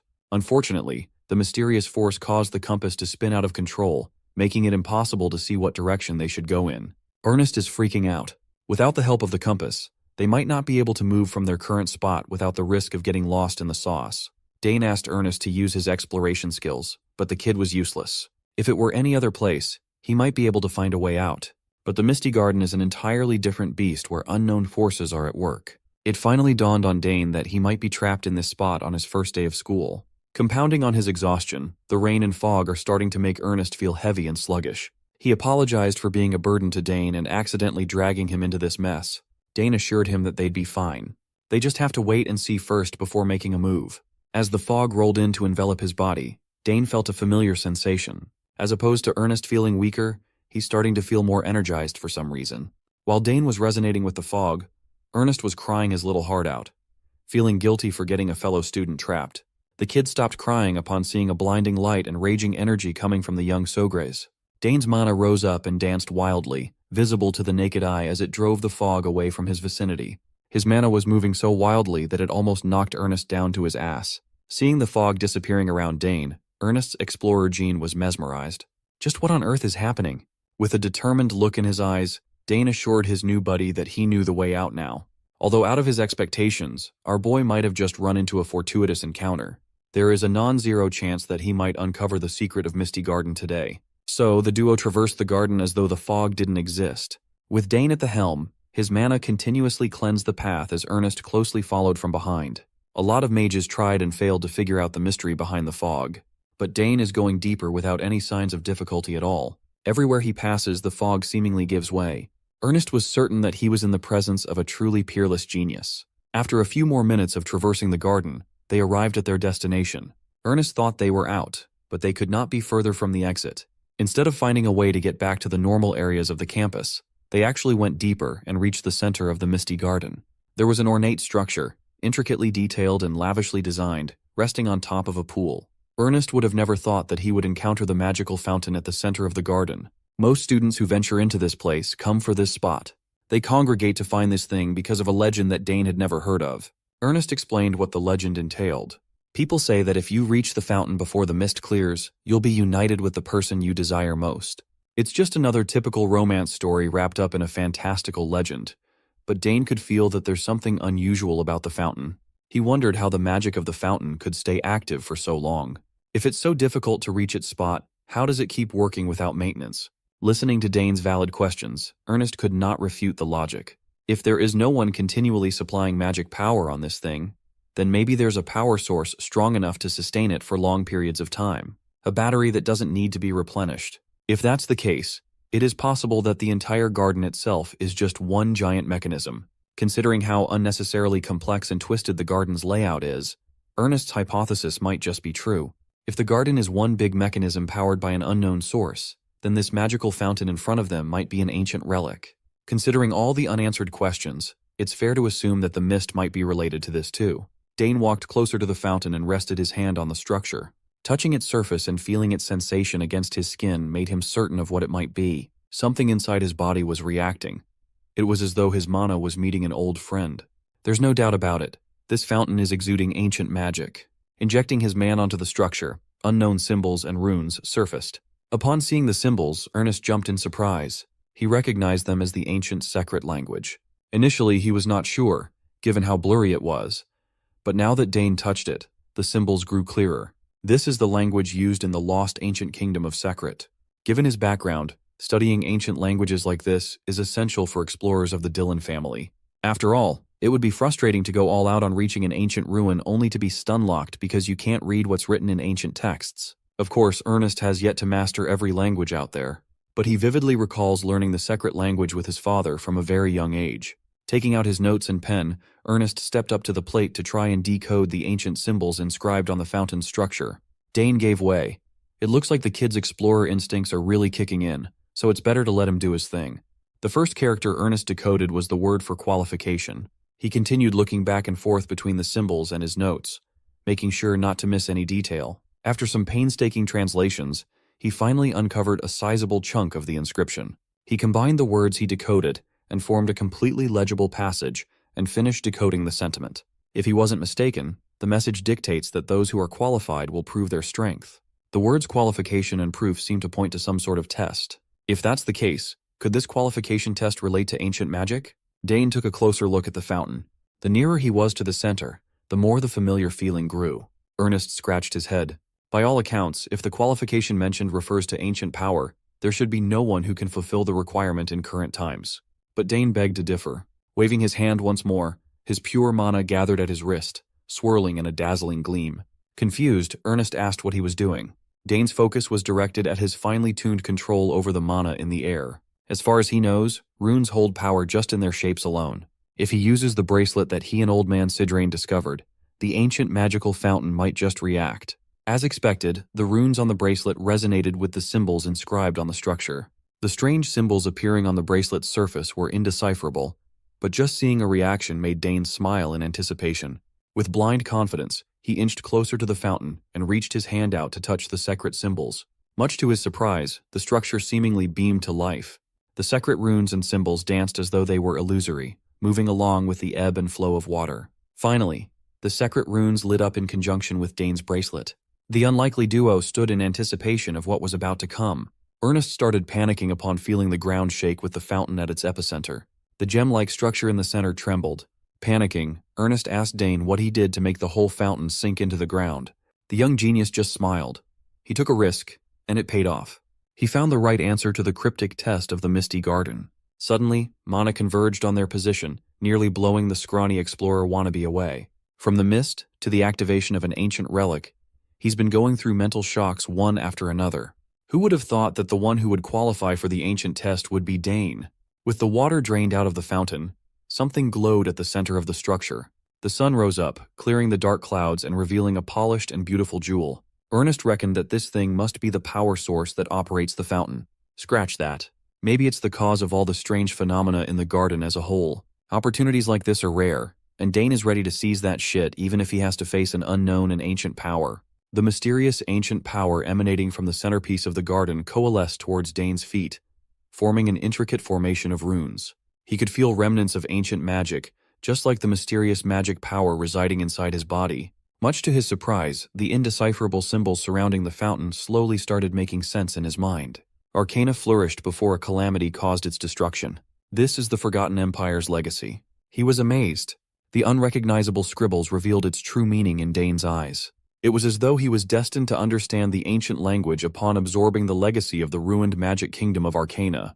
Then he felt a sharp pang of pain in his chest. It tightened and caused a wave of agony to wash over his entire body. Dane gritted his teeth and focused his perception on his heart. He can't quite explain what it is, but something is happening in his heart. Tendrils of pure mana wrapped around the organ, constricting tightly and going into every little crevice. With one final push, the ancient mana completely burrowed into his being with a dazzling radiance. Once the pain started subsiding, Dane noticed that he just formed a magic circle.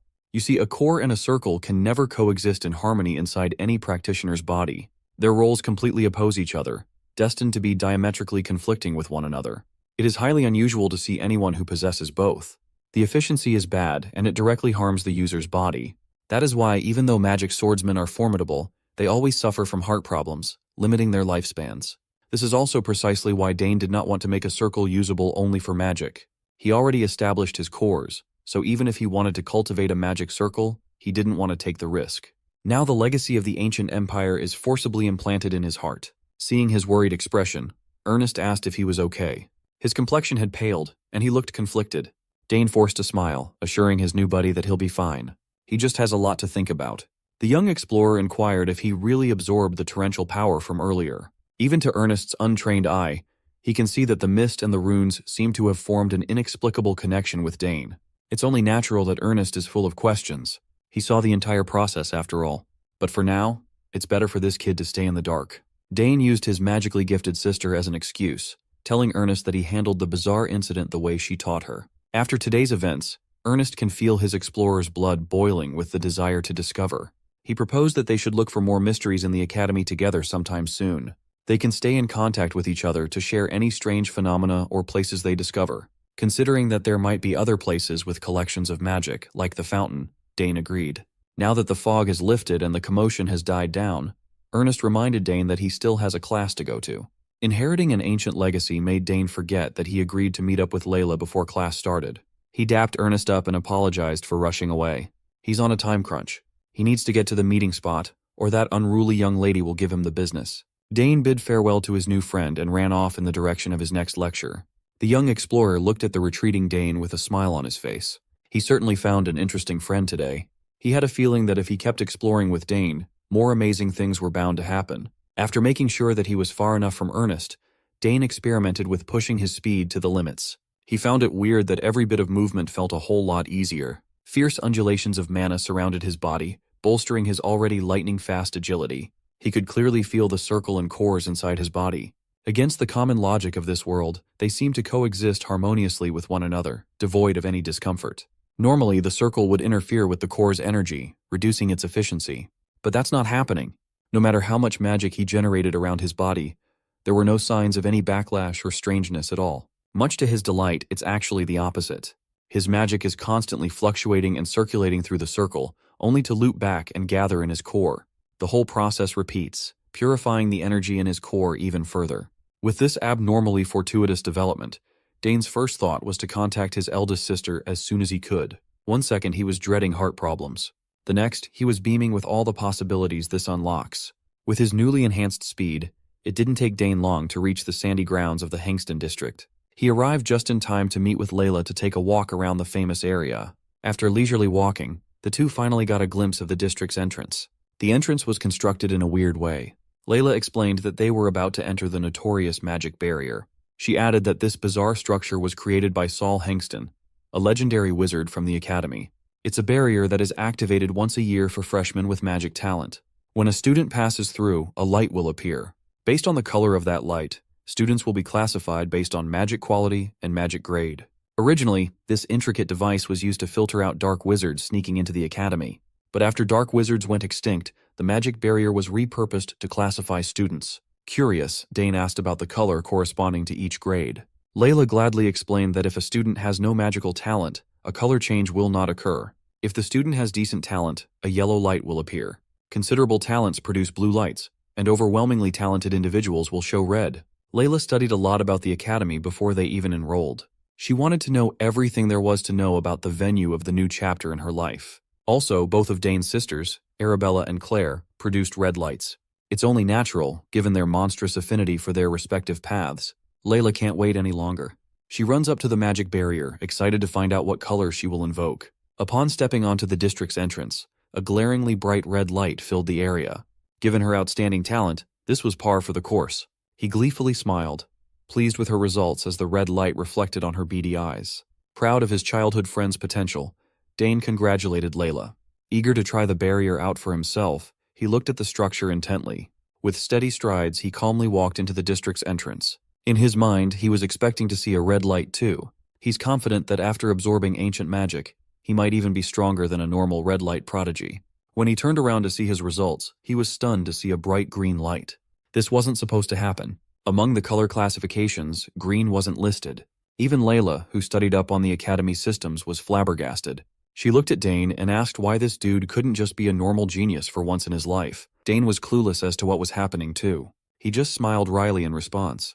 After entering the district, Layla and Dane quickly made their way to the lecture hall, where all sorts of students from other departments gathered. It is widely known that magic department lectures are extremely popular. Students from all sorts of backgrounds usually stay for the first day of orientation and leave afterward. Among today's unusual guests was a senior named Arthur. Based on other people's reactions, it sounds like the big man is a big deal. Magic Department's fifth-year representative, Arthur Diamet, had stopped by to meet one particular person, the sole interdisciplinary student in the academy, Dane Sogris.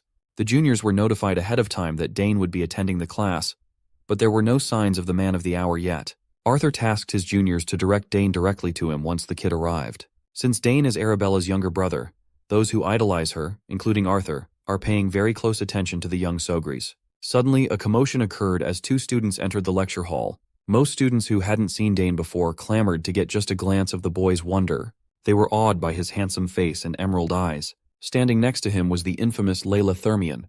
Dane was not used to this type of attention at all. Seeing him freeze up under scrutiny, Layla added fuel to the fire by teasing him about his popularity. Arthur Diamet turned around and smirked upon seeing his senior's little bro. He was the first one to walk up to Dane and give a grand greeting. He praised Dane's commanding presence at the entrance ceremony. Confused, Dane wondered why an old-ass upperclassman was trying to act all familiar with him all of a sudden. Dane hit the big man with the stinging question, "Who are you?" He asked what this guy was doing in a magic department intro class. Displeased at Arthur's gaze, Dane stood his ground and urged the big man to introduce himself first. The easily irritable fifth-year representative did not like the cut of Dane's tongue. Their first impression of each other was poorer than poor. The juniors who knew who Arthur was held their breaths. They knew that messing with a senior was practically academic suicide. Arthur clapped back. He explained that he came over to see Senior Arabella's little brother as a sign of respect, only to be met with arrogance right from the get-go. Arthur asserted that Dane's attitude could harm the Sogris family's reputation. Dane refused to back down. From his perspective, the one being rude is this big oaf demanding respect while being unpleasant. Arthur gritted his teeth in frustration. This is not going the way he wanted it to go. If he lets this encounter go, word will quickly spread, and it will hurt his reputation. He's already devising a plan to deal with Dane without pushing the fearsome Arabella's buttons. Bro is worried about the wrong Sogres. Without prompting, Arthur escalated the situation by summoning mana in his hands. He intends to dish out some discipline to a mouthy junior. Dane noticed the coagulation of mana in the senior's hand and readied a response. Before they came to blows, a textbook slammed to the lectern, and an imposing voice demanded to know if there was a problem.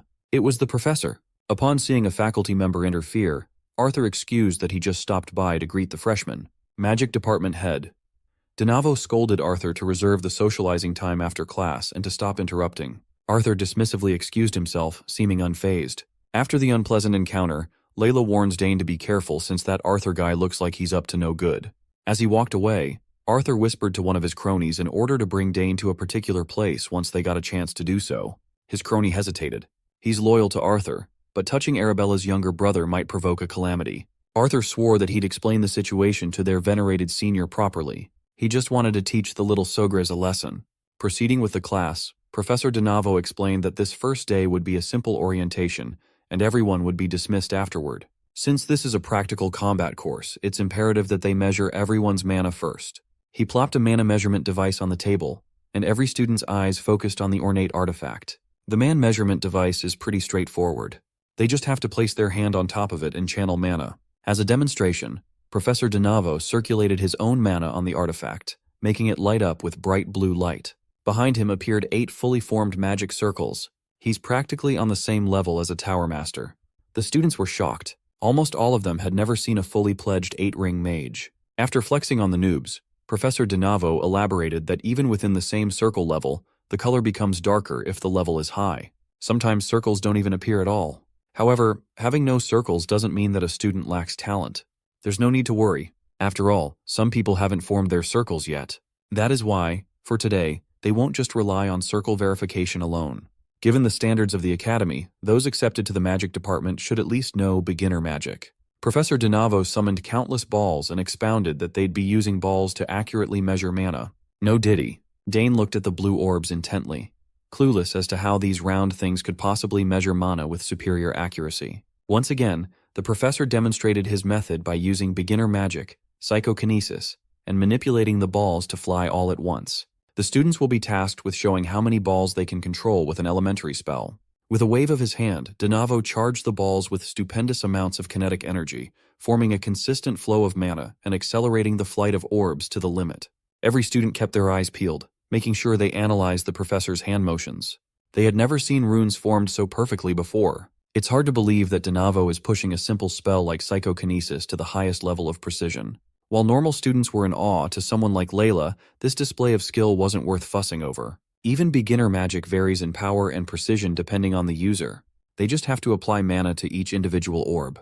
For a freshman, manipulating 3 balls at once can already be considered the limit. Layla turned to Dane and asked if he could possibly control more than the 3-piece limit. Before he could answer, Professor DeNavo called on Arthur from the back of the class. The 5th-year man-child is just auditing the class, but DeNavo sees this as a great opportunity to show the level of an outstanding senior. Given the chance to show off his skills in front of noobs, Arthur lit up and gladly accepted. He intends to display his superiority to that arrogant first year. Similarly, Dane was looking forward to seeing the man-child's performance. Arthur walked up to the lectern and circulated his mana through the measuring device. The classroom shook with uproar upon seeing Arthur's 4 circles with incredibly deep colors. Professor DeNavo praised the senior for improving his cultivation further, and Arthur humbly responded. DeNavo was all smiles. Normally, 4 chains are only attainable after graduation. Arthur is proof that talented people will always find ways to shine. The professor continued glazing Arthur, telling the freshman to stay close to the 5th-year representative, as his advice might help some of them blossom into competent mages. The man-child was enjoying every second of the spotlight. In his mind, he's delusionally thinking that Dane must be cowering in surprise by now. Unbeknownst to him, the young man didn't give a flying fuck for his measly 4 rings. Next came the portion of ball control. Like an experienced gooner, Arthur's ball control was outstanding. By the looks of it, his manipulation was practically flawless. What's more impressive was the quantity of balls he can magically fondle all at once. If you look at the grown-up show-off closely, you'd see him sweating from the taxing mental burden of controlling the maximum balls he can handle. He's convinced that his ball technique must be blowing the rookie away by now. Dane just looked at the poor guy nonchalantly. After that weak-ass performance, Professor DeNavo beckoned the freshmen to give a round of applause for their senior. The look of approval in the professor's eyes was palpable. Proud of how Arthur turned out as his former student, Arthur shot a cheeky glance in Dane's direction. looking forward to seeing the young lord's mana level. Professor Donavo assumed a sterner expression as he turned to his noobs, telling everyone not confident with their mana control to leave the lecture hall lest they want to embarrass themselves. After a moment, none of the students stood up to leave.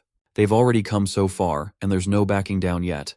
The test will formally starting from the front row to the back. As the front row students flocked toward the front of the lecture hall, Layla and Dane observed from afar. Layla disapproved of this format.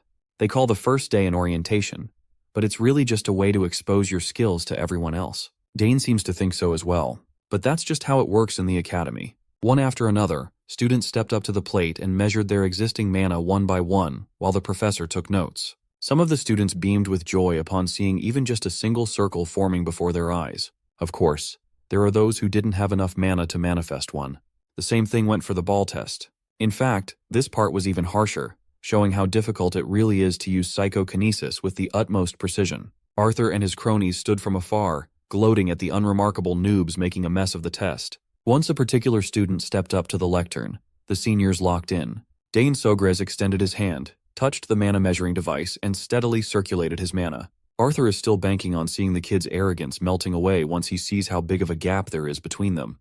This dude is a grown man beefing with a freshman. After the incident in the Misty Garden, Dane was also curious about his mana. Since he absorbed ancient magic, something must have changed inside him.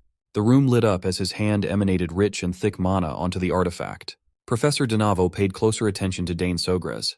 The kid solved his assignment perfectly in the Autonomous Studies exam. Given his vast theoretical expertise, Donavo is looking forward to seeing how many circles he will show. Time ticked by, and every second felt like a lifetime as everyone's eyes were affixed to this year's golden boy. A moment passed, and a radiant light surpassing the ones that came before appeared out of thin air. Dane felt as though he was losing control as the mana measuring device drew from the circle in his heart. When the light reached its most luminous state, it suddenly prompted an error message indicating that Dane's mana could not be measured. This was the first time it happened. This device was powerful enough to measure 8 rings, so everyone was confused. Dane read the red prompt over and over again, but he didn't even have an explanation for this result. Layla, Arthur, and every student watching held their breaths. Professor Donavo's eyes shone with a complicated expression. The students still in line complained that they hadn't gotten their turn yet, and the Sogres kid had already broken the device. They refused to believe the unable to measure bullshit, thinking that Dane must have no circles. Meanwhile, our boy is pondering if the ancient magic residing in his heart messed with the measurement. Professor Donavo has been doing this assessment for years, and he's confident about the machine's 100% accuracy. It can even weed out those who try to hide their true level. The unable to measure tag was new to him. He reckoned even his peers hadn't seen this phenomenon before. Trying to calm the class down, he just chalked it up to a possible overload. For now, they will proceed with Dane's orb test to move things along. The foolish man-child took the error message as a sign that the brats got nothing when it comes to magic. Dane was quite disappointed with the mana measuring device debacle, but at least he gets a try at the balls. Though admittedly, he's unsure whether his power will work here. He closed his eyes and visualized the psychokinesis spell with utmost focus. The young lord raised his hand, and innumerable strings of raging mana shot out. He copied the professor's motions from earlier, and every single orb shot out of its container and up into the air, intricately connected by wild strings of ancient mana. Every jaw in the lecture hall dropped as silence filled the room. Dane Sogres manipulated every orb like it was nothing. Until now, making 5 balls float for just a brief moment seemed like a Herculean task. Arthur was frozen in place. When he was tasked to demonstrate earlier, he strutted with confidence. Well, that confidence had quickly shattered at the presence of a true genius. His tiny brain cannot fathom how this could even be possible. Layla, who's already getting used to Dane's inhuman feats, recovered from the shock quicker than everyone else. At this point, she's just accepting every illogical thing he does. Meanwhile, Dane was panicking. He never thought that all the orbs would rise. It looks like absorbing ancient mana made him capable of such an incredible thing. He quickly recovered from the shock of seeing his own power in action and slowly moved his hands around. Since he's already in the spotlight, he might as well try something cool. He stimulated the balls with ancient mana and made them speed up to the point of turning into flashing lights. At this point, he's doing shit that even Professor Donavo hasn't seen before. With the professor's innate sensitivity to magic, he was the first one to realize that the kid was rearranging the orbs with precise intent to draw some kind of picture. Finally, the mana swirling around the balls grew in various shapes and sizes, eventually connecting and forming an image in the air. It depicted a vivid illustration of a lion and a snake.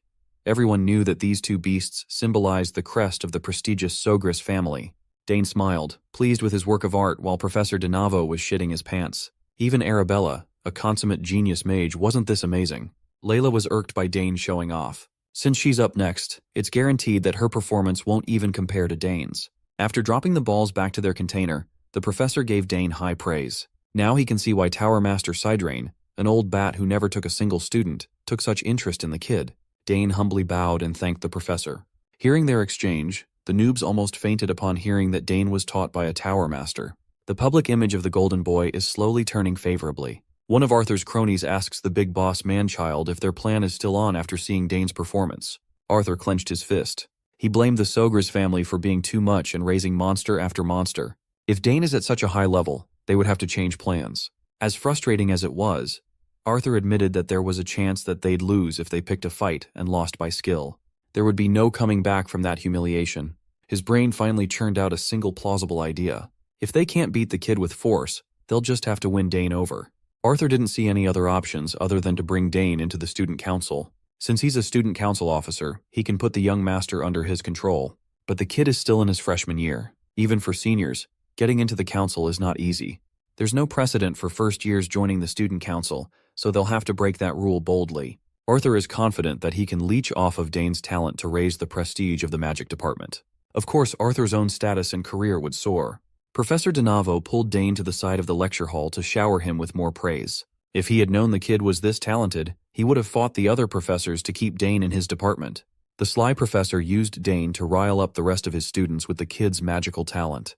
Before letting him go back to his seat, DeNavo urged the rising star to come see him any time. Dane is not one to turn down an opportunity to learn. After class, Layla and Dane walked out of the lecture hall. As usual, she's calling him out for hogging all the spotlight. He replied with a sly grin, blatantly teasing the young lady. If it wasn't for his anomalous performance, Layla's 5-ball manipulation would have been the standout. Given how competitive she's always been, she sulked away from Dane. At that moment, Arthurs and his goons entered. His tone completely made a 180 as he praised Dane for his outstanding skill. He just came by to talk with the young master for a moment. Seeing how quickly the guy changed their attitude, Dane felt sus. Of course, Arthur talked about the Imperial Academy Student Council. You see, the council decides academy policies and manages the budget. Because of that, they hold enormous influence and various privileges. For example, the council can decide on disciplinary actions against students who cross the line. They also have the power to approve academic department events. Dane didn't need all that explanation, though. He had already heard all about the council's power and exclusivity from his eldest sister. Finally, Arthur offered Dane a recommendation to become an officer. He exceeds the requirements, so there should be no problems. In addition to all the perks, being an officer automatically inducts a student as a part of the Danterre Hall. Arthur must have forgotten that this year's top student is already in Danterre Hall. As the annoying senior continues to prattle on about the benefits of joining the council, Dane wonders if these people are gods with all their privileges. After Arthur's impassioned speech, Dane rejected his pitch. If Dane was interested in the council, he'd rather get in through his own strength instead of a back channel. Besides, he believes perks always come with a price. Arthur's goons can already see their plan crumbling in real time, so they resorted to reiterating the prestige of the council, talking up their recommendation offer. Layla was forced to listen to all this senseless drivel from deranged seniors, and she was getting irritated by their persistence. She grabbed him by the hand and dragged him away to the cafeteria. Arthur was left there, his shitty plan unfulfilled. Dane was just thankful for Layla's perfect timing. Today, they might have faced rejection, but Arthur and his goons are not giving up. Layla could see through the plan of those shady seniors. They're just trying to turn Dane into a pawn. More importantly, the young Duchess was pissed that she wasn't offered the same recommendation. By now, Layla had come to gracefully accept that Dane is just on a completely different plane to normal people when it comes to talent. And so, the two headed for the Imperial Academy's cafeteria, hoping that sweet tarts were still available. Meanwhile, Arthur came by to meet with Professor DeNavo. According to the professor's estimation, Dane might be more talented than even his eldest sister, Arabella. With how vast the field of magic is, it's hard to say for sure. But in terms of potential, Dane is a monster. Hearing that the kid is more talented than a senior he venerated, Arthur's head spun. The professor wants Arthur to subtly persuade the young Sogres to become a magic department exclusively. Since Dane arrived, everyone has just kept on seeing the same thing. They're all enchanted by the young phenom's undeniable talent. Arthur confessed that he already tried to convince Dane to join the student council, but was rejected. DeNavo just can't let it go. The kid's monstrous potential is too precious to give away. Changing the subject, Arthur asked the professor about some sort of recommendation letter for himself. The professor dismissed the matter, saying that he believed that magic towers would line up for Arthur by graduation in 2 years' time. But Arthur can see through the professor's intentions. If he gets an early magic tower placement, Denavo will lose his favorite student to boss around, his errand boy. Arthur heard murmurs that Denavo was the one who cut off 2 magic towers offers way back in his 3rd year. Knowing that his future is in this egotistical professor's hands, Arthur continued accepting his orders. He doesn't have a choice. On the way to the cafeteria, Dane noticed how congested the area was due to club events. Every club is scrambling to avoid being disbanded. The duo tried some of the booths and won a lot of prizes. It was a great detour. In Dane's bag was a haul of 20 mana storage stones, 15 lunch coupons, 5 general meal tickets, 8 convenience store vouchers, and a treasure map. The senior running the booth said it was bought at a blind auction at the Arkender auction house. Hearing the name Arkender made Layla's eyes shine with the possibility of a real treasure. Dane's dad once clued him in on the Arkender auction house, the hub for rare and beautiful wares from across the entire empire. The best appraisers in the country thoroughly examine everything, ensuring the authenticity of everything sold. The treasure map's seal is still intact, without any sign of tampering. Given how well-known tales of secret places and mysteries are in the academy, a treasure doesn't seem too unbelievable. Looking at the map, Dane thought of the person who would love this thing the most, that exploration nerd, Ernest. The Demetra Hall is where most general education lectures are held. Currently, Dane is heading inside to attend his Imperial History class. Before coming to the academy, the head butler of Sogra's house had already taught him most of the material, so Dane felt confident. Suddenly, a familiar voice called out to him with excitement. It was none other than Ernest, the nerd. Since Imperial History is a required lecture for freshmen, it looks like they'll be sharing a class. With concern, Ernest asked Dane about the changes in his body after the incident. It's a bit complicated, so Dane dodged the subject. Just as he was about to share the juicy news about the treasure map with his ditzy friend, they were interrupted by a bunch of copy-and-pasted thugs. Based on Ernest's terrified reaction, Dane could see that there must be some history here. The head thug, who looked like a grown-ass man with a wife and kids, gave Ernest a cheeky greeting. Four Eyes here didn't even know how to respond. In Dane's eyes, he looked like a soldier suffering from trauma. When Ernest finally managed to speak, we found out the name of the head thug, Braun. Braun is bullying children. How will this affect our glorious king's legacy? Head thug grabbed Ernest's head like a basketball while he mocked him for shaking like a leaf. The copy-and-paste villains weren't even paying attention to Dane. Since they reunited with their errand boy, they might as well reignite their busboy and boss relationship as Braun demanded a sandwich. When Ernest tried to refuse, the thugs laughed, and Braun shot him a sharp glare. Finally, the grown-ass man cosplaying as a student acknowledged Dane's presence with arrogance. Since Ernest called Dane a friend, Braun assumed that he was a bitch boy just like his buddy. This attitude reminded Dane of the scum of the earth he saw on the battlefield. Before things could escalate further, a hall monitor spotted them and yelled at them to get to their classes. Like an expert bully, Braun smiled and responded politely. Before moving, he side-eyed Ernest and invited him for a little talk after class. Four Eyes recoiled in fear, his past issues resurfacing. Braun, on the other hand, is just glad that his academic life is about to get a lot less boring. Even with Braun out of the view, Ernest is still trembling in terror. Dane helped him up, and the poor boy apologized for getting his new friend mixed up with some bad people. Ernest admitted his tumultuous history with Braun back home. He thought that with the size of the academy, he wouldn't bump into him for his whole school life. Dane reassured him that it was all good. In truth, he couldn't bear to see his new friend be so tormented by trash. So he volunteered to walk with Ernest for now. He can tell that this ditz would go back to being an errand boy, listening to whatever Braun says. If that happens, Ernest will just relive his younger days. He saw Dane's transformation at the fountain. There's no need to worry about safety or all that nonsense. Even though he knows just how strong Dane is, Four Eyes still feels hesitant to implicate him in his personal issues. Right after classes ended, Ernest and Dane were ambushed by the copy-and-pasted thug club. When Dane tried to shut Braun's trap, the bastard barked even louder. Seeing that Dane wasn't a spineless bastard who would back down with just a few words, Braun was threatened. Just like all noble bastards, he started bringing up his family name, the Sauer family. He asserted that he was the heir of the most powerful family in the West, as if that meant anything. In response, Dane just picked up his ears and smiled. He had never heard of such an insignificant family. Braun's anger rose and his underlings started barking like the dogs they were. Like a real badass, Braun ordered his underlings to do the dirty work and beat up Dane. Looking as though they were just waiting for those orders, the nameless side characters smiled. They walked up towards Ernest and Dane with arrogance plastered all over their faces. Ernest tried to salvage the situation, thinking that they should just run. He warned Dane that Braun was called a swordsmanship genius since they were kids. Hearing that only made Dane more interested in putting that bastard in his place. He turned to his wimpy buddy, telling him to take on one of the nobodies. All it takes is one punch to the jaw, and it should lights out. Ernest can't keep living in fear. He must fight back. As the first thug charged, Dane barely paid attention. He saw every telegraphed movement and took the punch without raising his guard while twisting his neck parallel to the impact. The balding thug looked extremely pleased with himself. Braun also felt a sense of pride that his goons were so good at bullying. Balding thug tried to sneak in another punch, but this time, Dane raised his guard up.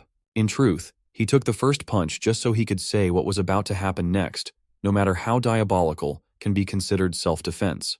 Balding thug disregarded his words and tried a hook from which Dane had no problem ducking away. He then retaliated with a quick liver blow that sent an agonizing pain all over the poor bastard's body. For maximum humiliation, Dane tripped the bastard over with a leg sweep. With how hard he hit his head on the pavement, I really hope this guy has good health insurance. Ignoring the first victim, Dane went to work on the second goon. This one had a horrible defense, so Dane easily clamped his jaw with a palm strike. With a shoulder bash, he sent the goon flying to obstruct the third one. While still a few meters away, Dane summoned a manosphere in his hand. He sent that blue ball slapping against the third goon's face. In just a few seconds, 3 goons were dealt with efficiently. They all hit the ground and passed out. Dane broke the silence with a complaint. He hit the third guy a little too hard. He's still not fully accustomed to his ancient mana core. Ernest was slack-jawed while Braun and the rest of his goons couldn't believe their eyes. Head Thug blamed his lackeys for being stupid and incompetent, while they warned their boss that this white-haired kid was far from ordinary. Braun told them to shut their bitch asses up. Being bodied by a freshman is shameful enough. Adding fuel to the fire, Dane goaded the big guy to back up his loud boasts from earlier. The only thug with a functioning brain tried to warn Braun to stop and back away, but the dumbass is not listening. Braun cannot see himself bowing down in front of a little brat. So, he stimulated his mana and opened a portal. Dane looked less than impressed by the flashy showing. From the portal, Braun retrieved a shitty-looking sword and brandished it around like he was the shit. Since they're in an isolated place, he can use his blade to cause a little bloody accident without any witnesses. Ernest shrieked, and Dane didn't even flinch. They're in a spot where the weather gets extremely cloudy. Sometimes it gets so foggy that authorities can't even find a murdered body. The only smart thug in the group tried to talk his boss down. Braun yelled at him to stop yapping and beat Ernest up. So, it finally came down to a 2 versus 2. Dane assured Ernest that in a head-to-head clash against some third-rate thug, he can win. Think about it. This kid is an exploration junkie. His lower body strength should be through the roof. All he has to do is time the strike correctly and send the enemy flying. Ernest doesn't think he has that dog in him, but Dane believes that he does. Finally, the clash proceeded, and Dane jumped away to isolate Braun from Ernest. Braun is used to mage nerds who try to keep their distance from swordsmen. Dane just smiled at his grossly inaccurate judgment and continued to string the big dumbass along. Meanwhile, Ernest is starting to internalize Dane's words. He can't continue living life like a perpetual victim. The thug slowly walked up to him with a mocking smile. He thought the kid wouldn't swing, even though he was clenching his fist.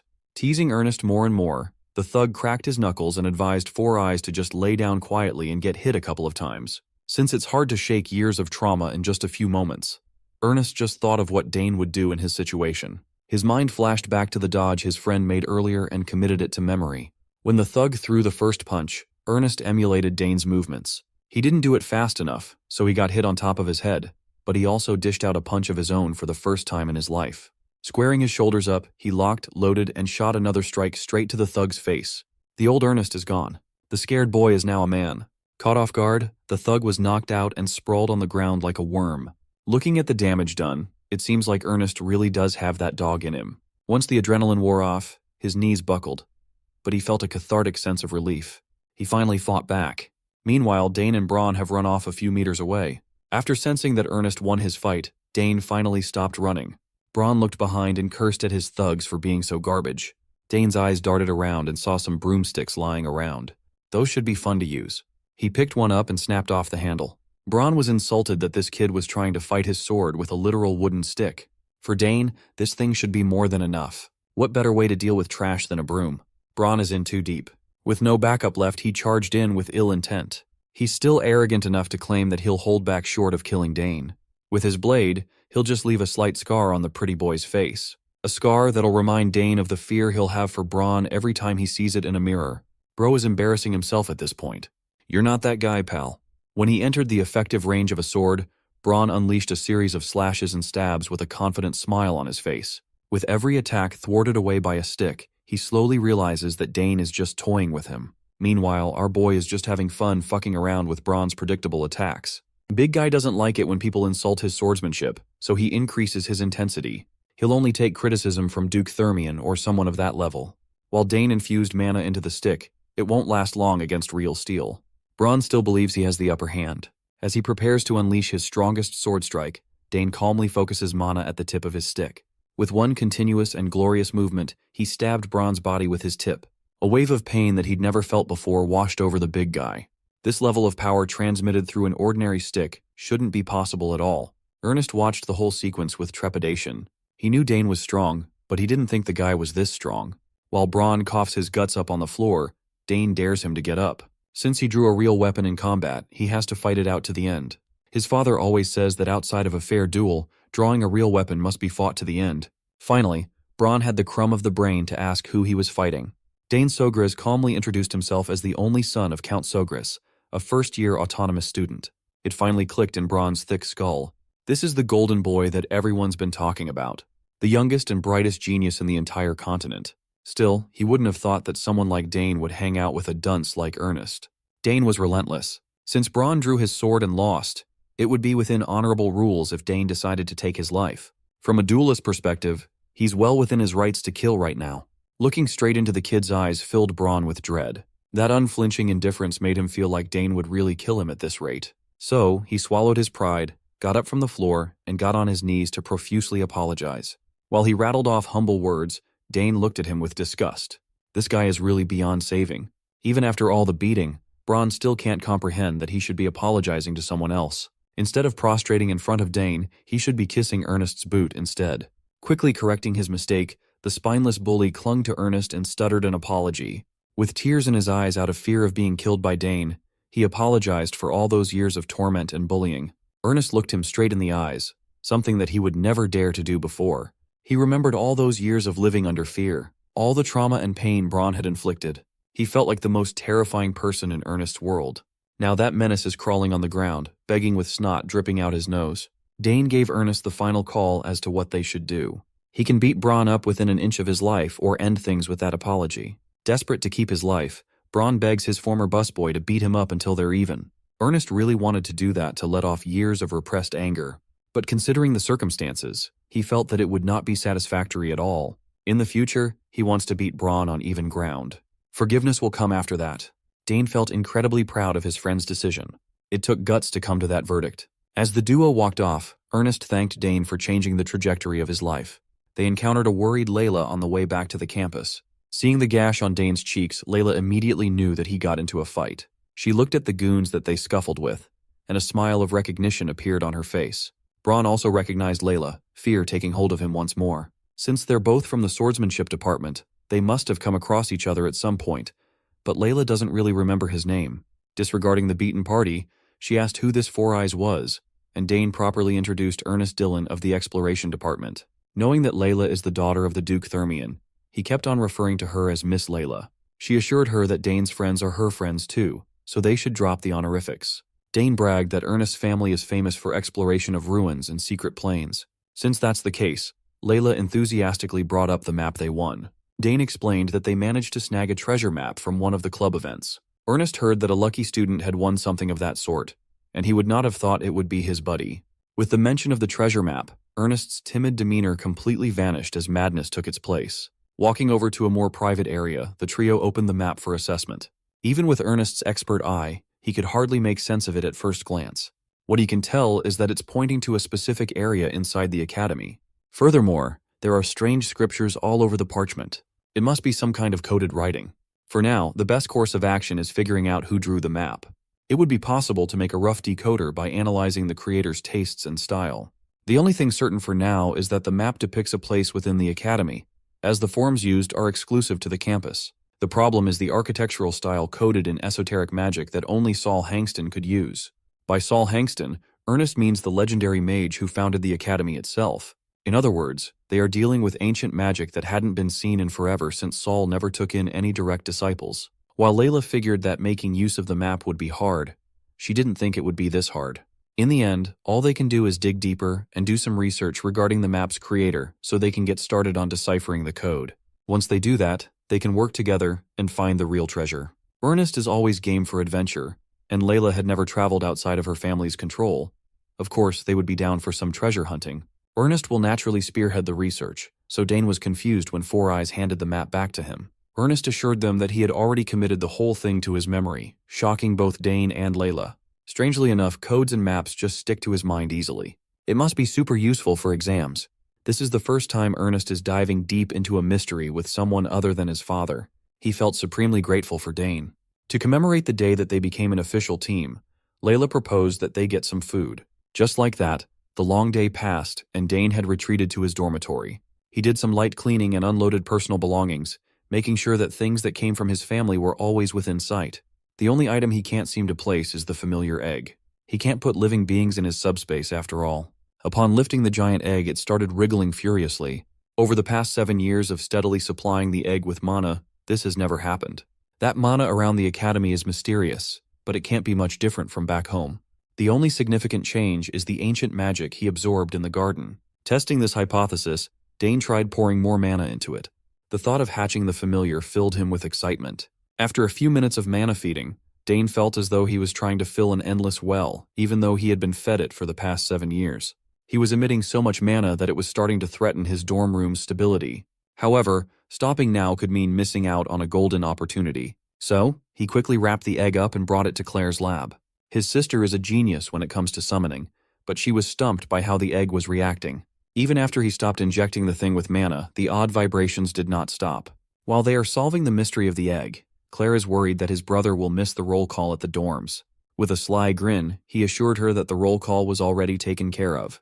Back in the hallways of Danterre Hall, Albert, the stickler from the disciplinary committee, stormed in just in time to check the students' attendance. The outstanding students of Danterre Hall neatly lined up outside of their rooms. Roll call is uniformly conducted in all dormitories within the Imperial Academy. Trap Boy Arnold felt anxious since there were no signs of Priscilla and Dane for the attendance check. Albert proclaimed that arriving late for a monthly roll call equals a 1-point penalty. A no-show is 2 points. 3 late arrivals in 1 semester are subject to disciplinary action and voluntary dorm service. 2 absences are punished by forced demotion. Albert demands that no one moves and everyone shuts their mouths. Even if they're in Danterre Hall, rules will be enforced. To aid the committee's job, they actually installed magic surveillance cameras recently. Interestingly enough, Priscilla, a student from this floor, had already been caught trying to slip away. It has been confirmed that she left the dormitory grounds 5 minutes ago. The committee usually doesn't check bedrooms, but with a stickler like Albert at the helm, bedroom checks are now the norm. That means there's going to be a storm of point deductions coming this semester. Upon thoroughly checking Priscilla's room, she was appropriately penalized for being absent without permission. The only other person absent from the preliminary roll call is freshman Dane Sogris. Some of Dane's new Danterre Hall buddies tried to cover for him, but Albert is relentless. When he and his team entered Dane's room, they were greeted by the young man. Dane scratched his head and apologized for missing the lineup since he was so busy unpacking. Albert couldn't really find fault in that sentiment, so he got off with just a mere warning. In truth, Dane is still in Claire's lab. He just used an illusion generator MK1 that Arabella built. He can project his form in the dock in his room through a convenient generator. Since it's controlled remotely, the connection can be spotty at times.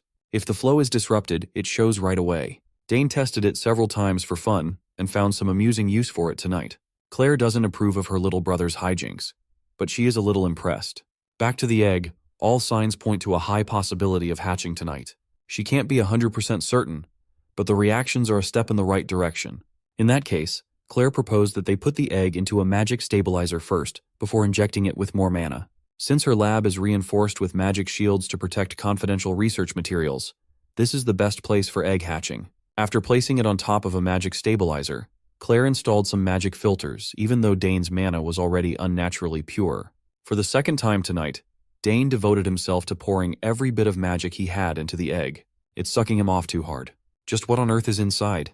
While anyone with a bit of money can get a familiar egg, hatching one is another story entirely. No one knows the exact conditions for every egg possible. The only thing certain is that the user's mana and the unknown familiar inside must have matching magic frequencies. In other words, it's a gacha game that needs a lot of luck. Whatever happens now is up to Dane's fortune. Claire knew that her little bro was talented, but seeing him in action and feeling his mana filled her with trepidation. Finally, Dane's efforts were rewarded with the sound of cracking. Claire yells at him to keep it going and push harder until it comes out. As Dane reached his limit, his brilliant blue mana danced around the lab. Finally, the egg exploded, sending the shattered shells all over the place.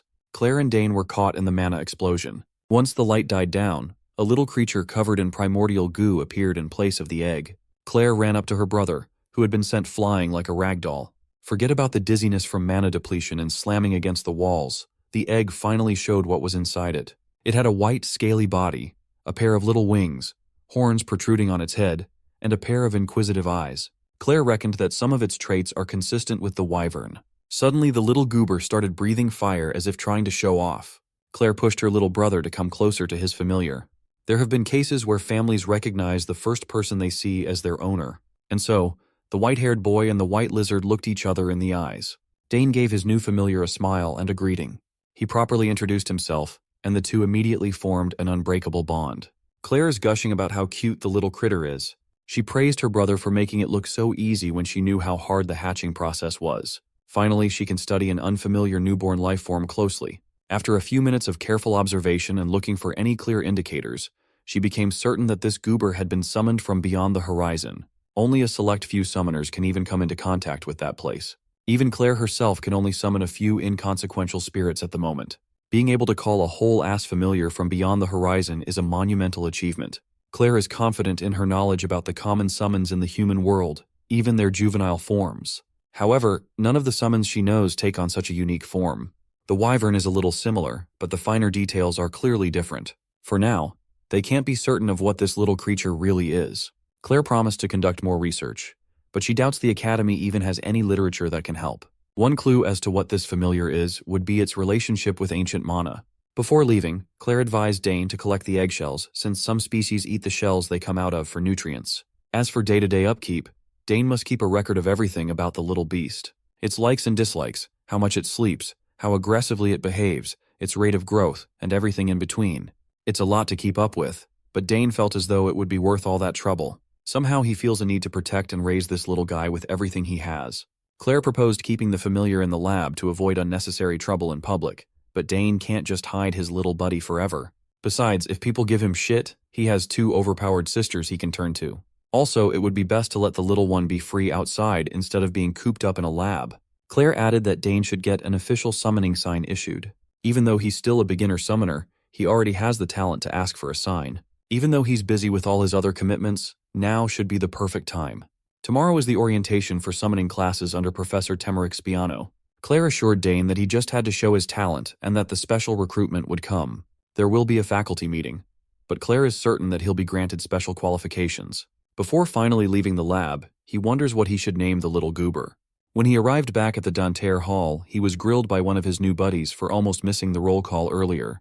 According to Purple Four Eyes here, his sisters were also infamous for pulling off daring stunts like he just did. Anyway, at least he has evaded punishment for now.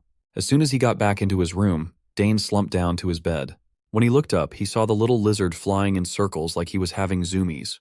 While roaming around the dorm room, he even threw up fire here and there. A few minutes ago, Dane tried sneaking back to his dorm through a secret passageway his sisters told him about. Unfortunately for him, the disciplinary committee was psycho enough to cover the whole dormitory with a magic barrier. To solve this barrier problem, Dane tried to study the mana flow for any weak spot. With a barrier this big, there's bound to be some hidden exploits. Before he could finish his observation, the scaly little guy had already grown impatient and shot some fire toward the magic barrier. Much to Dane's surprise, the barrier's integrity easily faltered until it was completely torn open. Logically, that should not have happened if it was subjected to normal fire. The only explanation he can think of is that his familiar flames can somehow disable mana. Based on that fact alone, he can already tell that he hit the jackpot. The very next day, Dane met up with Ernest to tell him all about his new friend. He named the little guy Happy, and Ernest was less than happy with such a weak name. Since Four Eyes is so displeased, Dane dares him to think of a better name. Thinking seriously, Ernest racked his brain. The little guy looks cute, but a name should have more weight and meaning. Finally, Ernest blurted out a single word: Carnus. Dane likes the sound of Carnus. It's mysterious and strangely befitting of the little fire breather. He happily ditched the name Happy. From now on, the little guy will be known as Carnus. Dane's next stop is the Bermudez Hall, named after the famous scholar Bermudez. This is the place where all summoning-related classes are held. As students funnel into the classroom, we see a familiar face among the crowd. Degron Tyron, that brat that Dane trashed back on his birthday years ago. Degron noticed that Dane was in the same class as him. He will never forget the kid that stole his summons from him. Because of that shameful day, House Tyron fell in standing within the noble society, barely clinging onto their capital noble title. Degron wasn't even supposed to be in this class. He failed it last year, so he was forced to retake it. Fortunately, this brat had grown a brain and knew he had to avoid Dane as much as possible. While he was dreading his fate, a senior came up to him. The senior in question assured him that there was no shame in retaking a class. Personally, it's his second retake of this course. Finally, the professor entered the room, and the students all took their seats. Summons Professor Temeric Spiano gave them the rundown of the course. In this class, they will learn the theoretical aspects of summoning. This first step as a summoner is extremely important. Most students have already heard about how strict Professor Temeric is. In addition, he reminded everyone that there is a special selection test that anyone can take, provided they have the necessary qualifications. To explain in detail, he pulled up a magic screen presentation. To qualify for special selection, one must summon a 5th rank or higher summons with a blank sign. Second, one must maintain that summons for more than 30 minutes. The lecture hall was filled with protest. It's already difficult to maintain the lowest 7th rank summon as is, even with a sign. This qualification is just absurd. But that's not all. Professor Temeric added that one must pass the subjective eye test too. Special selection candidates can be disqualified without all 3 conditions being met. A special student requires special qualifications after all. While the first 2 requirements are hard, trying to convince an examiner with the subjective condition is arguably harder. Dane wasn't too amused by all the red tape surrounding the special selection. All the power is essentially in the hands of the examiner. To make things worse, Professor Temeric explained that a special selection also requires at least 2 letters of recommendation from authorities related to the summoning department. Inwardly, he's pleased with the class's reaction. He likes putting plucky freshmen in their place. His eyes darted around the room and landed on Dane Sogris. He's paying extra attention to the kid who passed the autonomous major exam. He heard what the kid did during the entrance exam from Professor Delfinesso. No matter how he looked at it, he just couldn't believe that a freshman successfully created a link with a 4th-ranked Edorak. He wants to confirm the young man's talent with his own eyes. He suspects that Dane must have used his connection as the son of House Sogris to get in. Anyway, normal students should be satisfied with passing the regular exam. Passing the theory class shouldn't be a problem for capable future summoners. He basically called the retakers like Digron idiots. Dane reckons that the theory class must be a different beast, considering the entrance exam already tested their theoretical knowledge and affinity. Professor Temeric asked the class if there was a freshman already capable of summoning, or if they were all a bunch of disappointments. Dane could feel the man's eyes lasered in his direction. It's clear that Temeric is singling him out. Since that's the case, he'll gladly play along for now. So Dane stood up and decided to take on the challenge. The professor asked his name and department, even though he already knew the answers. Still, Dane Sogris properly introduced himself as an autonomous department student. Professor Temeric tried to snidely praise him, but it was clear that the words were said with sarcasm. Still, the professor was surprised that Dane responded neither proudly nor humbly, expertly praising the deans who assessed him instead. Without further ado, Dane was called to the stage to show everyone the talent that wowed the deans. Dane doesn't appreciate the blatant doubt, but he continues being respectful. However, he added a stipulation. If he can demonstrate his qualifications, he wants Professor Temeric to write him a recommendation letter for the special selection test. The man was taken aback by his bold proposal. The same can be said for every student in the lecture hall. All Dane has to do is show how truly special his talents are, easy peasy. He even blatantly admitted that failure to perform is not even in his mind. Professor Temeric was incensed. Even Dane's sister Claire was never this confidently arrogant. Welcoming the young man's challenge, Dane was called to give it a go. Professor Temeric accepted the stipulation of writing a letter of recommendation, but warned Dane that he was not easily impressed. The whole class was in uproar. Some of them knew Dane as the freshman golden boy, and some knew him as the legendary Claire's little brother. It just so happens that the professor has a blank sign ready for the test. So, Dane calmly took to the stage and grabbed the blank sign. This little challenge wasn't in his plans, but it presented an opportunity to gain a lot. Funneling mana into the blank sign, he whispered at the magical piece of paper to answer his call. Suddenly, a massive wolf appeared out of thin air as pure mana swirled all over the room. The beast landed and shot a fierce glance at everyone in their seats. Those with basic summoning knowledge identified the wolf as a grade 5 summons. It's impossibly hard to call a beast of this caliber with a blank sigil. There is no one more shocked than the original owner of this wolf, Degron Tyron. From a single glance, he could recognize Gendpu. Dane turned to the professor for an evaluation of his performance. Even Temeric had to admit that this feat was inhuman. Even so, he's banking on Dane not being able to maintain the summons for a whole 30 minutes. Putting on a mask of professionalism, Temeric praised Dane and warned him about the difficulty of the second condition. Dane is a good man. He refuses to waste 30 minutes of everyone's time, so he proposes showing something else. Without waiting for approval, he smiled at the doubtful professor's crumbling mask. His classmates could not take their eyes off the stage. Since the third condition is to show something special, he'll just leave the judgment up to the professor's evaluation for the next trick. If Temeric decides that the trick isn't good enough, he's well within his rights to fail Dane. In front of every summoning freshman, there shouldn't be any room for pettiness, right? Finally, Dane called Genpu over and petted the good boy on the head. He got up and slowly manipulated his mana to wrap around the rank 5 beast. As Temeric watched, it gradually dawned on him what the boy was trying to do. Dane recited some ancient chant, and the pure mana seeped into Genpu. The wolf's eyes grew fiercer, its fangs grew sharper than ever, and Genpu's whole body expanded as he floated in the air, lifted by pure magic. Finally, the beast's claws were enhanced for maximum lethality. Dane knew that what he was doing was working perfectly. He could not have imagined doing this so early in his life if it wasn't for the power of ancient magic. Finally, the rest of the class caught up to what was happening. Dane is doing summon enhancement, a technique that only the 5th year of the summoning department should be capable of. With a guttural howl, Genpu showed his qualitative power up. Dane turned to the professor and asked if this was enough to prove his uniqueness. Professor Temeric couldn't take his eyes off the massive beast. Seeing Dane pull off an effortless link enhancement convinced him that every absurd thing he heard about the kid was true after all. In fact, he had never seen such a talented student in his life. After a few seconds of stunned silence, Temeric stammered out his approval for Dane's performance. He promised to discuss the matter of the recommendation letter later. Dane was satisfied with the professor's fair assessment. Meanwhile, Degron Tyron was just shell-shocked with how much the Soger's kid had grown. He can now see how ignorant and arrogant he was all those years ago. Once the commotion settled down, class resumed, and Professor Temeric showed that he was a pretty good educator. Dane could feel the guy's gaze lingering on him the whole time, but he didn't bother to react. Temeric knows the material he's teaching like the back of his hand, but the shock from earlier made him feel a little out of sorts. Dane liked making the grown man flustered in the lectern.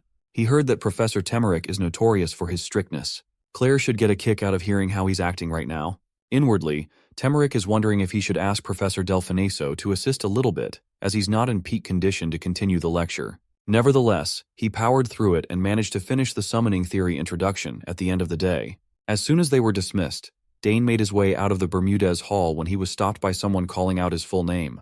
He immediately recognized Degron Tyron, Genpu's original owner. Degron felt a little bittersweet at the fact that Dane remembered him that way. Dane was on guard, thinking that the red-haired bastard sought him out for revenge, but Degron seemed oddly gentle. With an air of maturity, Degron admitted that he was planning on ignoring and avoiding Dane until he graduates, but now he wants to apologize for what happened between them back then. He lowered his head and profusely expressed regret for acting like an ass when they were kids, taking full accountability. He maintained that bow for a long time, and Dane smiled. Seeing how sincere Degron was, he waved off their bad blood.